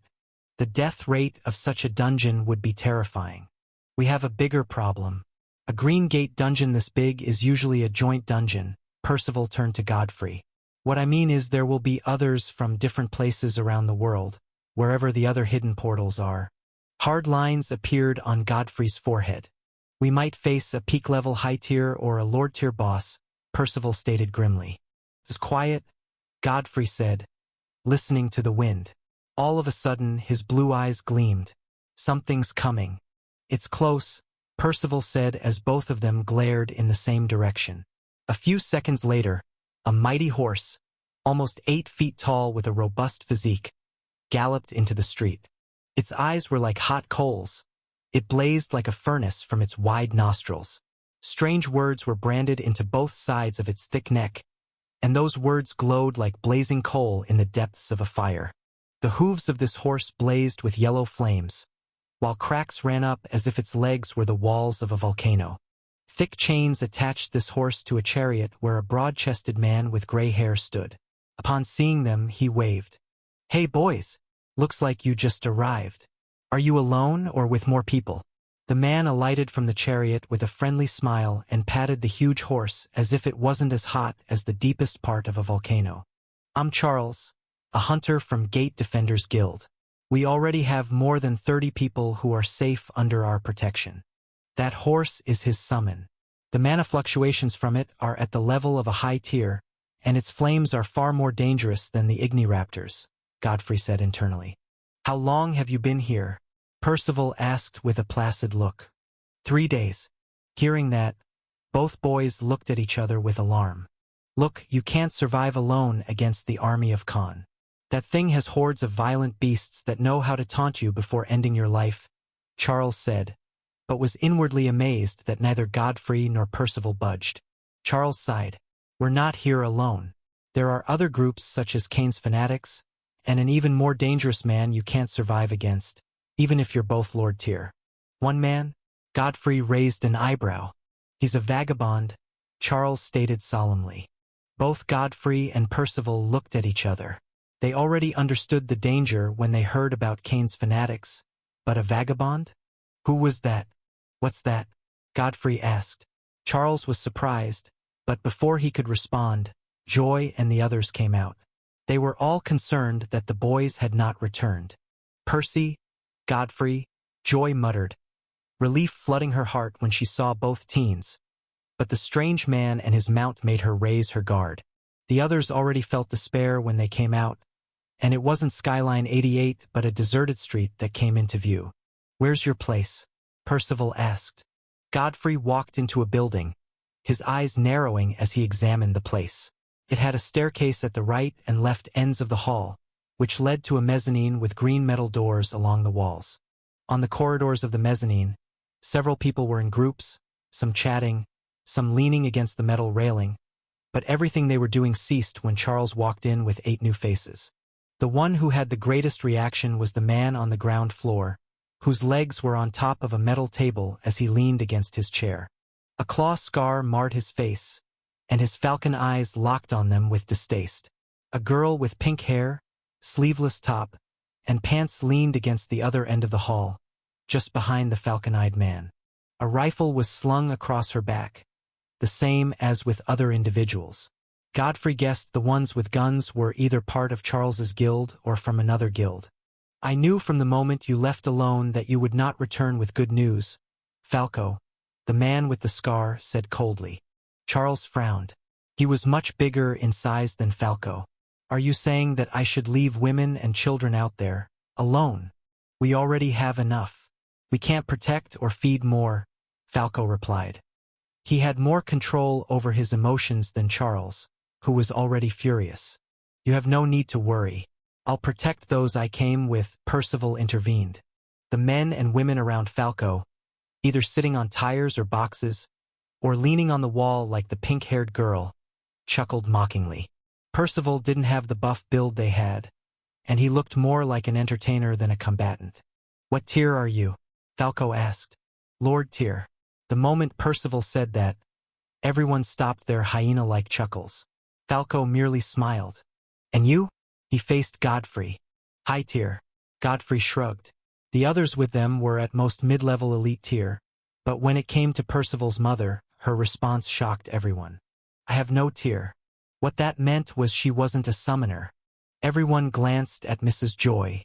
Seeing their piercing glances, Godfrey drew near to her while Percival took a step forward. She's my mother. Falco's eyes brightened. I see. You birthed well, he smiled.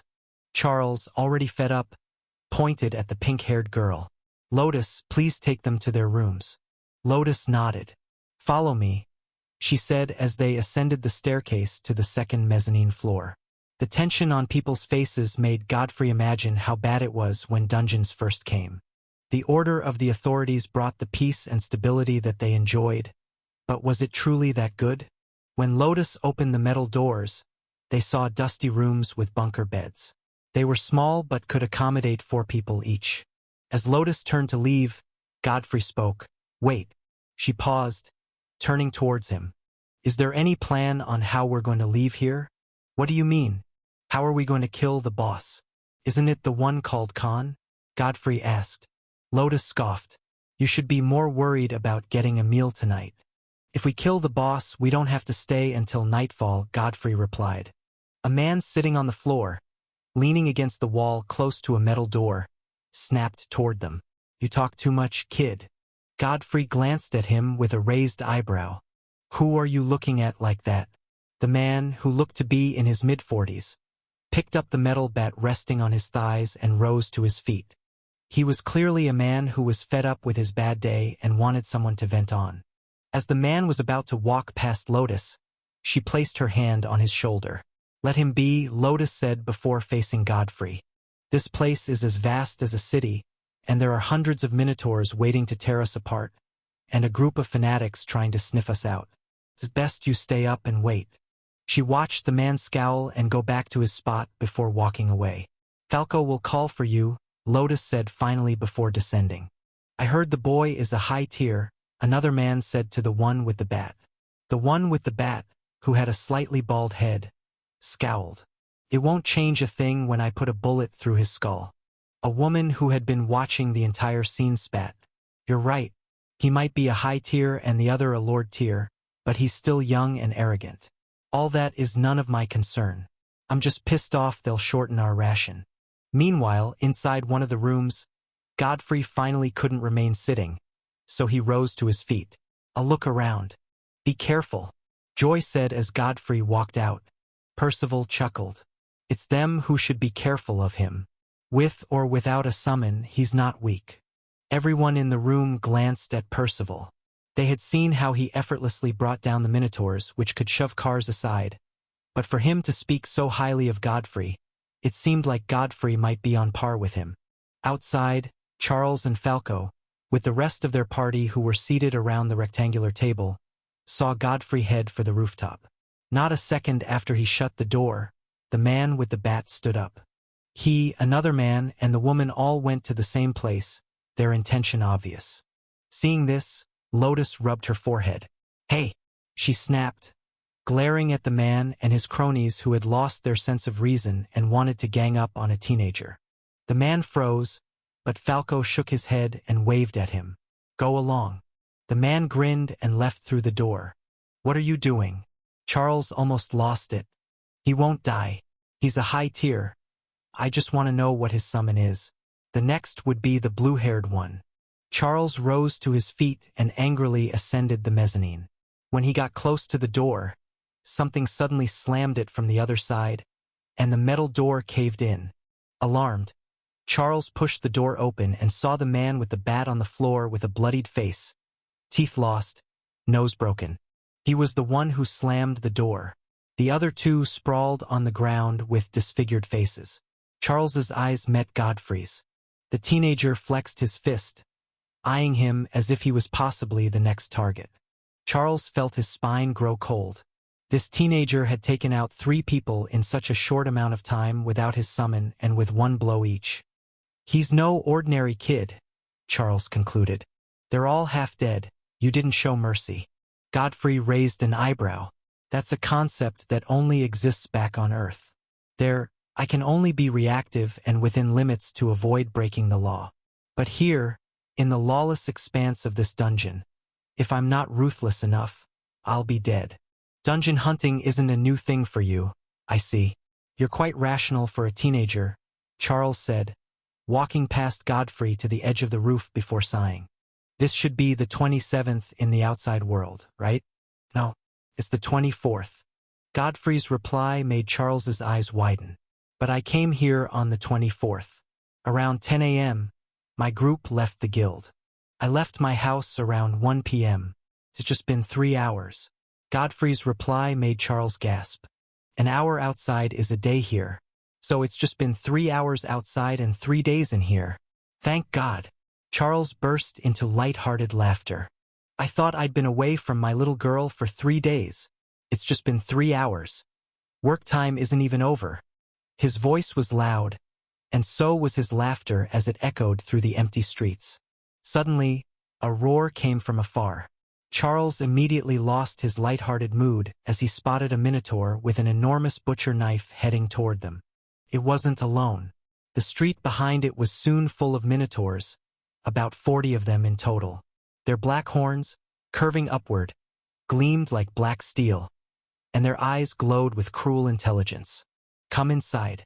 I and the rest of my party will handle this, Charles said as he was about to rush inside, but he found Godfrey still standing at the edge. There's no need to trouble them. As Godfrey spoke, a diagram flared beside him. The moment Charles set his eyes on the knight, whose helmet had no eye hole, no visor, but just a blade-like crown at the top of the helmet and a bow bigger than him, his expression changed. Ballista suddenly became crimson, and 10 more portals of swirling gold appeared behind him. From them, 10 towering bow knights stepped out. The sight of them, regal golden knights with fluttering cloaks and giant bows, put Charles's mind in a state of shock. All of them knocked their massive bows, and with thunderous sounds of the bowstrings, large arrows were launched. None of the minotaurs expected it, and neither was their bulk of any use. It seemed like the creator of such a long-range company made them for the specific purpose of foes with great size. Each arrow struck with an unexpectedly powerful force, slamming minotaurs off their feet. Some arrows pierced through 3 at once. Some lodged them to the wall. Ballista aimed at the one with the butcher knife. His first arrow spun, making a stunning curve right through the neck of a minotaur and striking the butcher minotaur. It staggered backward, a huge arrow protruding from its chest. In an instant, another pierced through, followed by another, sending the minotaur into the air. Mid-air, it saw another arrow which pierced through the center of its head, punching through the hard skull that had deflected bullets like it was foam. Charles could barely believe his eyes as he stared at the corpses of 40 minotaurs lying dead in their pool of blood, with tall arrows sticking out of their bodies. The bow knights looked around as if searching for more targets. They had barely warmed up. How was this different from practice? Charles knew those 40 minotaurs. Each had great strength. At least they were able to shove cars that weighed a ton aside, and to kill all 40 with such ease was impossible for him. Godfrey frowned when he heard the sound of a gun. With a slow turn, he saw one of Charles's guild members pointing his rifle at him, sweat beads dripping down from his head. He wore a horrified expression. "Have you gone through the readjustment class or have you fed?" The man asked, his finger ready to hit the trigger at the slightest movement.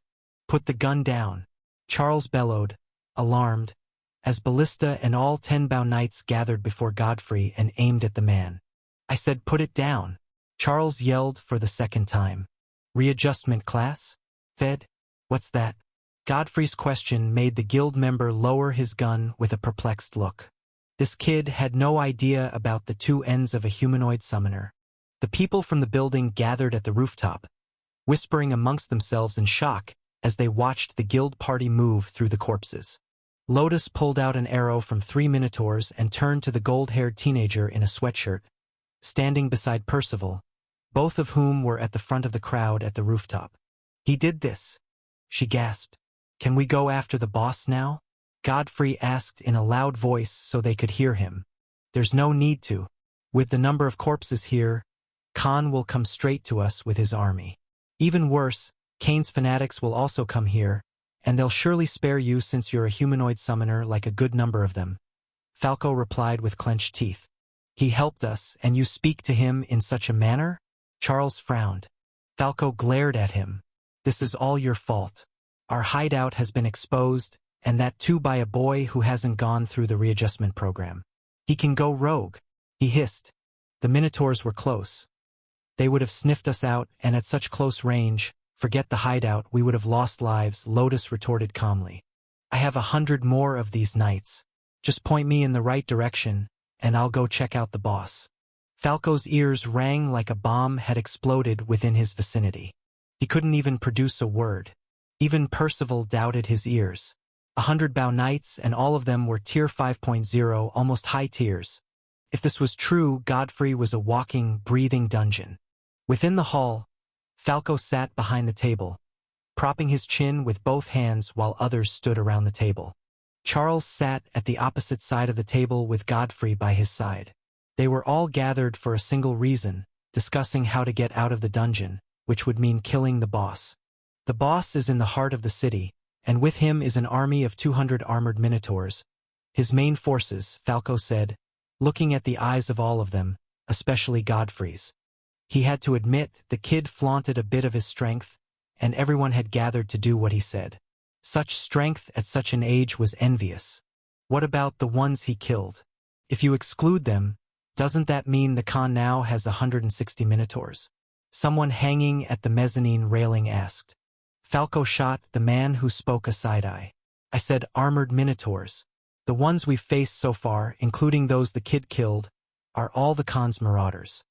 There are over 200 of them, but we've killed quite a number, and if we include the number the kid just killed, the marauders should be less than 100. He continued after taking a breath.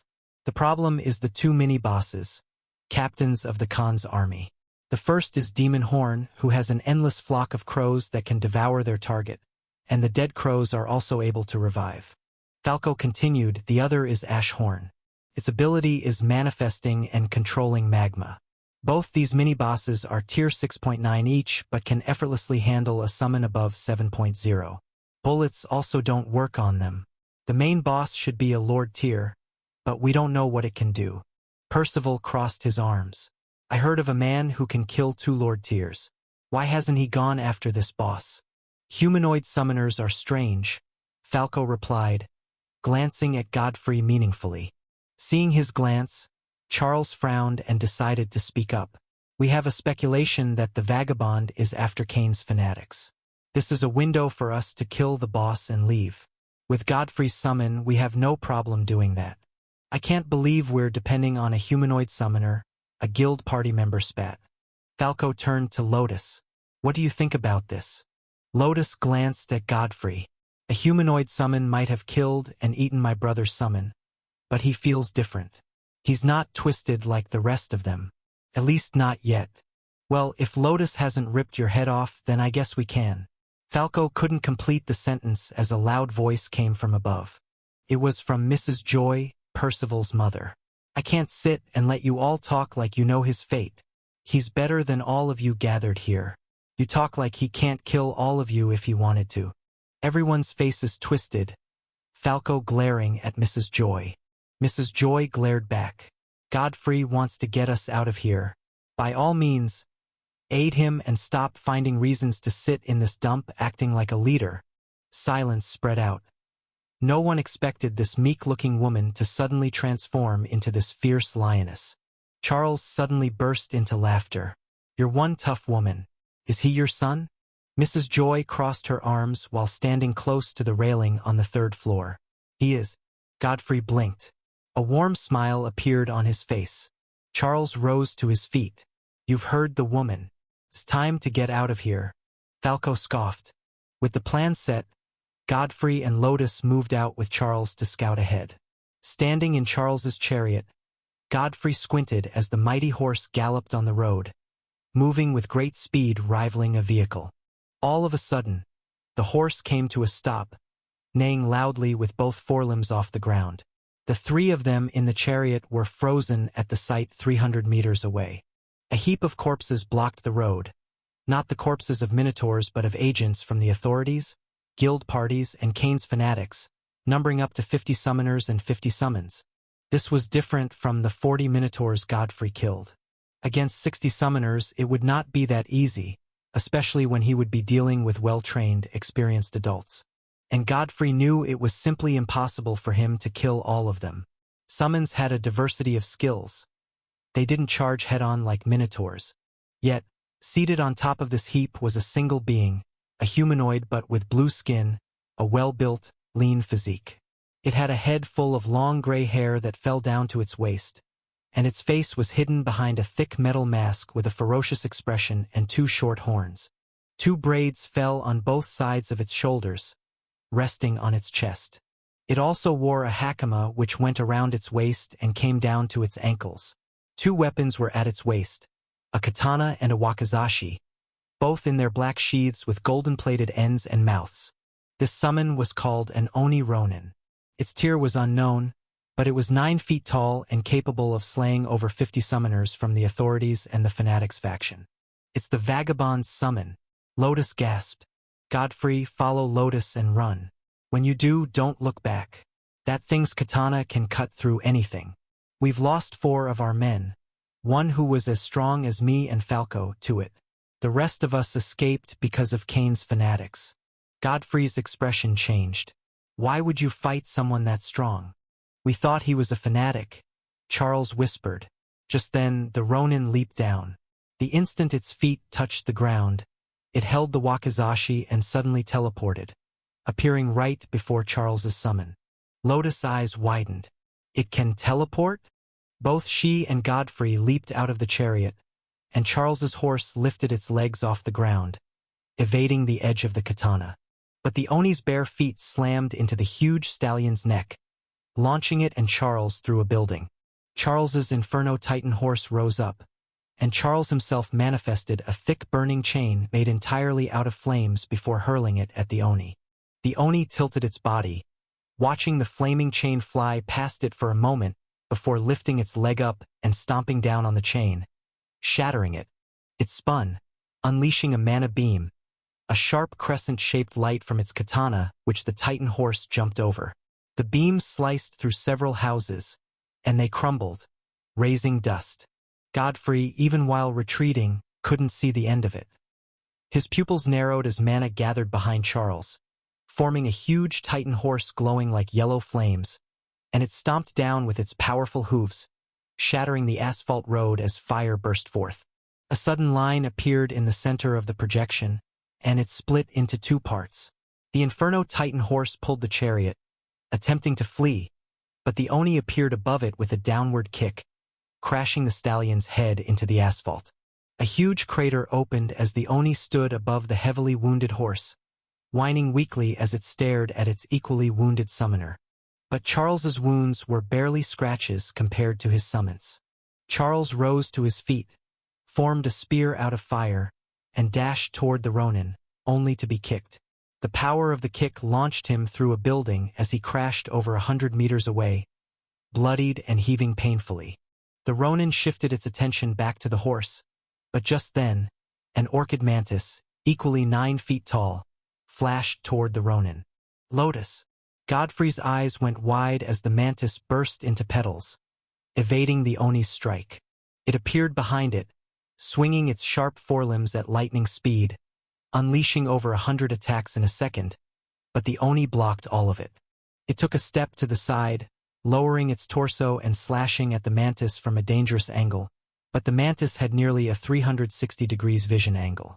It burst into petals, appearing behind the Oni, only for the wakizashi to pierce through it. I can't withdraw my summon. Lotus panicked, watching from a distance as the Oni approached the mantis. Godfrey quickly realized it was because of the wakizashi. As the Oni lifted its katana, a golden diagram appeared before the mantis, and Mountain stepped out, instantly entering blackout state and transforming his shield into Achilles' shield. However, the katana, gleaming with a coating of mana, cut through the Achilles' shield with ease, slicing off Mountain's arm and opening a deep cut through the Knight Captain's cuirass.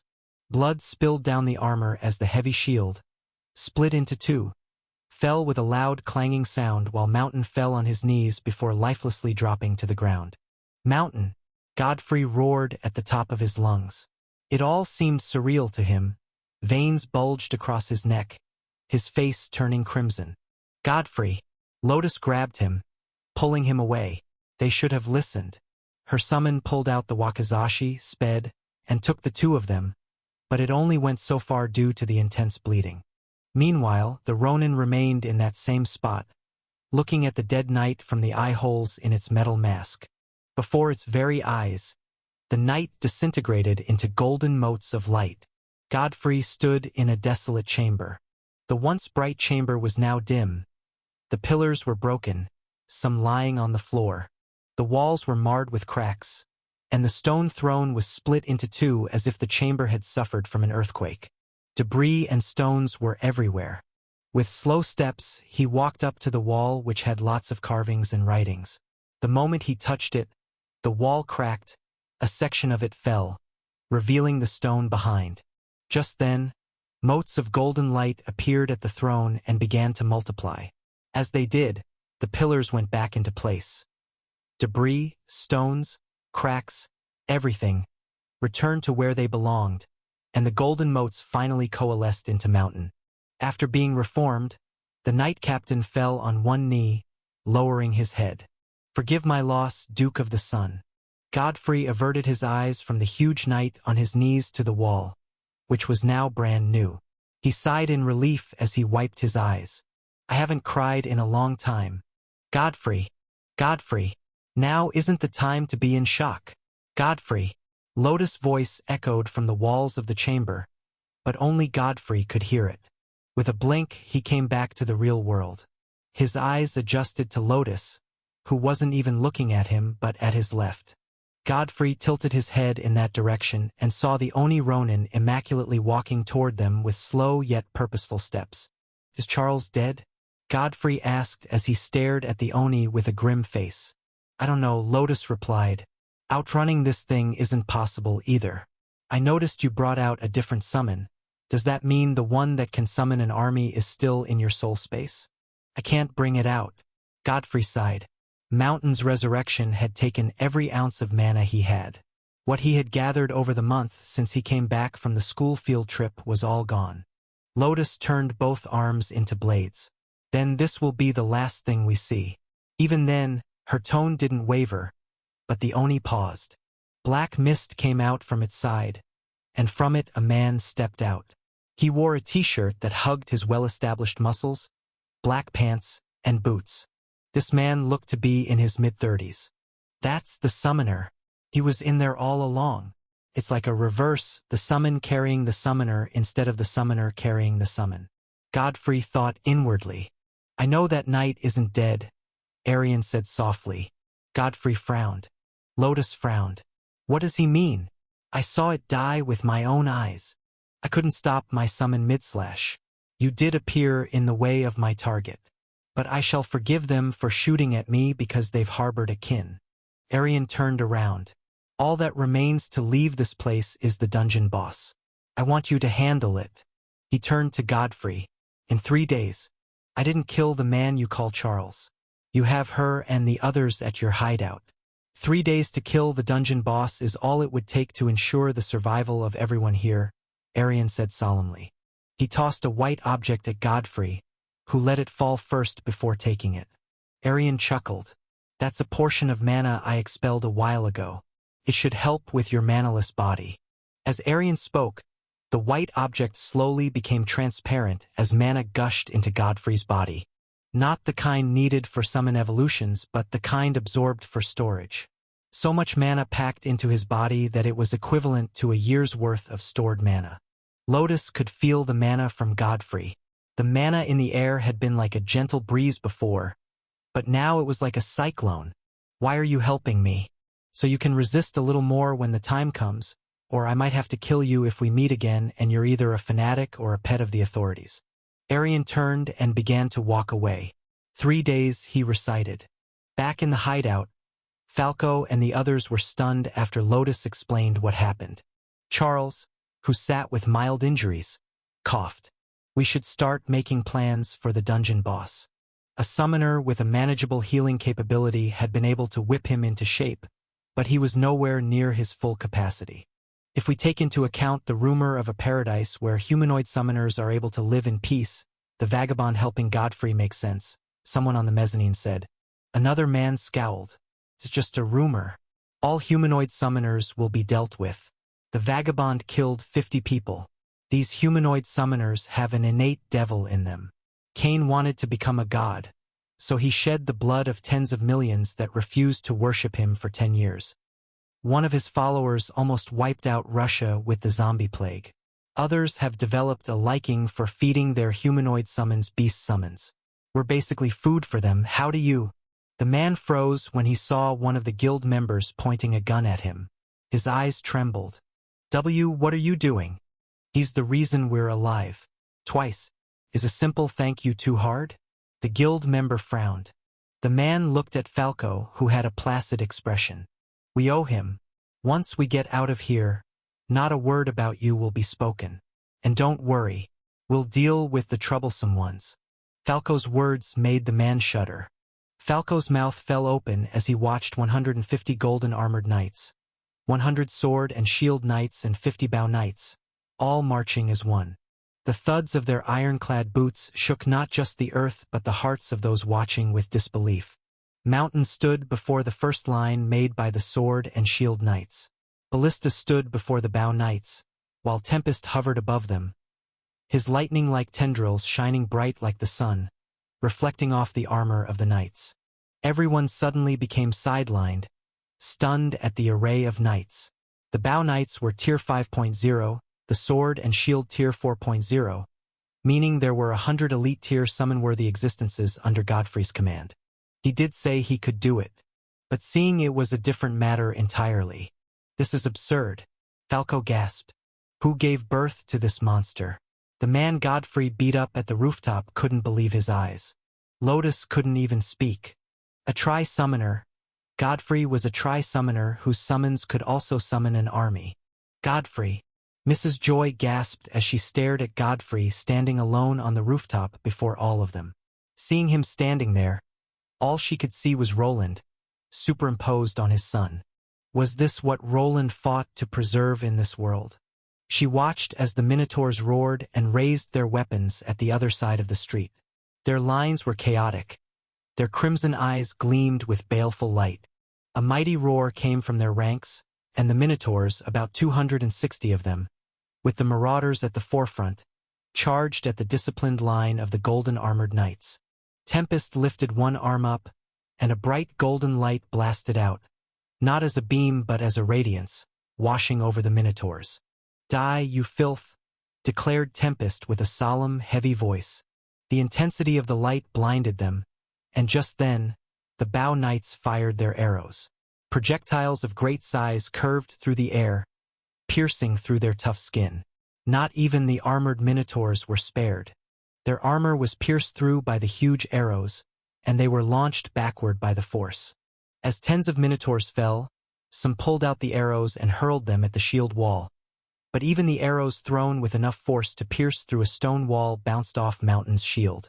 Mountain raised his long sword high, and his knights charged, cloaks fluttering, as they collided with the Minotaurs.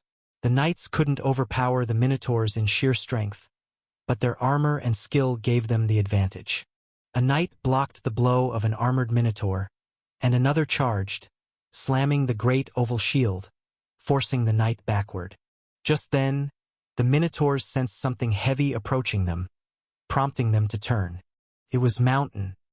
He unleashed a Spartan kick on the first Minotaur, shattering its ribcage before deflecting the strike of the second orc and slapping it with his Achilles shield. As the battle proceeded, with the knights gaining ground, a sudden flock of crows attacked the sword and shield knights leading the charge. Their numbers were so great the knights were overwhelmed, and the Minotaurs saw this as an advantage. Just as they were about to take it, Tempest flew to the front line, two of his lightning tendrils stabbing into the asphalt road as if to ensure his landing. All the Minotaurs around turned toward the chief knight who, with a swing of his 6-foot-long greatsword, tore 5 Minotaurs apart. Tempest brandished his greatsword and dashed toward the demon horn, a 10-foot-tall minotaur with a thick, heavy-looking fur coat. It lifted its huge axe but first sent crows at Tempest. The chief knight, with a flap of his wings, flew above the flock that came like a dark cloud, landing right in the spot the demon horn had stood.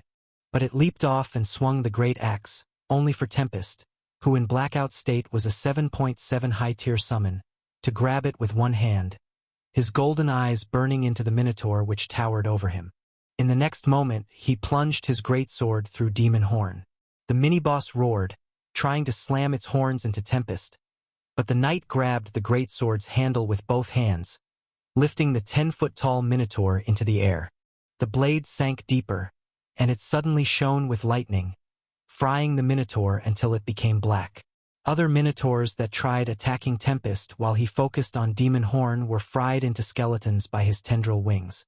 Just as Demon Horn lost all signs of life, Ash Horn appeared behind it, swinging its sledgehammer packed with magma so hot the earth blackened and cracked beneath Tempest. Its ferocious attack never reached the target, as an arrow packed with lightning pierced through its chest before Ash Horn could react. A huge hole appeared on the mini-boss's chest as it staggered backward and fell. "Those two are stronger than the mini-bosses," Lotus gasped. "Where's the boss?" Godfrey muttered, squinting. His eyes scanned the battle before locking on the lone minotaur walking toward the battlefield with an axe. With each step, it grew bigger and bigger. The core which was chained to its chest became quite small when the minotaur grew to a towering 20 feet, its axe adjusting to its size. Khan lifted its axe high and swung it down, splitting the street into two. Ballista unleashed a trailblazer, but Khan tanked the blow without any damage. It only grinned, growing 1 extra foot. Mountain charged at the Khan, also growing to a gigantic size. He lifted Achilles' shield, but the Khan's axe cut halfway through. However, this gave Mountain the space to thrust his longsword, though it couldn't go deep. Even when Mountain could copy the Khan's innate skill, he still wasn't an 8.1 Lord-tier summon. A kick launched Mountain into a building, crushing it entirely. Tempest lifted his greatsword with both hands as he hovered above the boss. As Tempest swung the greatsword downward, the earth split like an earthquake ran through the street. The Khan staggered backward as one arm fell heavily to the ground, and he reduced from 21 feet to 19. Tempest flew to his head, plunging his greatsword through the middle of both horns while his wings stabbed the Khan's eyes, roasting everything within its head. Lightning crackled intensely as the clouds opened and golden bolts fell, landing directly on Tempest and spreading down to the feet of the gigantic entity he was on top of. Everyone watched with varying expressions as the boss dropped to the ground, reducing back to 10 feet tall, and the chief knight was on one knee beside the fallen boss, lightning bouncing off the earth and jumping back to him as he rose to his feet with a grunt. "That's skill." Godfrey's eyes gleamed. "I'll call it lightning descent, and I'll call the other one earth divider. Sounds decent enough."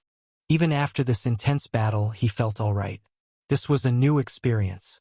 Before, after a fight, Godfrey would always feel a drop in his reserved mana, but now that feeling was non-existent. Far away, on a rooftop, Arian stood beside his summon, the Oni Ronin. Such a monster. Even in paradise, he's unprecedented. And that other one. He's also a great talent, but loves hiding.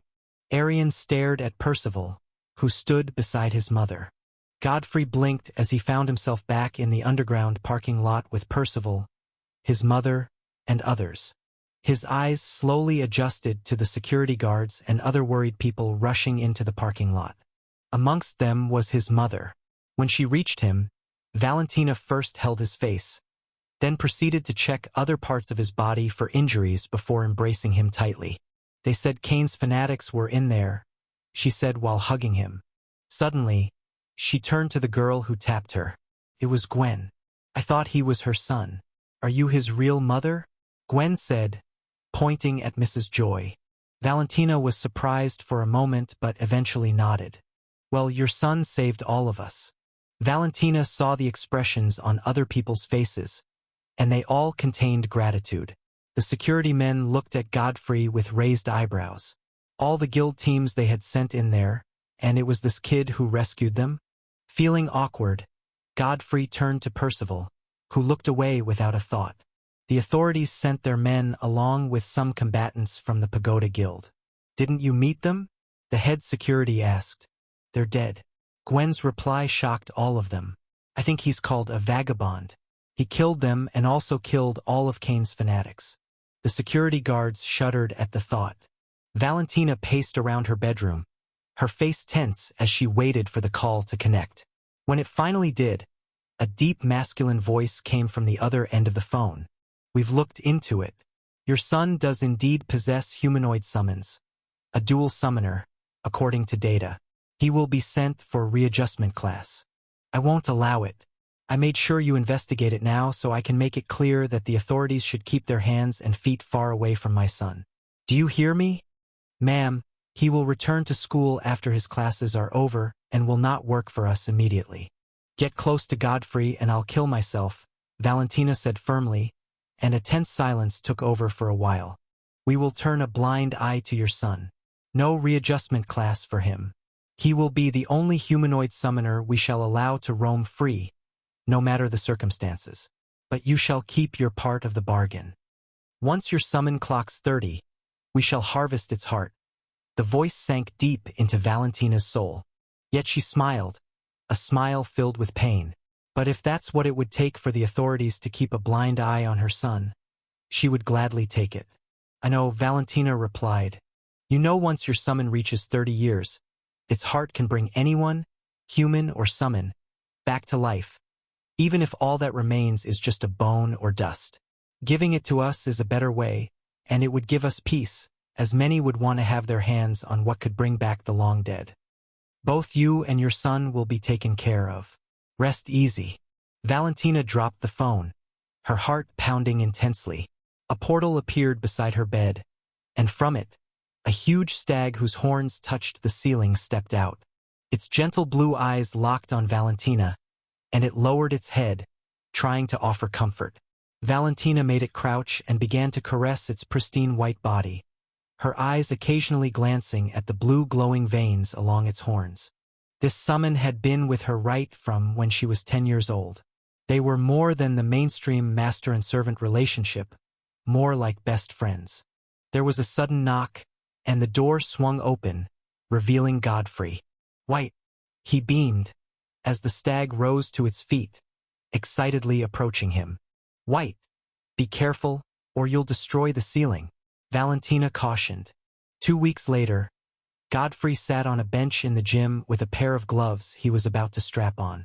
It was quite late, and this large gym had few people. Not far from him, on another bench, sat Percival, strapping a pair of gloves. I've created a club. It's called Shadow Club, and our main priority will be dungeon hunting. The number of dungeons is increasing, and we've been in 3 these past 2 weeks. Percival looked at Godfrey. I saw it. It was on the notice board everywhere in school. Everyone would have heard of it before they left. I heard the school now has a Shadow King, and I instantly knew it was you. Percival looked at his gloved hands. You can't stop what's going on, Godfrey. People with strength beat and oppress the weak. Those weak do the same when they find someone weaker, and the cycle keeps repeating. It was a trait birthed during the apocalyptic period. Godfrey rose to his feet. It won't happen to those in the Shadow Club, and will help at least make Manhattan less toxic. Percival looked at the bold, golden-haired teenager with a solemn gaze. You're going to face not just Nexus Club, but the seniors. There's Damien, the ex-king, and Tyla, the ex-queen, and they're even worse than John. They're from powerful families like John, they've got the support of the upper echelons, and not even the school management will help you. They'd rather cover it up or get discredited. Godfrey walked up to him, wearing a taunting smile. So what? Is that why, despite having the strength, you've remained in hiding? You're too docile, Percival. But there's no need for you to step into the light. Let me handle that. He stretched his hand to Percival. While you watch my back as my ace. Within school grounds, the strongest rules. We take that from them and they'll have to bow. You want me to become your shadow ace? I'll think about it, Percival replied, holding his hand and rising to his feet. Both of them went to the fighting mat, where golden plates appeared on Godfrey's arms while blue scales appeared on Percival's. Percival closed in by throwing a punch that sent Godfrey skidding backward until he reached the edge of the mat. Such strength. It's beyond what John showed, Godfrey thought as he launched at Percival, throwing his own punch. Man, Percival packs a punch. Godfrey groaned as he sat in a tube full of icy water, leaning his head back so he could see the ceiling. His ocean blue eyes gleamed as he remembered their fight. Percival was indeed strong enough to go head-on with him in his full boxing mode. After pondering for a while, Godfrey shut his eyes and appeared in Mountain's chamber. After Mountain rose to his peak, 6.0, his chamber suddenly lost its brightness, and even he couldn't enter for the past 2 weeks, but now he was allowed in. Godfrey stared at the 8-foot-tall knight seated on the stone throne. Mountain had changed. Not only did he grow bulkier, a sign that he gained a lot of solid muscle mass, but the fan-shaped crest atop his great helm now had a short gray plume, like a brush. The insignia of a sword and shield had changed. It now had a spear right in the middle. Mountain rose to his feet, looking much bigger than before as he lifted up his Achilles shield, hung his long sword at his back, and took hold of the long golden spear, almost 4 meters tall. As if yearning to show him his new capability, Mountain assumed a stance, and his Achilles shield grew slightly bigger with root-like designs spreading out to the edge. It looked thicker and a bit darker than the Achilles shield. Mountain slammed the shield with his spear, and the roots gleamed softly. He kept slamming it and finally struck the shield into the ground. The stone floor exploded in ripples as a force burst out, destroying a pillar until it reached the wall. It can absorb blows and retaliate with the same force. Godfrey couldn't finish his ponder when, at Mountain's silent command, the shield became a golden dome. It still had the design of the shield but was more translucent, and it covered him. Godfrey touched the translucent dome. It was cold to the touch but strangely solid. It didn't look like it, but it felt like metal. This skill had to be a higher form of an adaptive skill. It surpassed advanced, as that was where Achilles' shield stood. This was an ascendant skill. Bastion, Godfrey muttered. That's what I'll call your new shield. Mountain retrieved the shield. The dome vanished as Bastion reappeared in its metal form. What about your spear? Can it do? Godfrey's eyes widened as the spear suddenly elongated, swooshing past him. The 4-meter-long spear had grown to 10 meters in the blink of an eye. Amazed, Godfrey took the tablet to check out Mountain's new build. Summon. Knight Captain of the Golden Order. Type, Hybrid. Tier, 6.0. Potential, 7.2. Description, all-round heavy infantry captain, leader of the greatest heavy infantry. Possesses a great round shield able to protect citadels and crumble terrains, a spear capable of elongating to great lengths, and a longsword for close combat. Granted a Titan strength and can copy 3 skills at once in blackout state. You broke past your limits. Quite easily, Godfrey said, blinking several times. He knew how rare and lucky it was for a summon to break past its limits and become a higher version of itself, but all he did was increase Mountain to his peak, and the evolution began on its own. Like he once thought, it seemed like he was simply raising some of these knights back to their true strength. What should have taken a lucky encounter or years took just 4 months and 3 weeks since he awakened. I've been learning how to wield a sword from Tempest. Lift your spear, let's have a spar, Godfrey said. Just then, Tempest opened the doors to Mountain's chamber with Ballista by his side. Ballista looked at Tempest, who slowly lowered his head. As they predicted, Godfrey was sent into a pillar in 1 strike. Mountain's teaching methods were rather extreme. Semester break was finally over, and students returned to school. On the first day when class began, 2 luxury cars rode into the school, and even amongst the many, they were in a league of their own. An 18-year-old boy came out from the first car, wearing simple glasses, his hair neatly combed back. A girl of similar age came out of the second car, her ink-black hair gleaming attractively as it fell down her back. The boy in glasses was Damien, the ex-king, and the girl, Tyla, slim and elegant, was the ex-queen. Damien glanced at Tyla and turned to face the school. Countless students whispered to themselves, their eyes never leaving the two individuals. It's Damien. My God, he looks cool. Tyla is still enchanting. I think she's going to be a model. Such long legs and charm are too good to end up in a dungeon as a combatant. Another female student said. Haven't you seen videos of her fighting? It's as elegant as a dance. Amongst the large influx of students were Janet and the Gum Girl. I don't think Godfrey will last this semester. The ex-rulers are stronger than the current ones, and they won't stand for rebellion. Janet glanced at the pair who were making their way to their section, which was away from theirs, with some other seniors, all of whom she couldn't deny looked cool. But when she recalled what she saw that morning and the headmaster telling her to keep silent, Janet sighed. There are monsters beyond monsters, Janet said. What's that supposed to mean? Gum Girl shouted, and suddenly held her mouth. The crowd suddenly became rowdy once again, prompting Janet to look back. Walking into the boulevard, her eyes narrowed as she saw a golden-haired teen walking into the school in a white, thick leather jacket with a fur collar. A backpack slung over one shoulder, his hands buried in the jacket's pockets. Beside him was a pale blue-haired student wearing a nose mask. Both of them walking side by side was a killer to the females, especially with the news circulating that there was an official Shadow King in Manhattan. Who was this blue-haired student? Where had such a good-looking student been, and no one knew about it? Godfrey's changed, Janet thought as she watched Godfrey walk past her with a placid expression. She didn't get the feeling of a handsome boy walking past her but of a leader, detached, yet somehow connected. It was strange. It was the weight of a king felt by a subject. Godfrey halted at the door of his classroom, eyes locked on Isolde who was chatting with Lucy. Now that he had grown much stronger, he couldn't understand how a girl bench-pressing a ton with relative ease could still look elegant. It amazed him because, in this one-month break, the great amount of mana in his body had amplified the effects of his training, adding extra flesh to his biceps, triceps, and chest.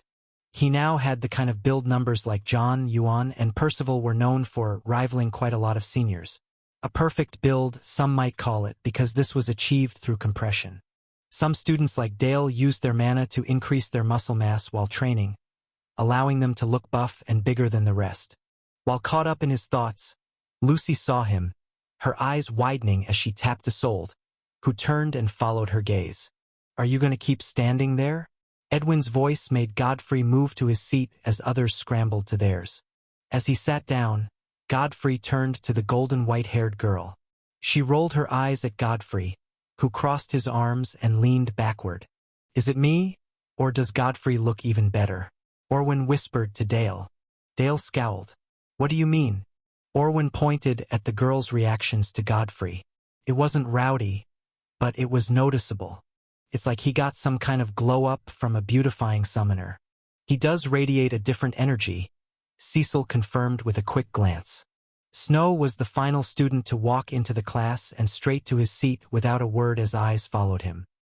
His spot as the #1 most handsome boy in his class was still undisputed, despite Godfrey's glow-up, due to his body growth kick-started by the 1 year's worth of mana within his muscles, blood, and organs. Edwin coughed, gaining everyone's attention. Now, we're going to have a call class this morning.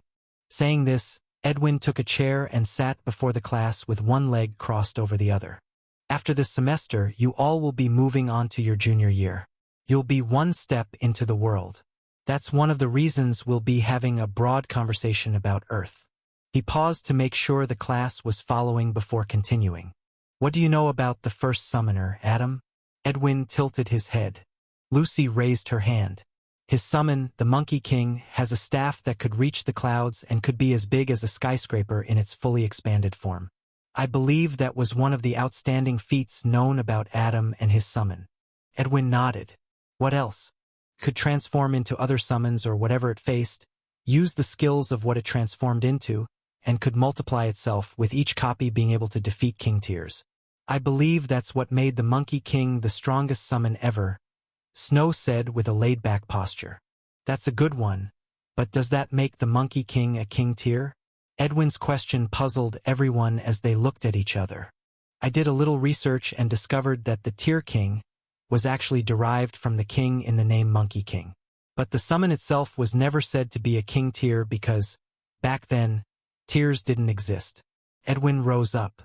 One man and one summon stopped the Great Despair, an apocalyptic event that plunged the entire world into darkness, wiping out over 1 billion. Yet such a catastrophe was stopped by one summoner who fought against hundreds of king-tier dungeon bosses, all of which were not sealed in dungeons. Isolde's eyes gleamed. Has it been authorized to tell people about this? Researchers have said that indeed the prisoner of the Golden Headband is beyond the capacity of a king tier. The same thing for Kane's Dark Seraph, a summon capable of giving summons to ordinary humans, making them summoners. It could also add to a summoners, which was why Kane had a terrifying army of dual and tri-summoners, Edwin continued. Godfrey's eyes narrowed at the absurdity of such a skill. Everyone had different expressions. Those that had heard of it before were less shocked. Could also bring darkness, a darkness where no source of light works. Even the flames of summons vanished within it, like those flames didn't exist. Edwin stopped abruptly, a smile appearing on his face as he saw the expressions of his students. The despair you feel before such strength is a testament to the theory of tiers currently beyond humanity. But our world is still growing. Soon, dungeons with creatures beyond king tier will appear, and when that happens, we shall figure out the secret behind Adam's disappearance. Other tiers will be discovered, and maybe we shall see other gates, like the white one Adam entered and never returned. When will all this happen? Godfrey asked. In a century or so. The earth will be properly saturated by then, and the numbers of king tiers will have risen. Everyone heaved a sigh of relief. We'll all be dead by then, Dale chortled. Possibly. But the number of dungeons rising is a sign of what's to come, Kane fanatics' interference or not. So now you're all spooked. Better study hard for this semester. He walked to the board and began listing types of beasts and their traits. Later on, in the Shadow Club, Lucy sighed. So there are more tiers, and I'm stuck at the lowest of them all. Isaac frowned. You might be a low tier, but your potential is above it, right? Lucy shook her head. My summons potential is 3.4, the peak of low tier, and I'm currently at 3.3. Isaac was stumped, unable to say a word, as there was nothing he could do to change her summons potential. Godfrey patted Lucy's head with a warm smile. You've got your brains, and we won't judge you based on your tier. Seeing Godfrey's smile, Lucy felt light. Just then, the door opened, and they all looked at it, expecting a potential new member. But it was Tank, number 10 in Nexus Club, who did. As he strode in, the triplets, Ulrich, Wulfric, and Leofric, entered after him. Isolde rose to her feet. Get out. Ulrich chuckled, both hands buried in his pockets. This club should be closed, or it will not end lightly. Isolde's eyes gleamed. Are you threatening us? We know if you touch a single one of us, your parents are going to drag you back home. Away from your boyfriend here, Leofric smirked. We'll keep breaking a limb or two until he publicly apologizes to John. Tank said with a deep voice, while the second of the triplets, Wulfric, leaned against the wall. The temperature in the room dropped to the negatives instantly. Ice began creeping on the walls and floor. Just then, John walked into the room with Yuan, Lilith, and Edric. His eyes were locked on Isolde, totally disregarding Godfrey and the other members of the Shadow Club. Why are you going against me? You banned Godfrey and we created a club. How's that going against you? Isaac spoke up. Shut up, Leofric retorted fiercely, about to take a step when a hand held his shoulder from behind. Percival walked past him and sat on a desk, staring at the rest of the Nexus Club members. It would be best for all of you to leave. John frowned, his eyes finally resting on Godfrey before he left, grinding his teeth. Lilith snorted, flipped her hair, and left along with the rest of the Nexus Club. After walking for a while, John stopped in the middle of the corridor. Ulrich, deal with the freshman and Lilith. Speak no more, I'll deal with the girl, Lilith replied. Good. This should push Isolde to act, and I'll make sure she doesn't return to this school.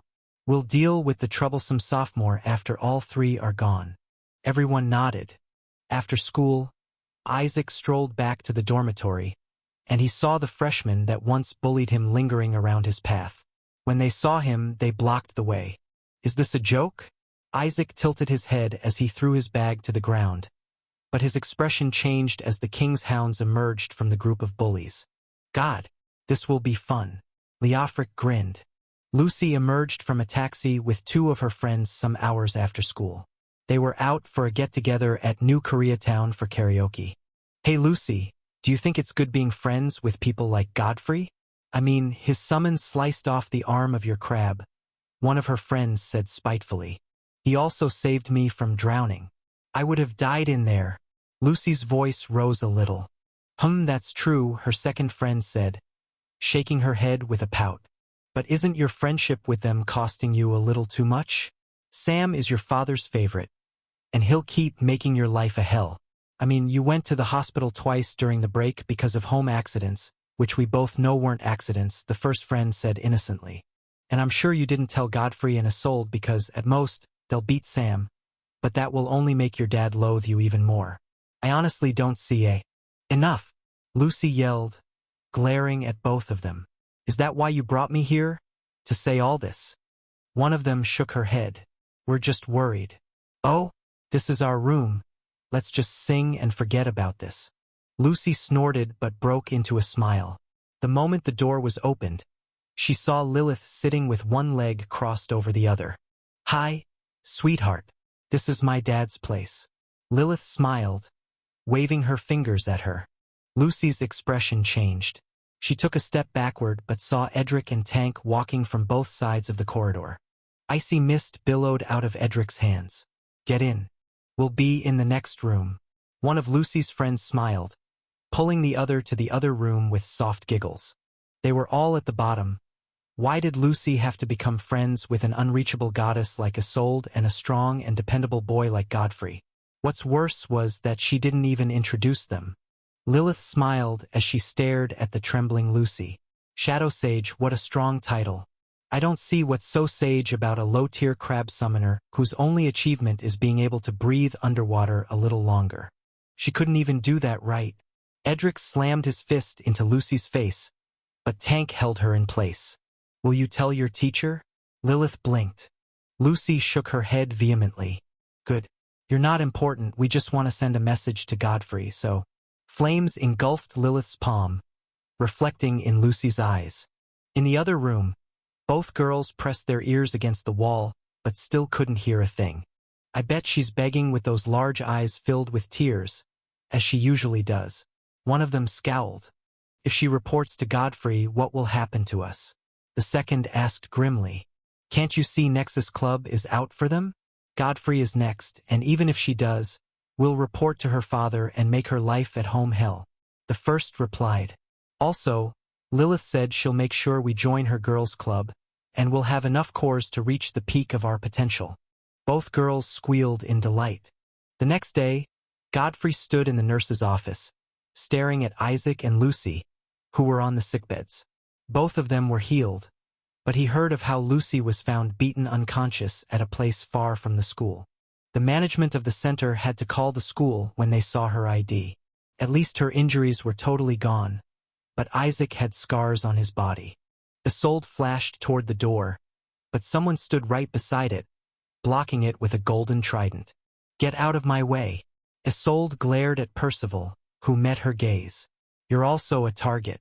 They might not be able to put you on a sickbed, but they can send you out of school and we don't know how that will end up. Godfrey took a stool and sat between both beds. I'm sorry, he said to both Isaac and Lucy, who were taken aback. It's not your fault, Godfrey, Lucy said, while Isaac nodded. They're not going to get away with it, though. Of course not. Godfrey smiled at them, rose to his feet, and leaped out of the window, to the nurse's shock. This is the third floor. Isaac was dumbfounded while Percival lowered his trident. He's king. Will act only if he's overwhelmed. I don't think anyone's overwhelmed by a guy that jumped off the third floor, Isaac said aloud. Meanwhile, outside, Godfrey dropped to the paved ground, cracking the blocks beneath his feet as he bent a little. His eyes locked on the Nexus Club members seated on the bleachers across the large field, without a strand of warmth. Across the field, Lilith sat with Roanna and Isabel on a bleacher. Around her and the other top school beauties were the other members of Nexus Club, all except the king and his knight.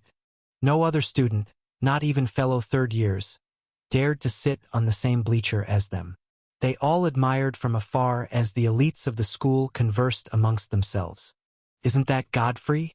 Lilith followed Rowanna's gaze, and her eyes locked on Godfrey walking toward them from the other end of the vast field.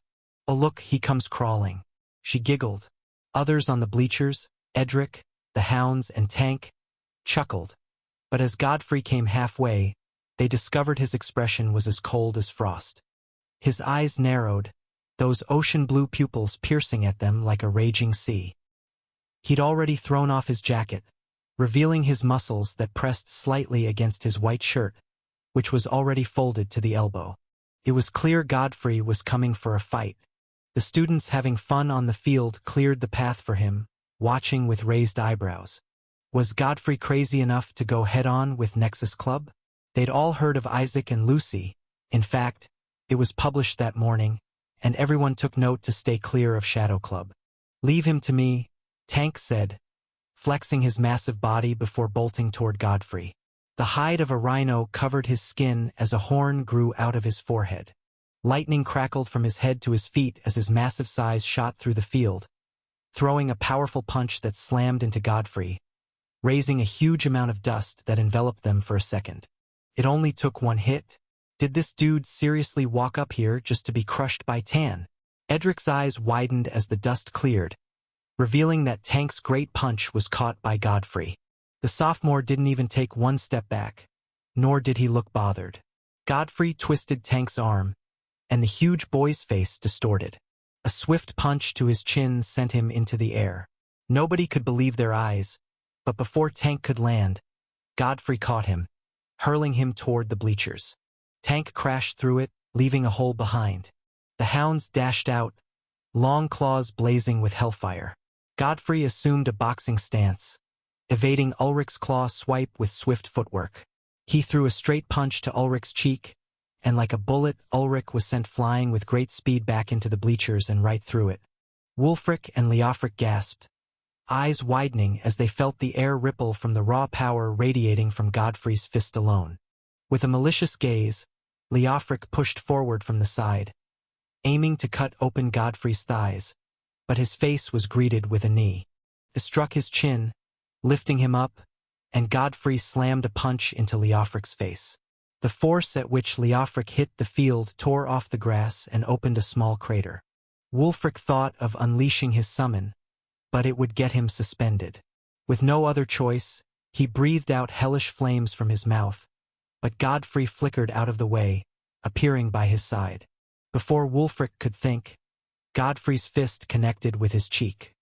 His flesh rippled as he was launched across the field, crashing into the ground several times before rolling to a stop before the goalpost. Students had gathered, watching from their windows. Those on the field couldn't believe it. Rowanna held her mouth, her eyes as wide as they could be, while her heart pounded with fear. "He's taking them out with a single blow," Isabel gasped in horror. Edric rose to his feet along with Lilith as Godfrey turned his eyes to them, for Nexus Club members already in an unconscious state from his blows.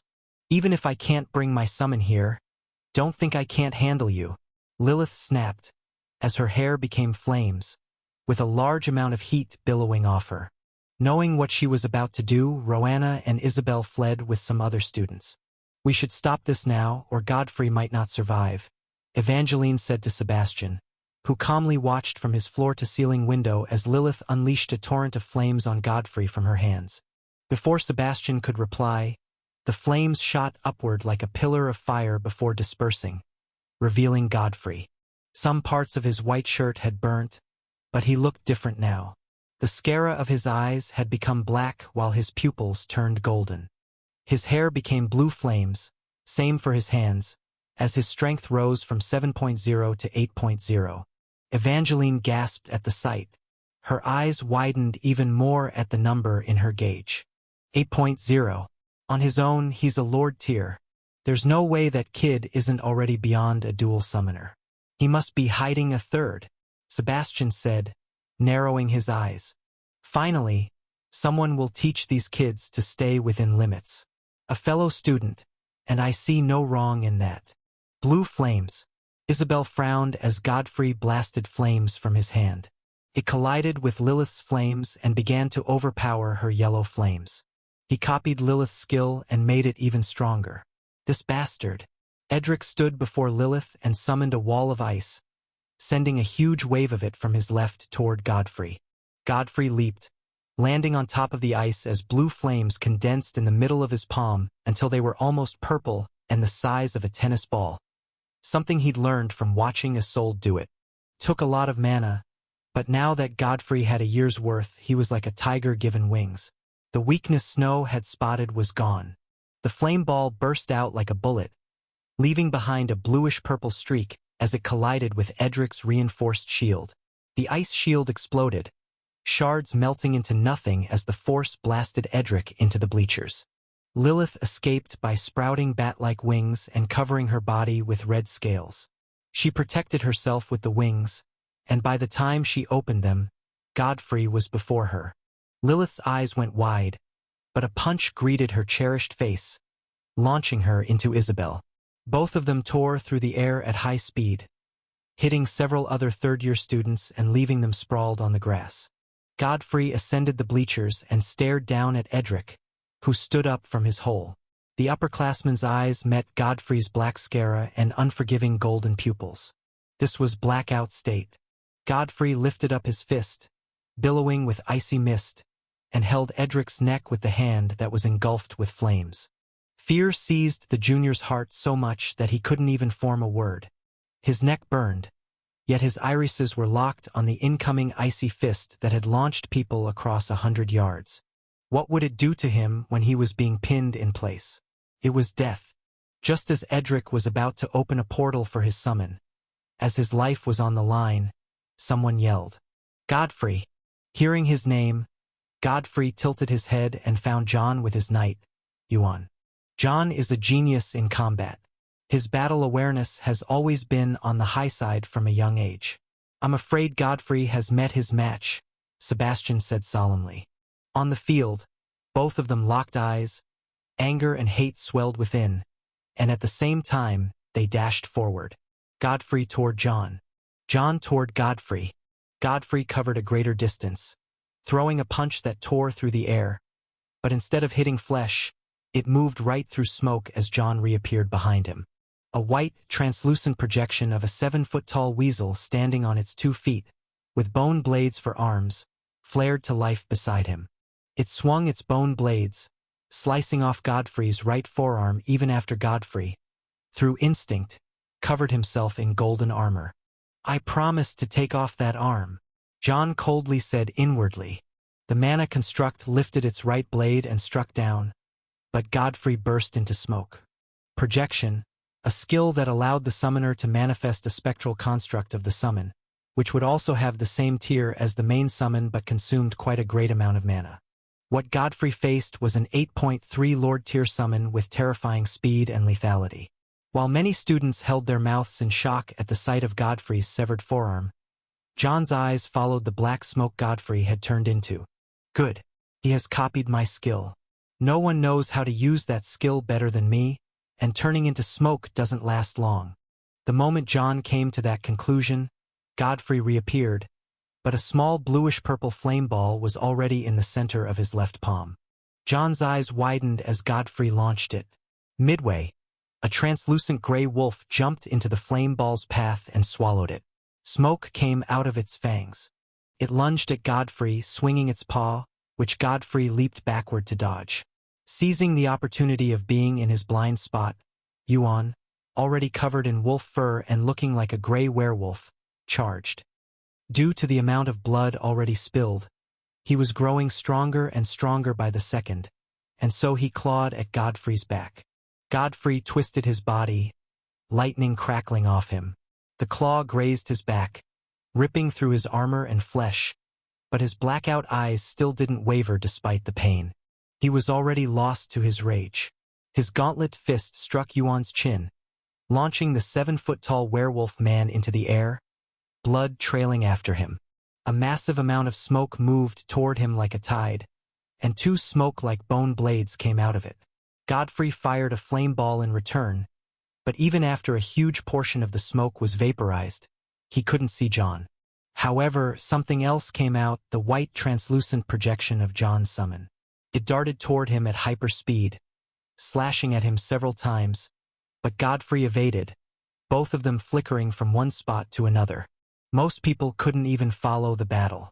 The wolf lunged once more, forcing Godfrey to manifest and throw 3 flame balls, which blew off the wolf's head.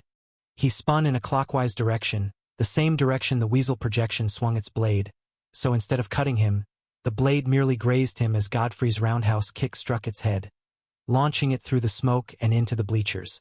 "I must admit, you're strong," Yuan said as he approached Godfrey. Meanwhile, Jon hid in a wall of smoke that swirled around Godfrey and Yuan. Godfrey knew Yuan was waiting to take away another of his limbs.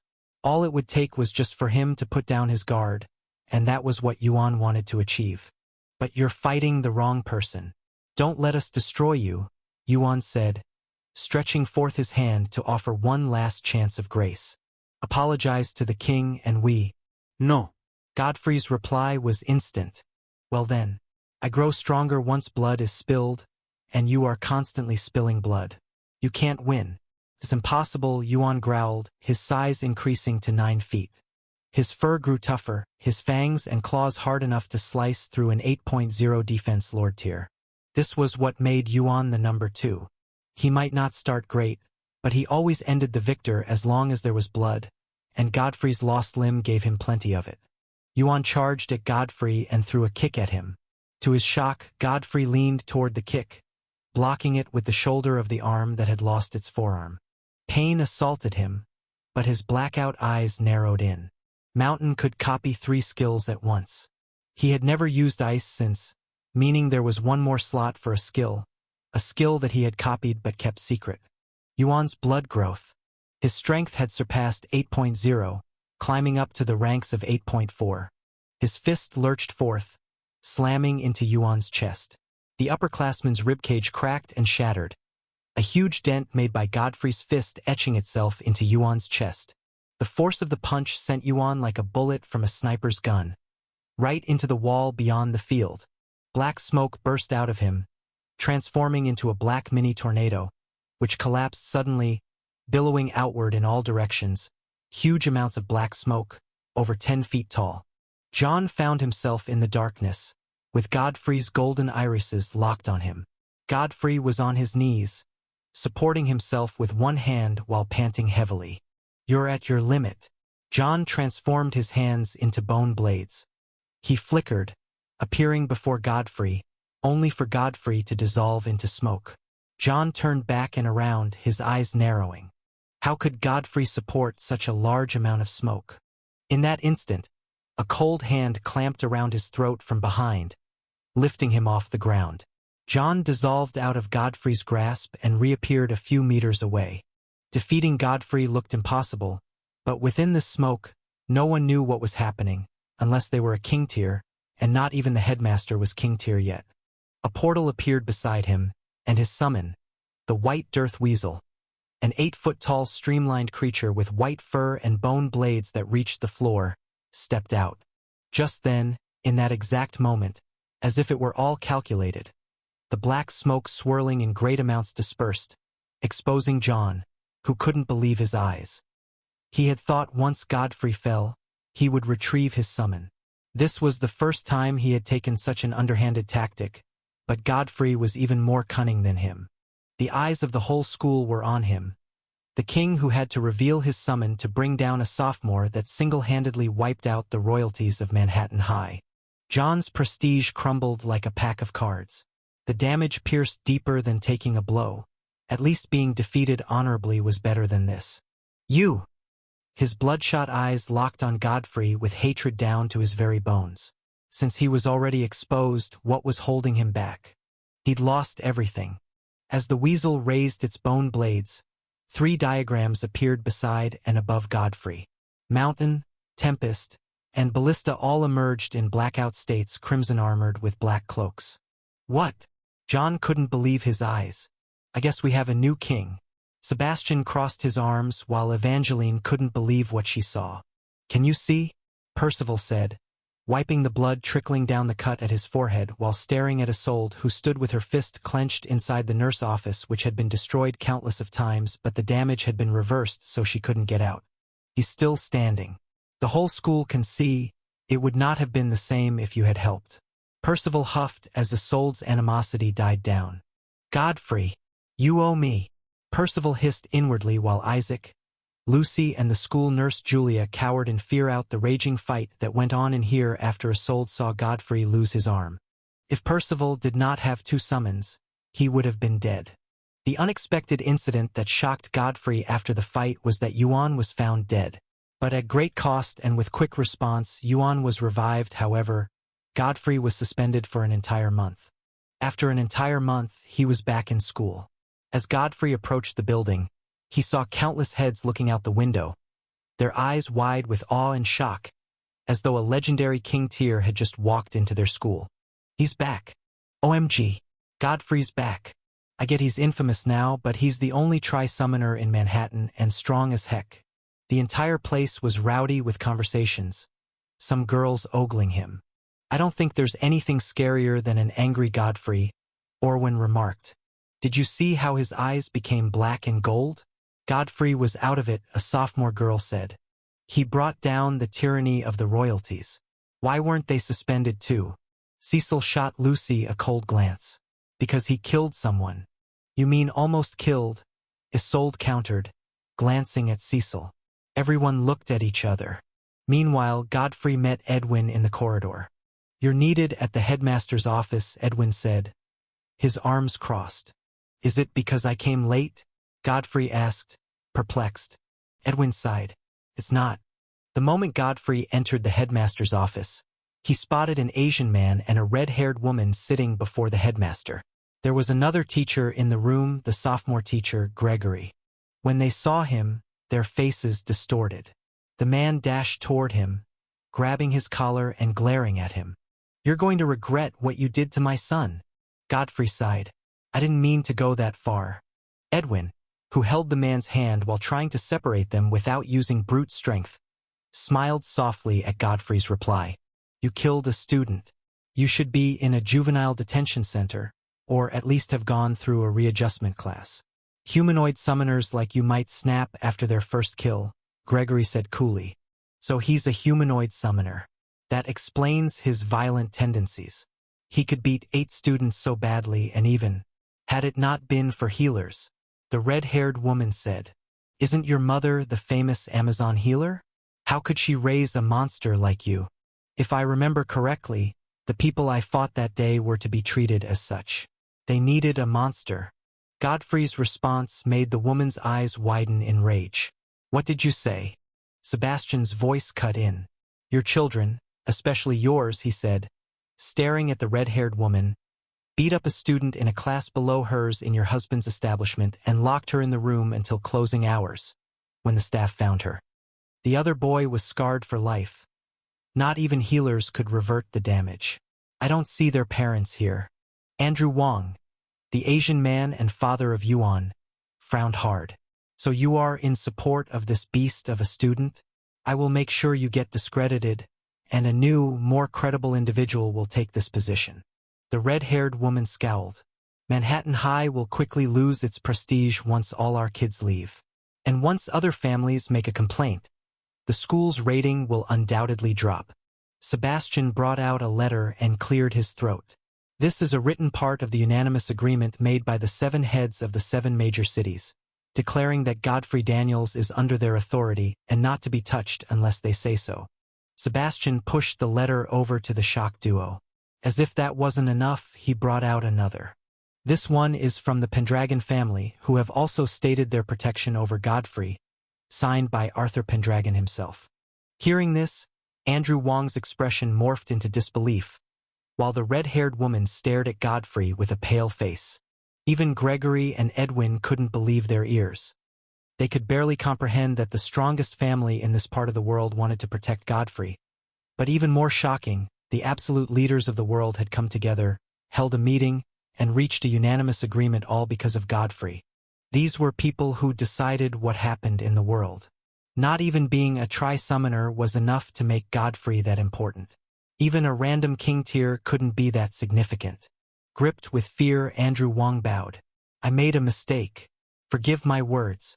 I'll make sure Yuan doesn't trouble you anymore. Godfrey simply turned to Sebastian. Can I go now? Of course, Sebastian replied with a smile. Godfrey walked out, leaving behind the adults trembling in their own fear.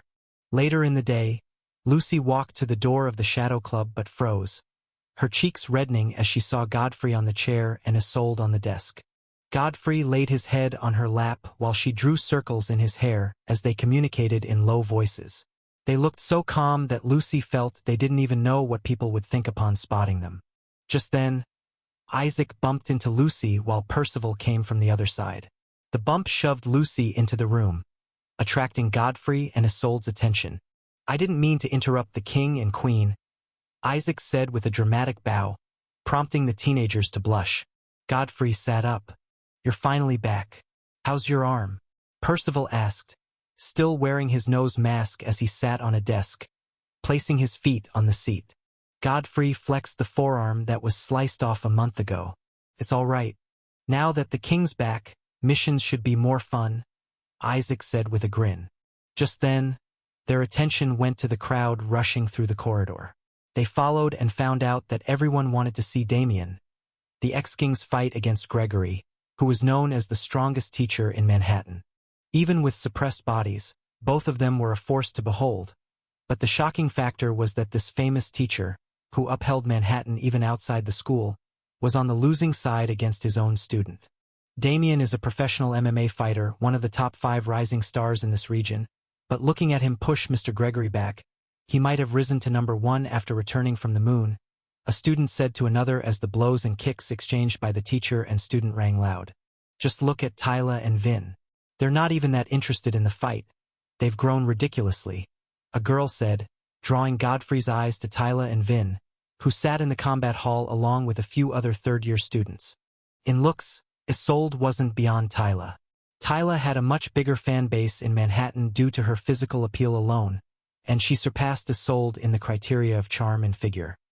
But it had to be noted that Isolde was 16 and Tyla was 18 with a developed figure, though both of them were of the same height.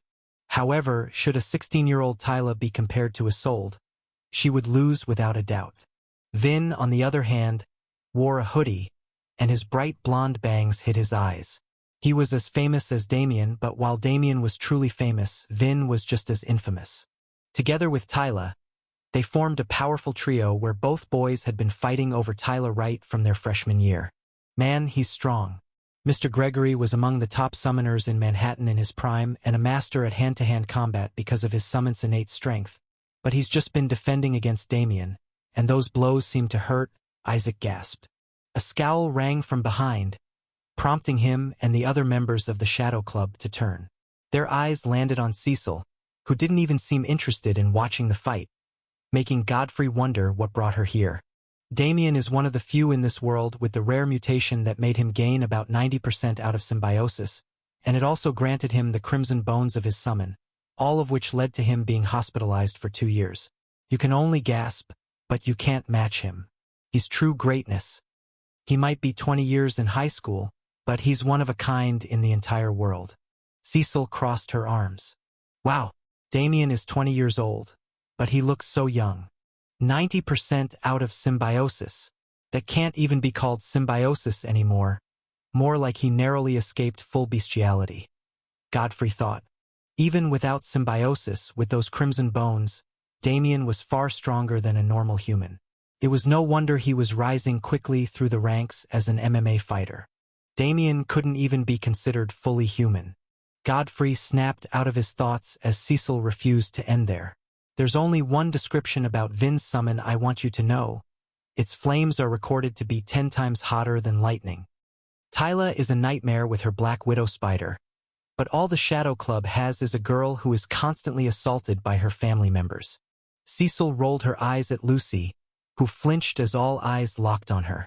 A freshman who joined street fighting because he wants to get stronger, and his mother's health is slowly crippling them financially.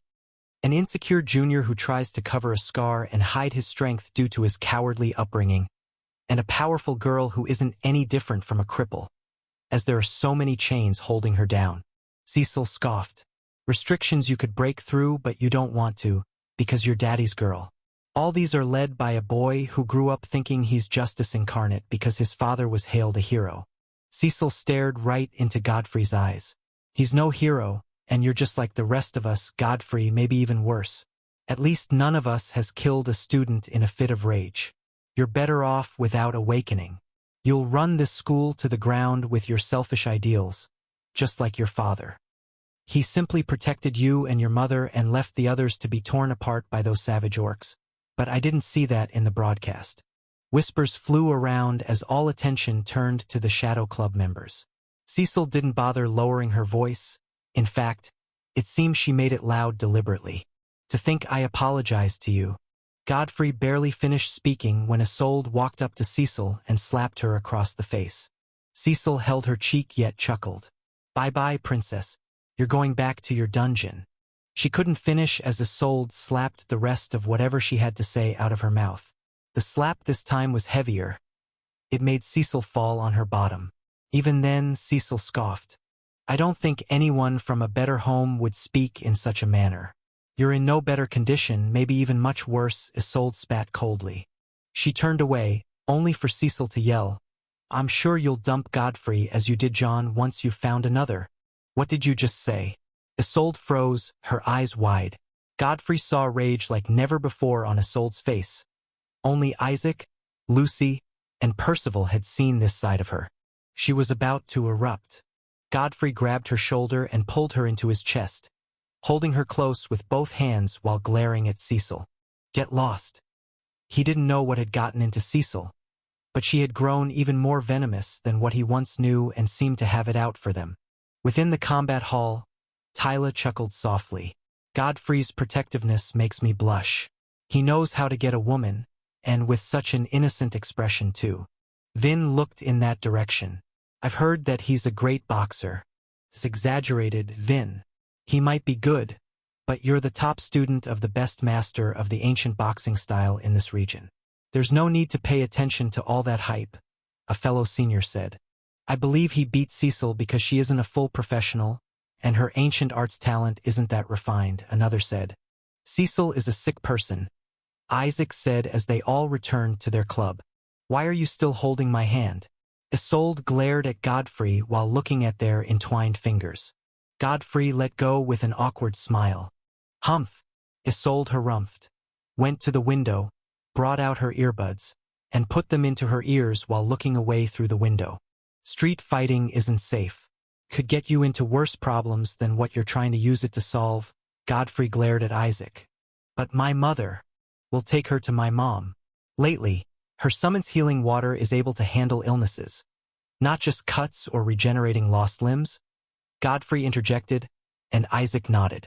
Now that's settled. Why didn't anyone inform me about Lucy? She has denied us from helping, and truthfully, there's nothing we can do to stop the treatment she's receiving from her family. What's worse, her father has called her home. She'll be going in 3 days with her brother, Percival said.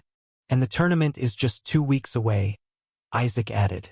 Seeing the direction the conversation was taking, Lucy quickly spoke. You need to prepare for this tournament, Godfrey. Nexus Club knows the reason for your strength is because you're a tri-summoner, but since this tournament is majorly about summons, they're preparing for vengeance. Percival nodded.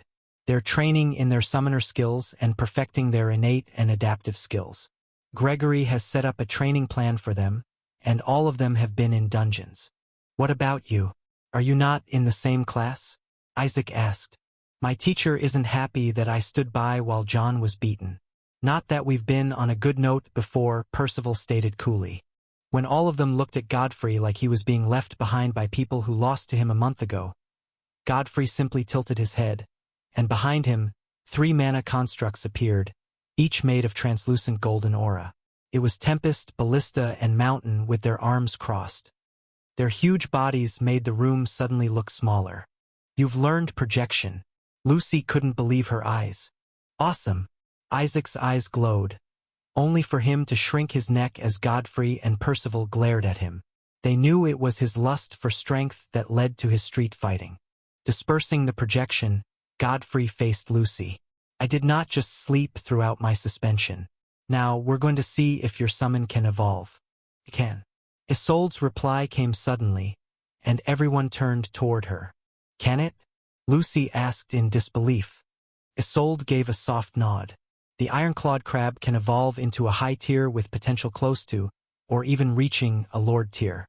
But there's only been 2 people who have done it in history. Only 2 people? It doesn't sound feasible for us to achieve such a feat in just 3 days.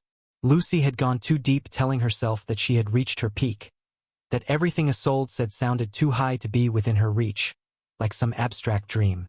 There's a green gate dungeon that will suit our requirements. According to the fluctuations, it's an 8.0 dungeon, Isolde said. Her eyes locked on Godfrey. This would be her first time going into a dungeon together with him, and it made her excited. Just then, Edwin walked into the club with Cecil. Isolde, a word. Isolde followed him out, and they went straight to the headmaster's office. Upon seeing Isolde, Sebastian sighed heavily. Isolde, I'm afraid you might have to visit your family. She insulted me, laying our vulnerabilities in public. I was right in every accord to make her know she was wrong, Isolde retorted firmly. But your parents said I shouldn't engage in a fight. They didn't say I shouldn't defend myself.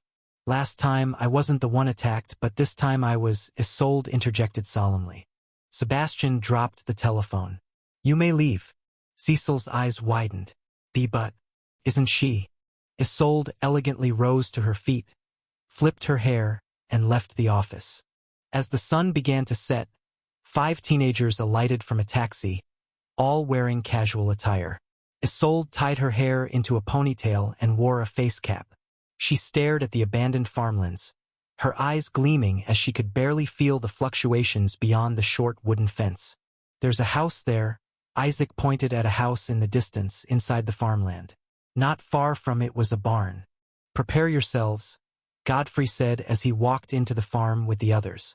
In the next instant, they found themselves in the middle of a brook. It reached their waists. Around them was a foggy forest. Is this a joke? Of all places, we had to appear right in the middle of a water body. Isaac grumbled aloud. Godfrey pressed his fingers against his lips. Something's coming. Everyone kept silent, and they began to hear twigs being crushed under the feet of something. A bear, a little bigger than a normal bear. It had much longer claws and reddish-brown man patterns around the head, neck, and chest, making it look like a reddish-brown mane.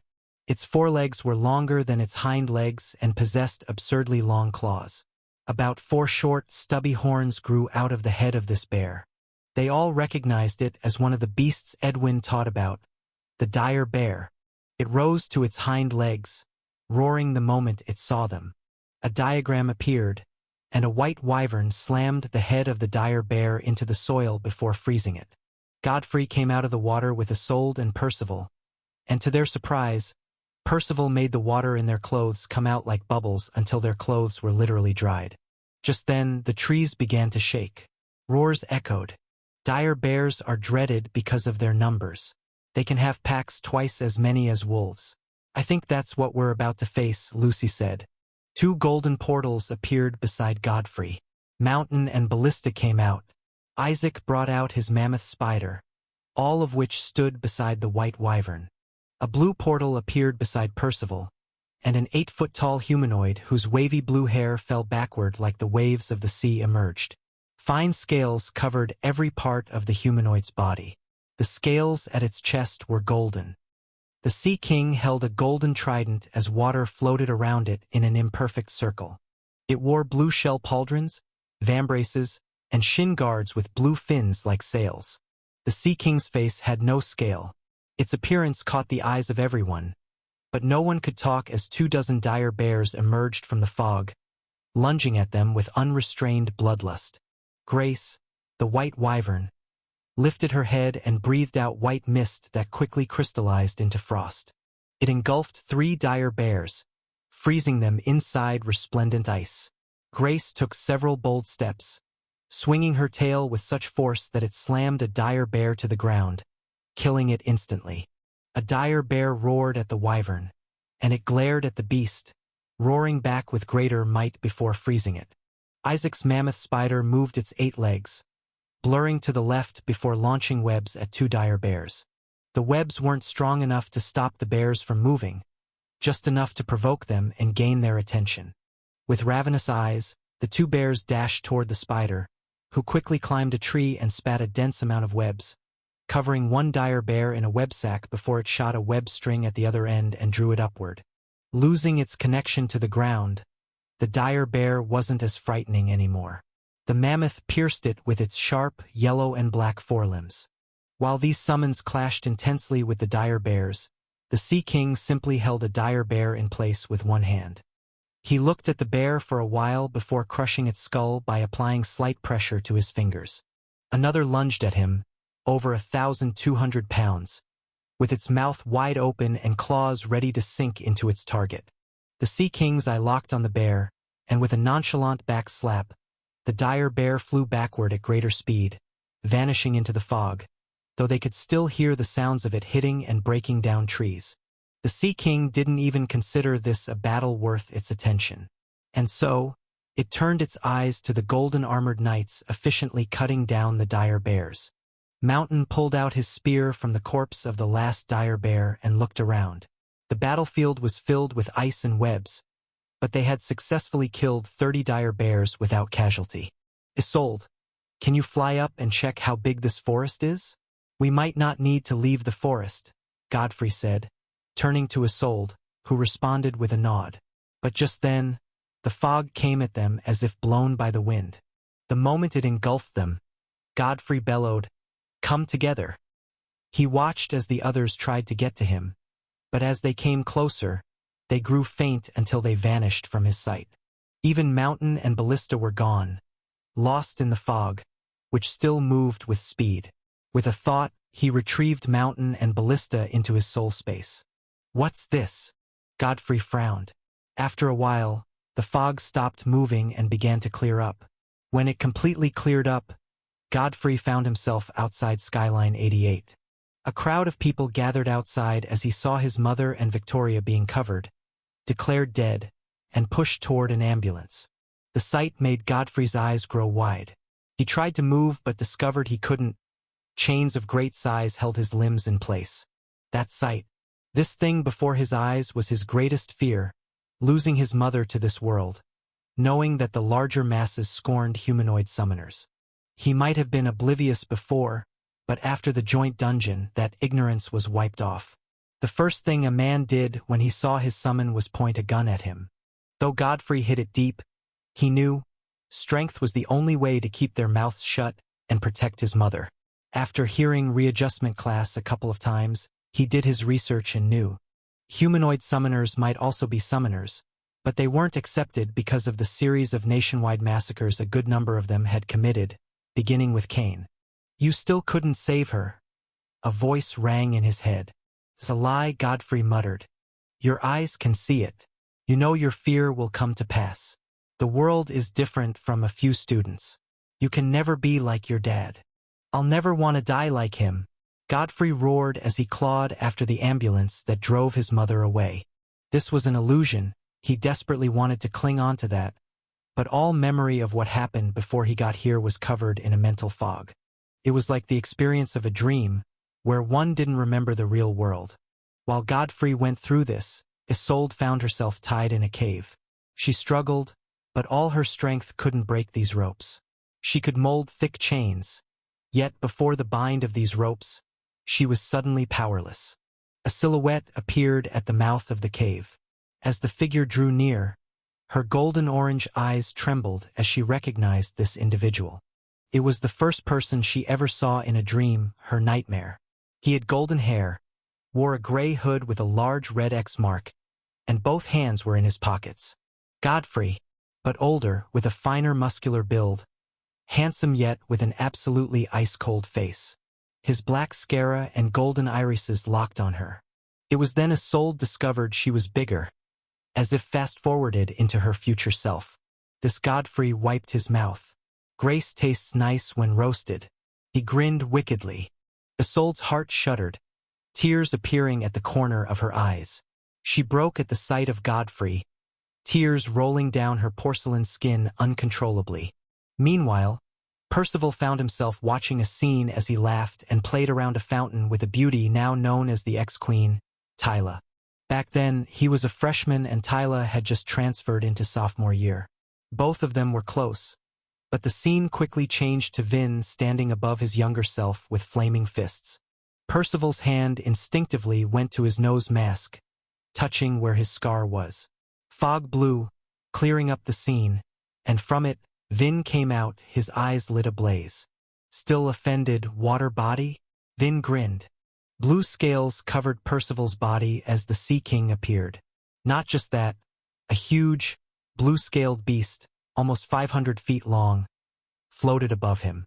The blue-horned Leviathan, the true ruler of the oceans, a beast whose scales were known to be tougher than a dragon's, and its size even greater than an eastern dragon at its prime age.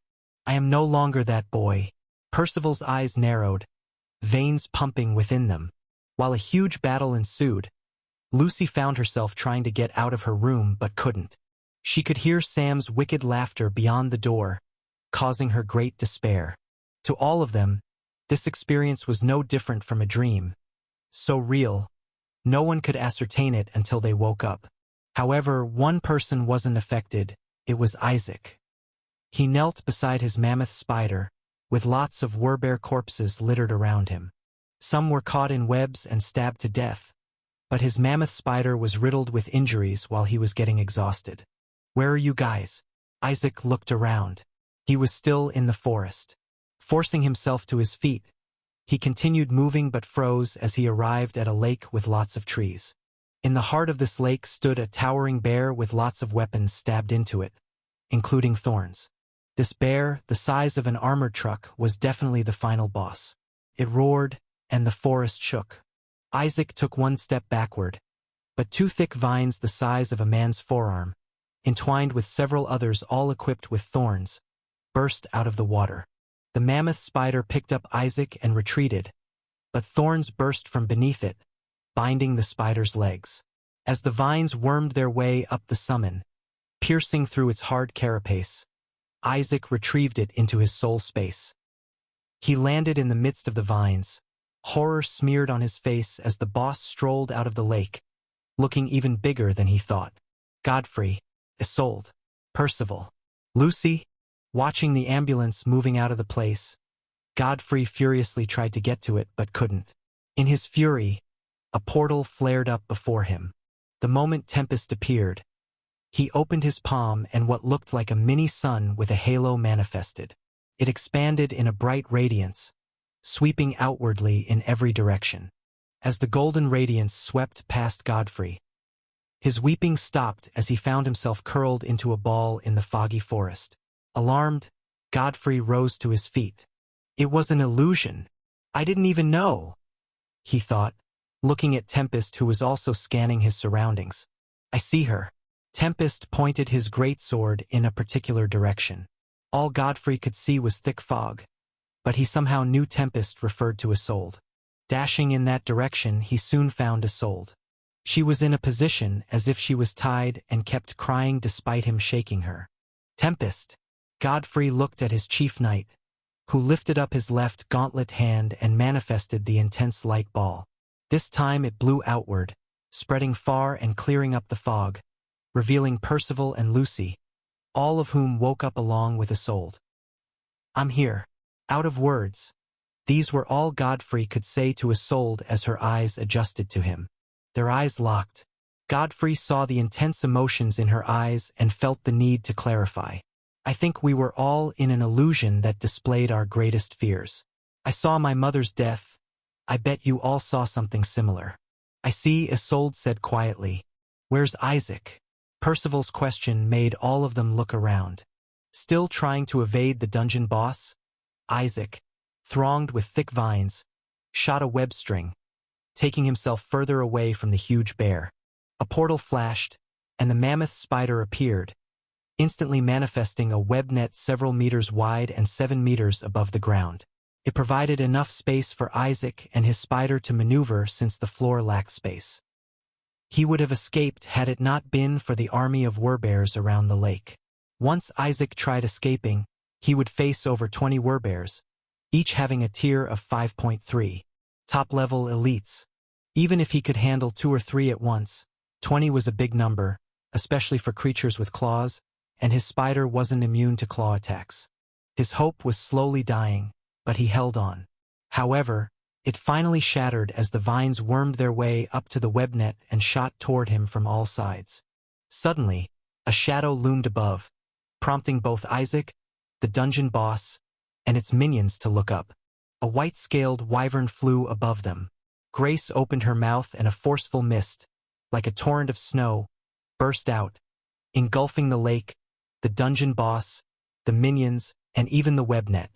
Everything froze, all except Isaac and his spider. Isaac gasped as he stared at the iced foes all around him, even the dungeon boss in its standing pose. Blood stained the ice as they had spikes inside, piercing right through each and every frozen creature. All of them died, yet the scene looked like a work of art.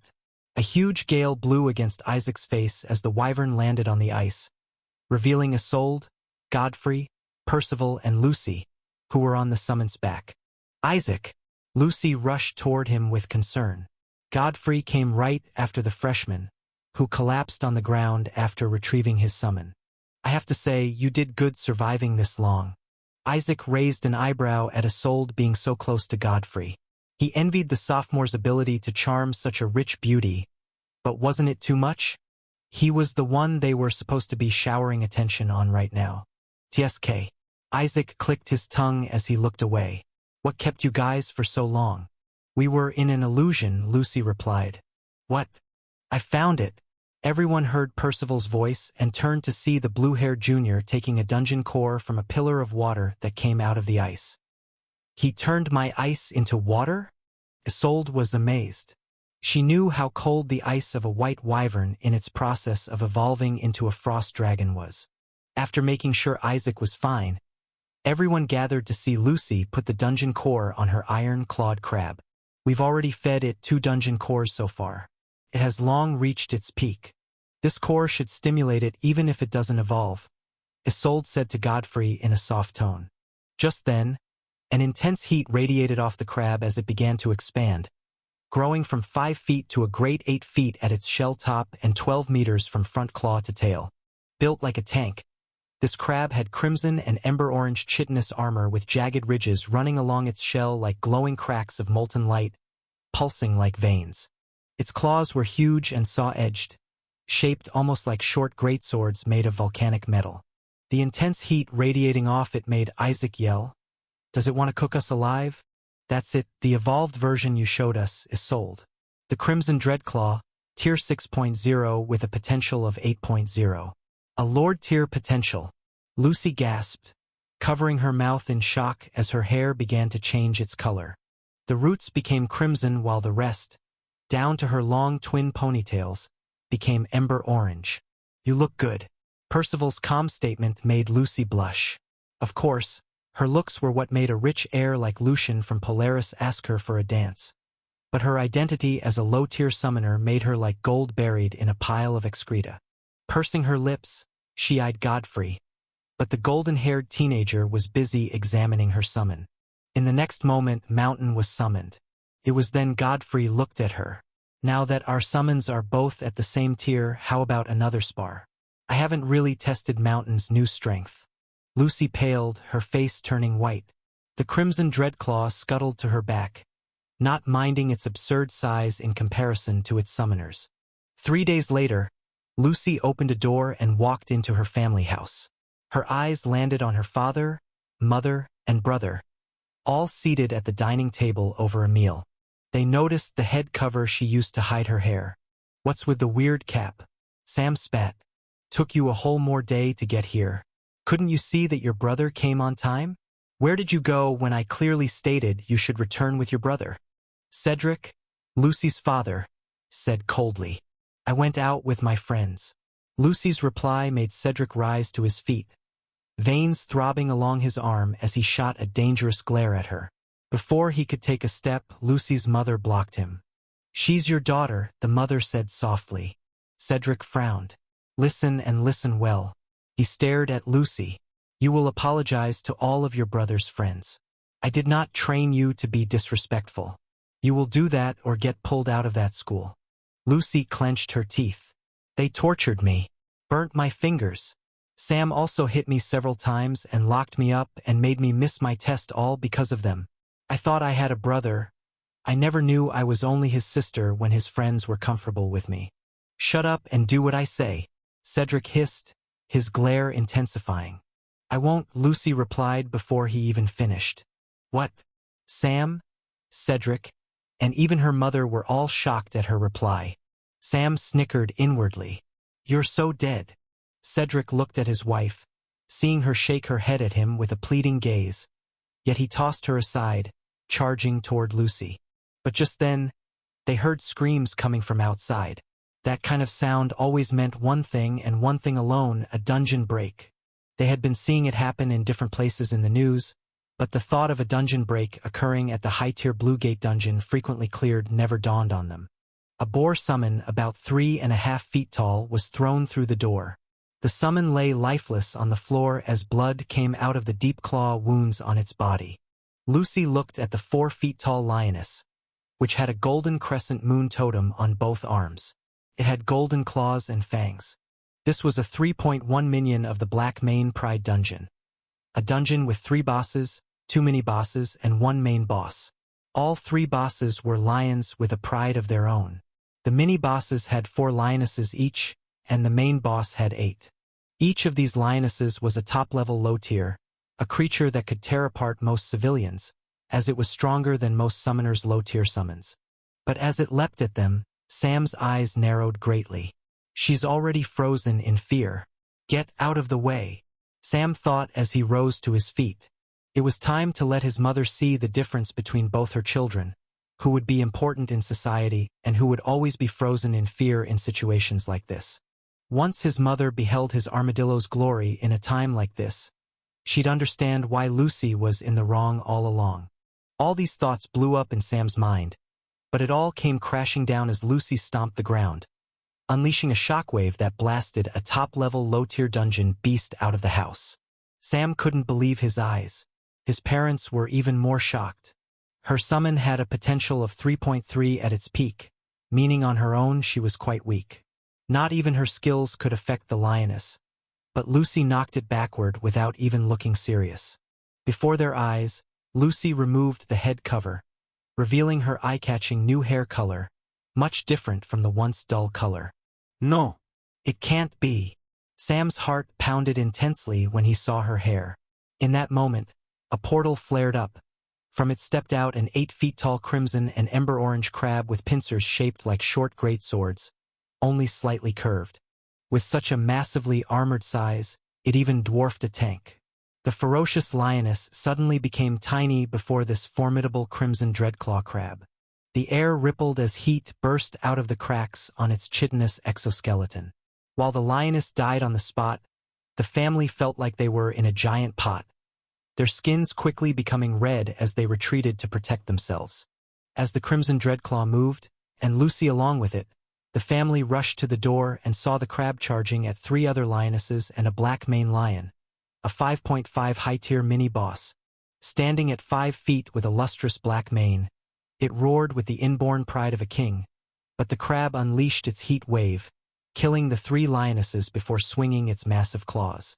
Despite its size, this crab swung its pincers with the uncanny precision of a swordsman, utilizing the sharpness of its pincers to the utmost. By the time it was done, the mini-boss fell lifelessly to the ground with deep cuts that even revealed its bones. Sam couldn't believe his eyes. His summon had peaked at 4.1, and his father saw him as his pride, but Lucy's summon cut down a 5.5 mini-boss without receiving a single hit.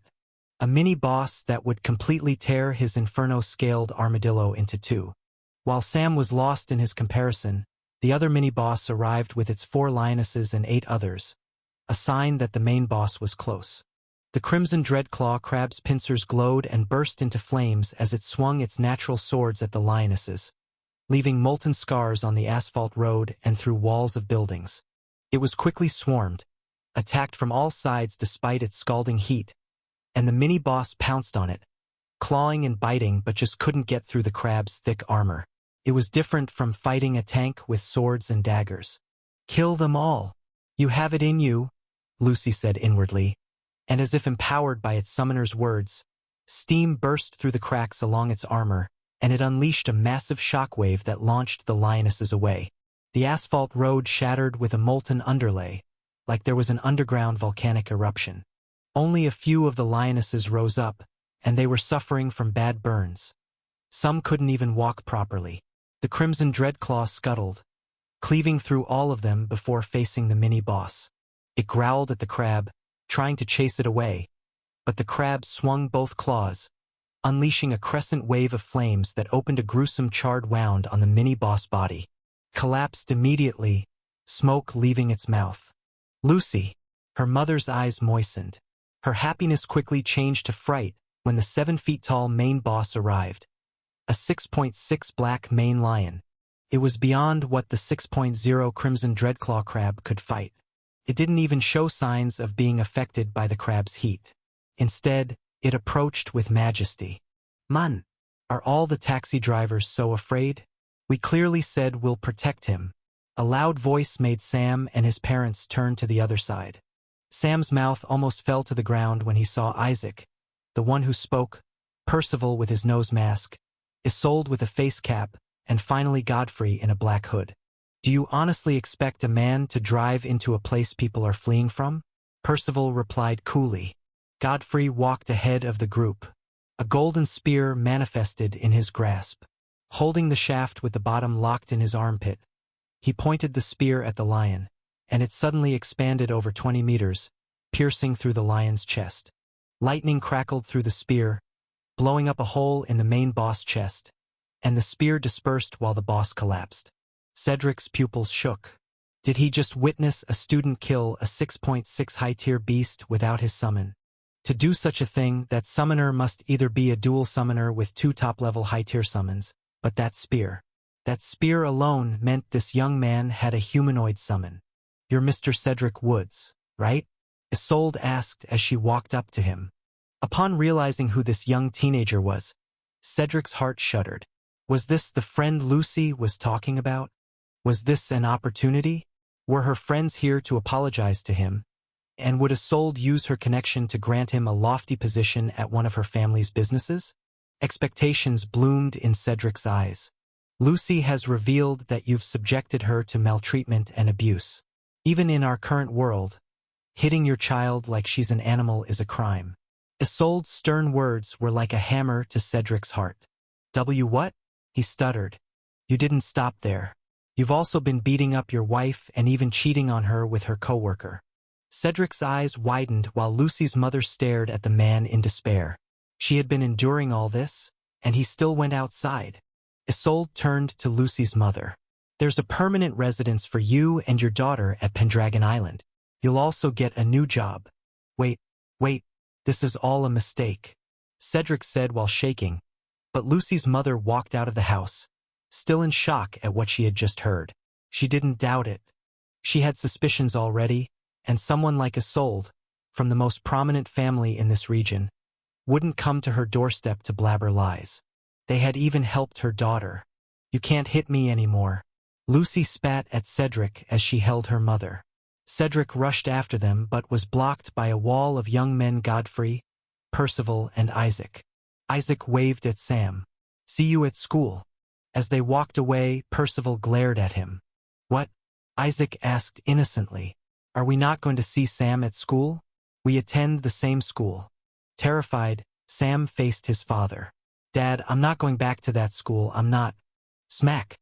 The next day, early in the morning when it was still foggy, the closer Godfrey got to the bench, the more beautiful the girl seated there became. It was like removing layers and layers of fog until he finally stood face to face with Isolde. She sat while he stood, but their eyes met. His ocean blue eyes and her golden orange ones. "Hi, pretty face.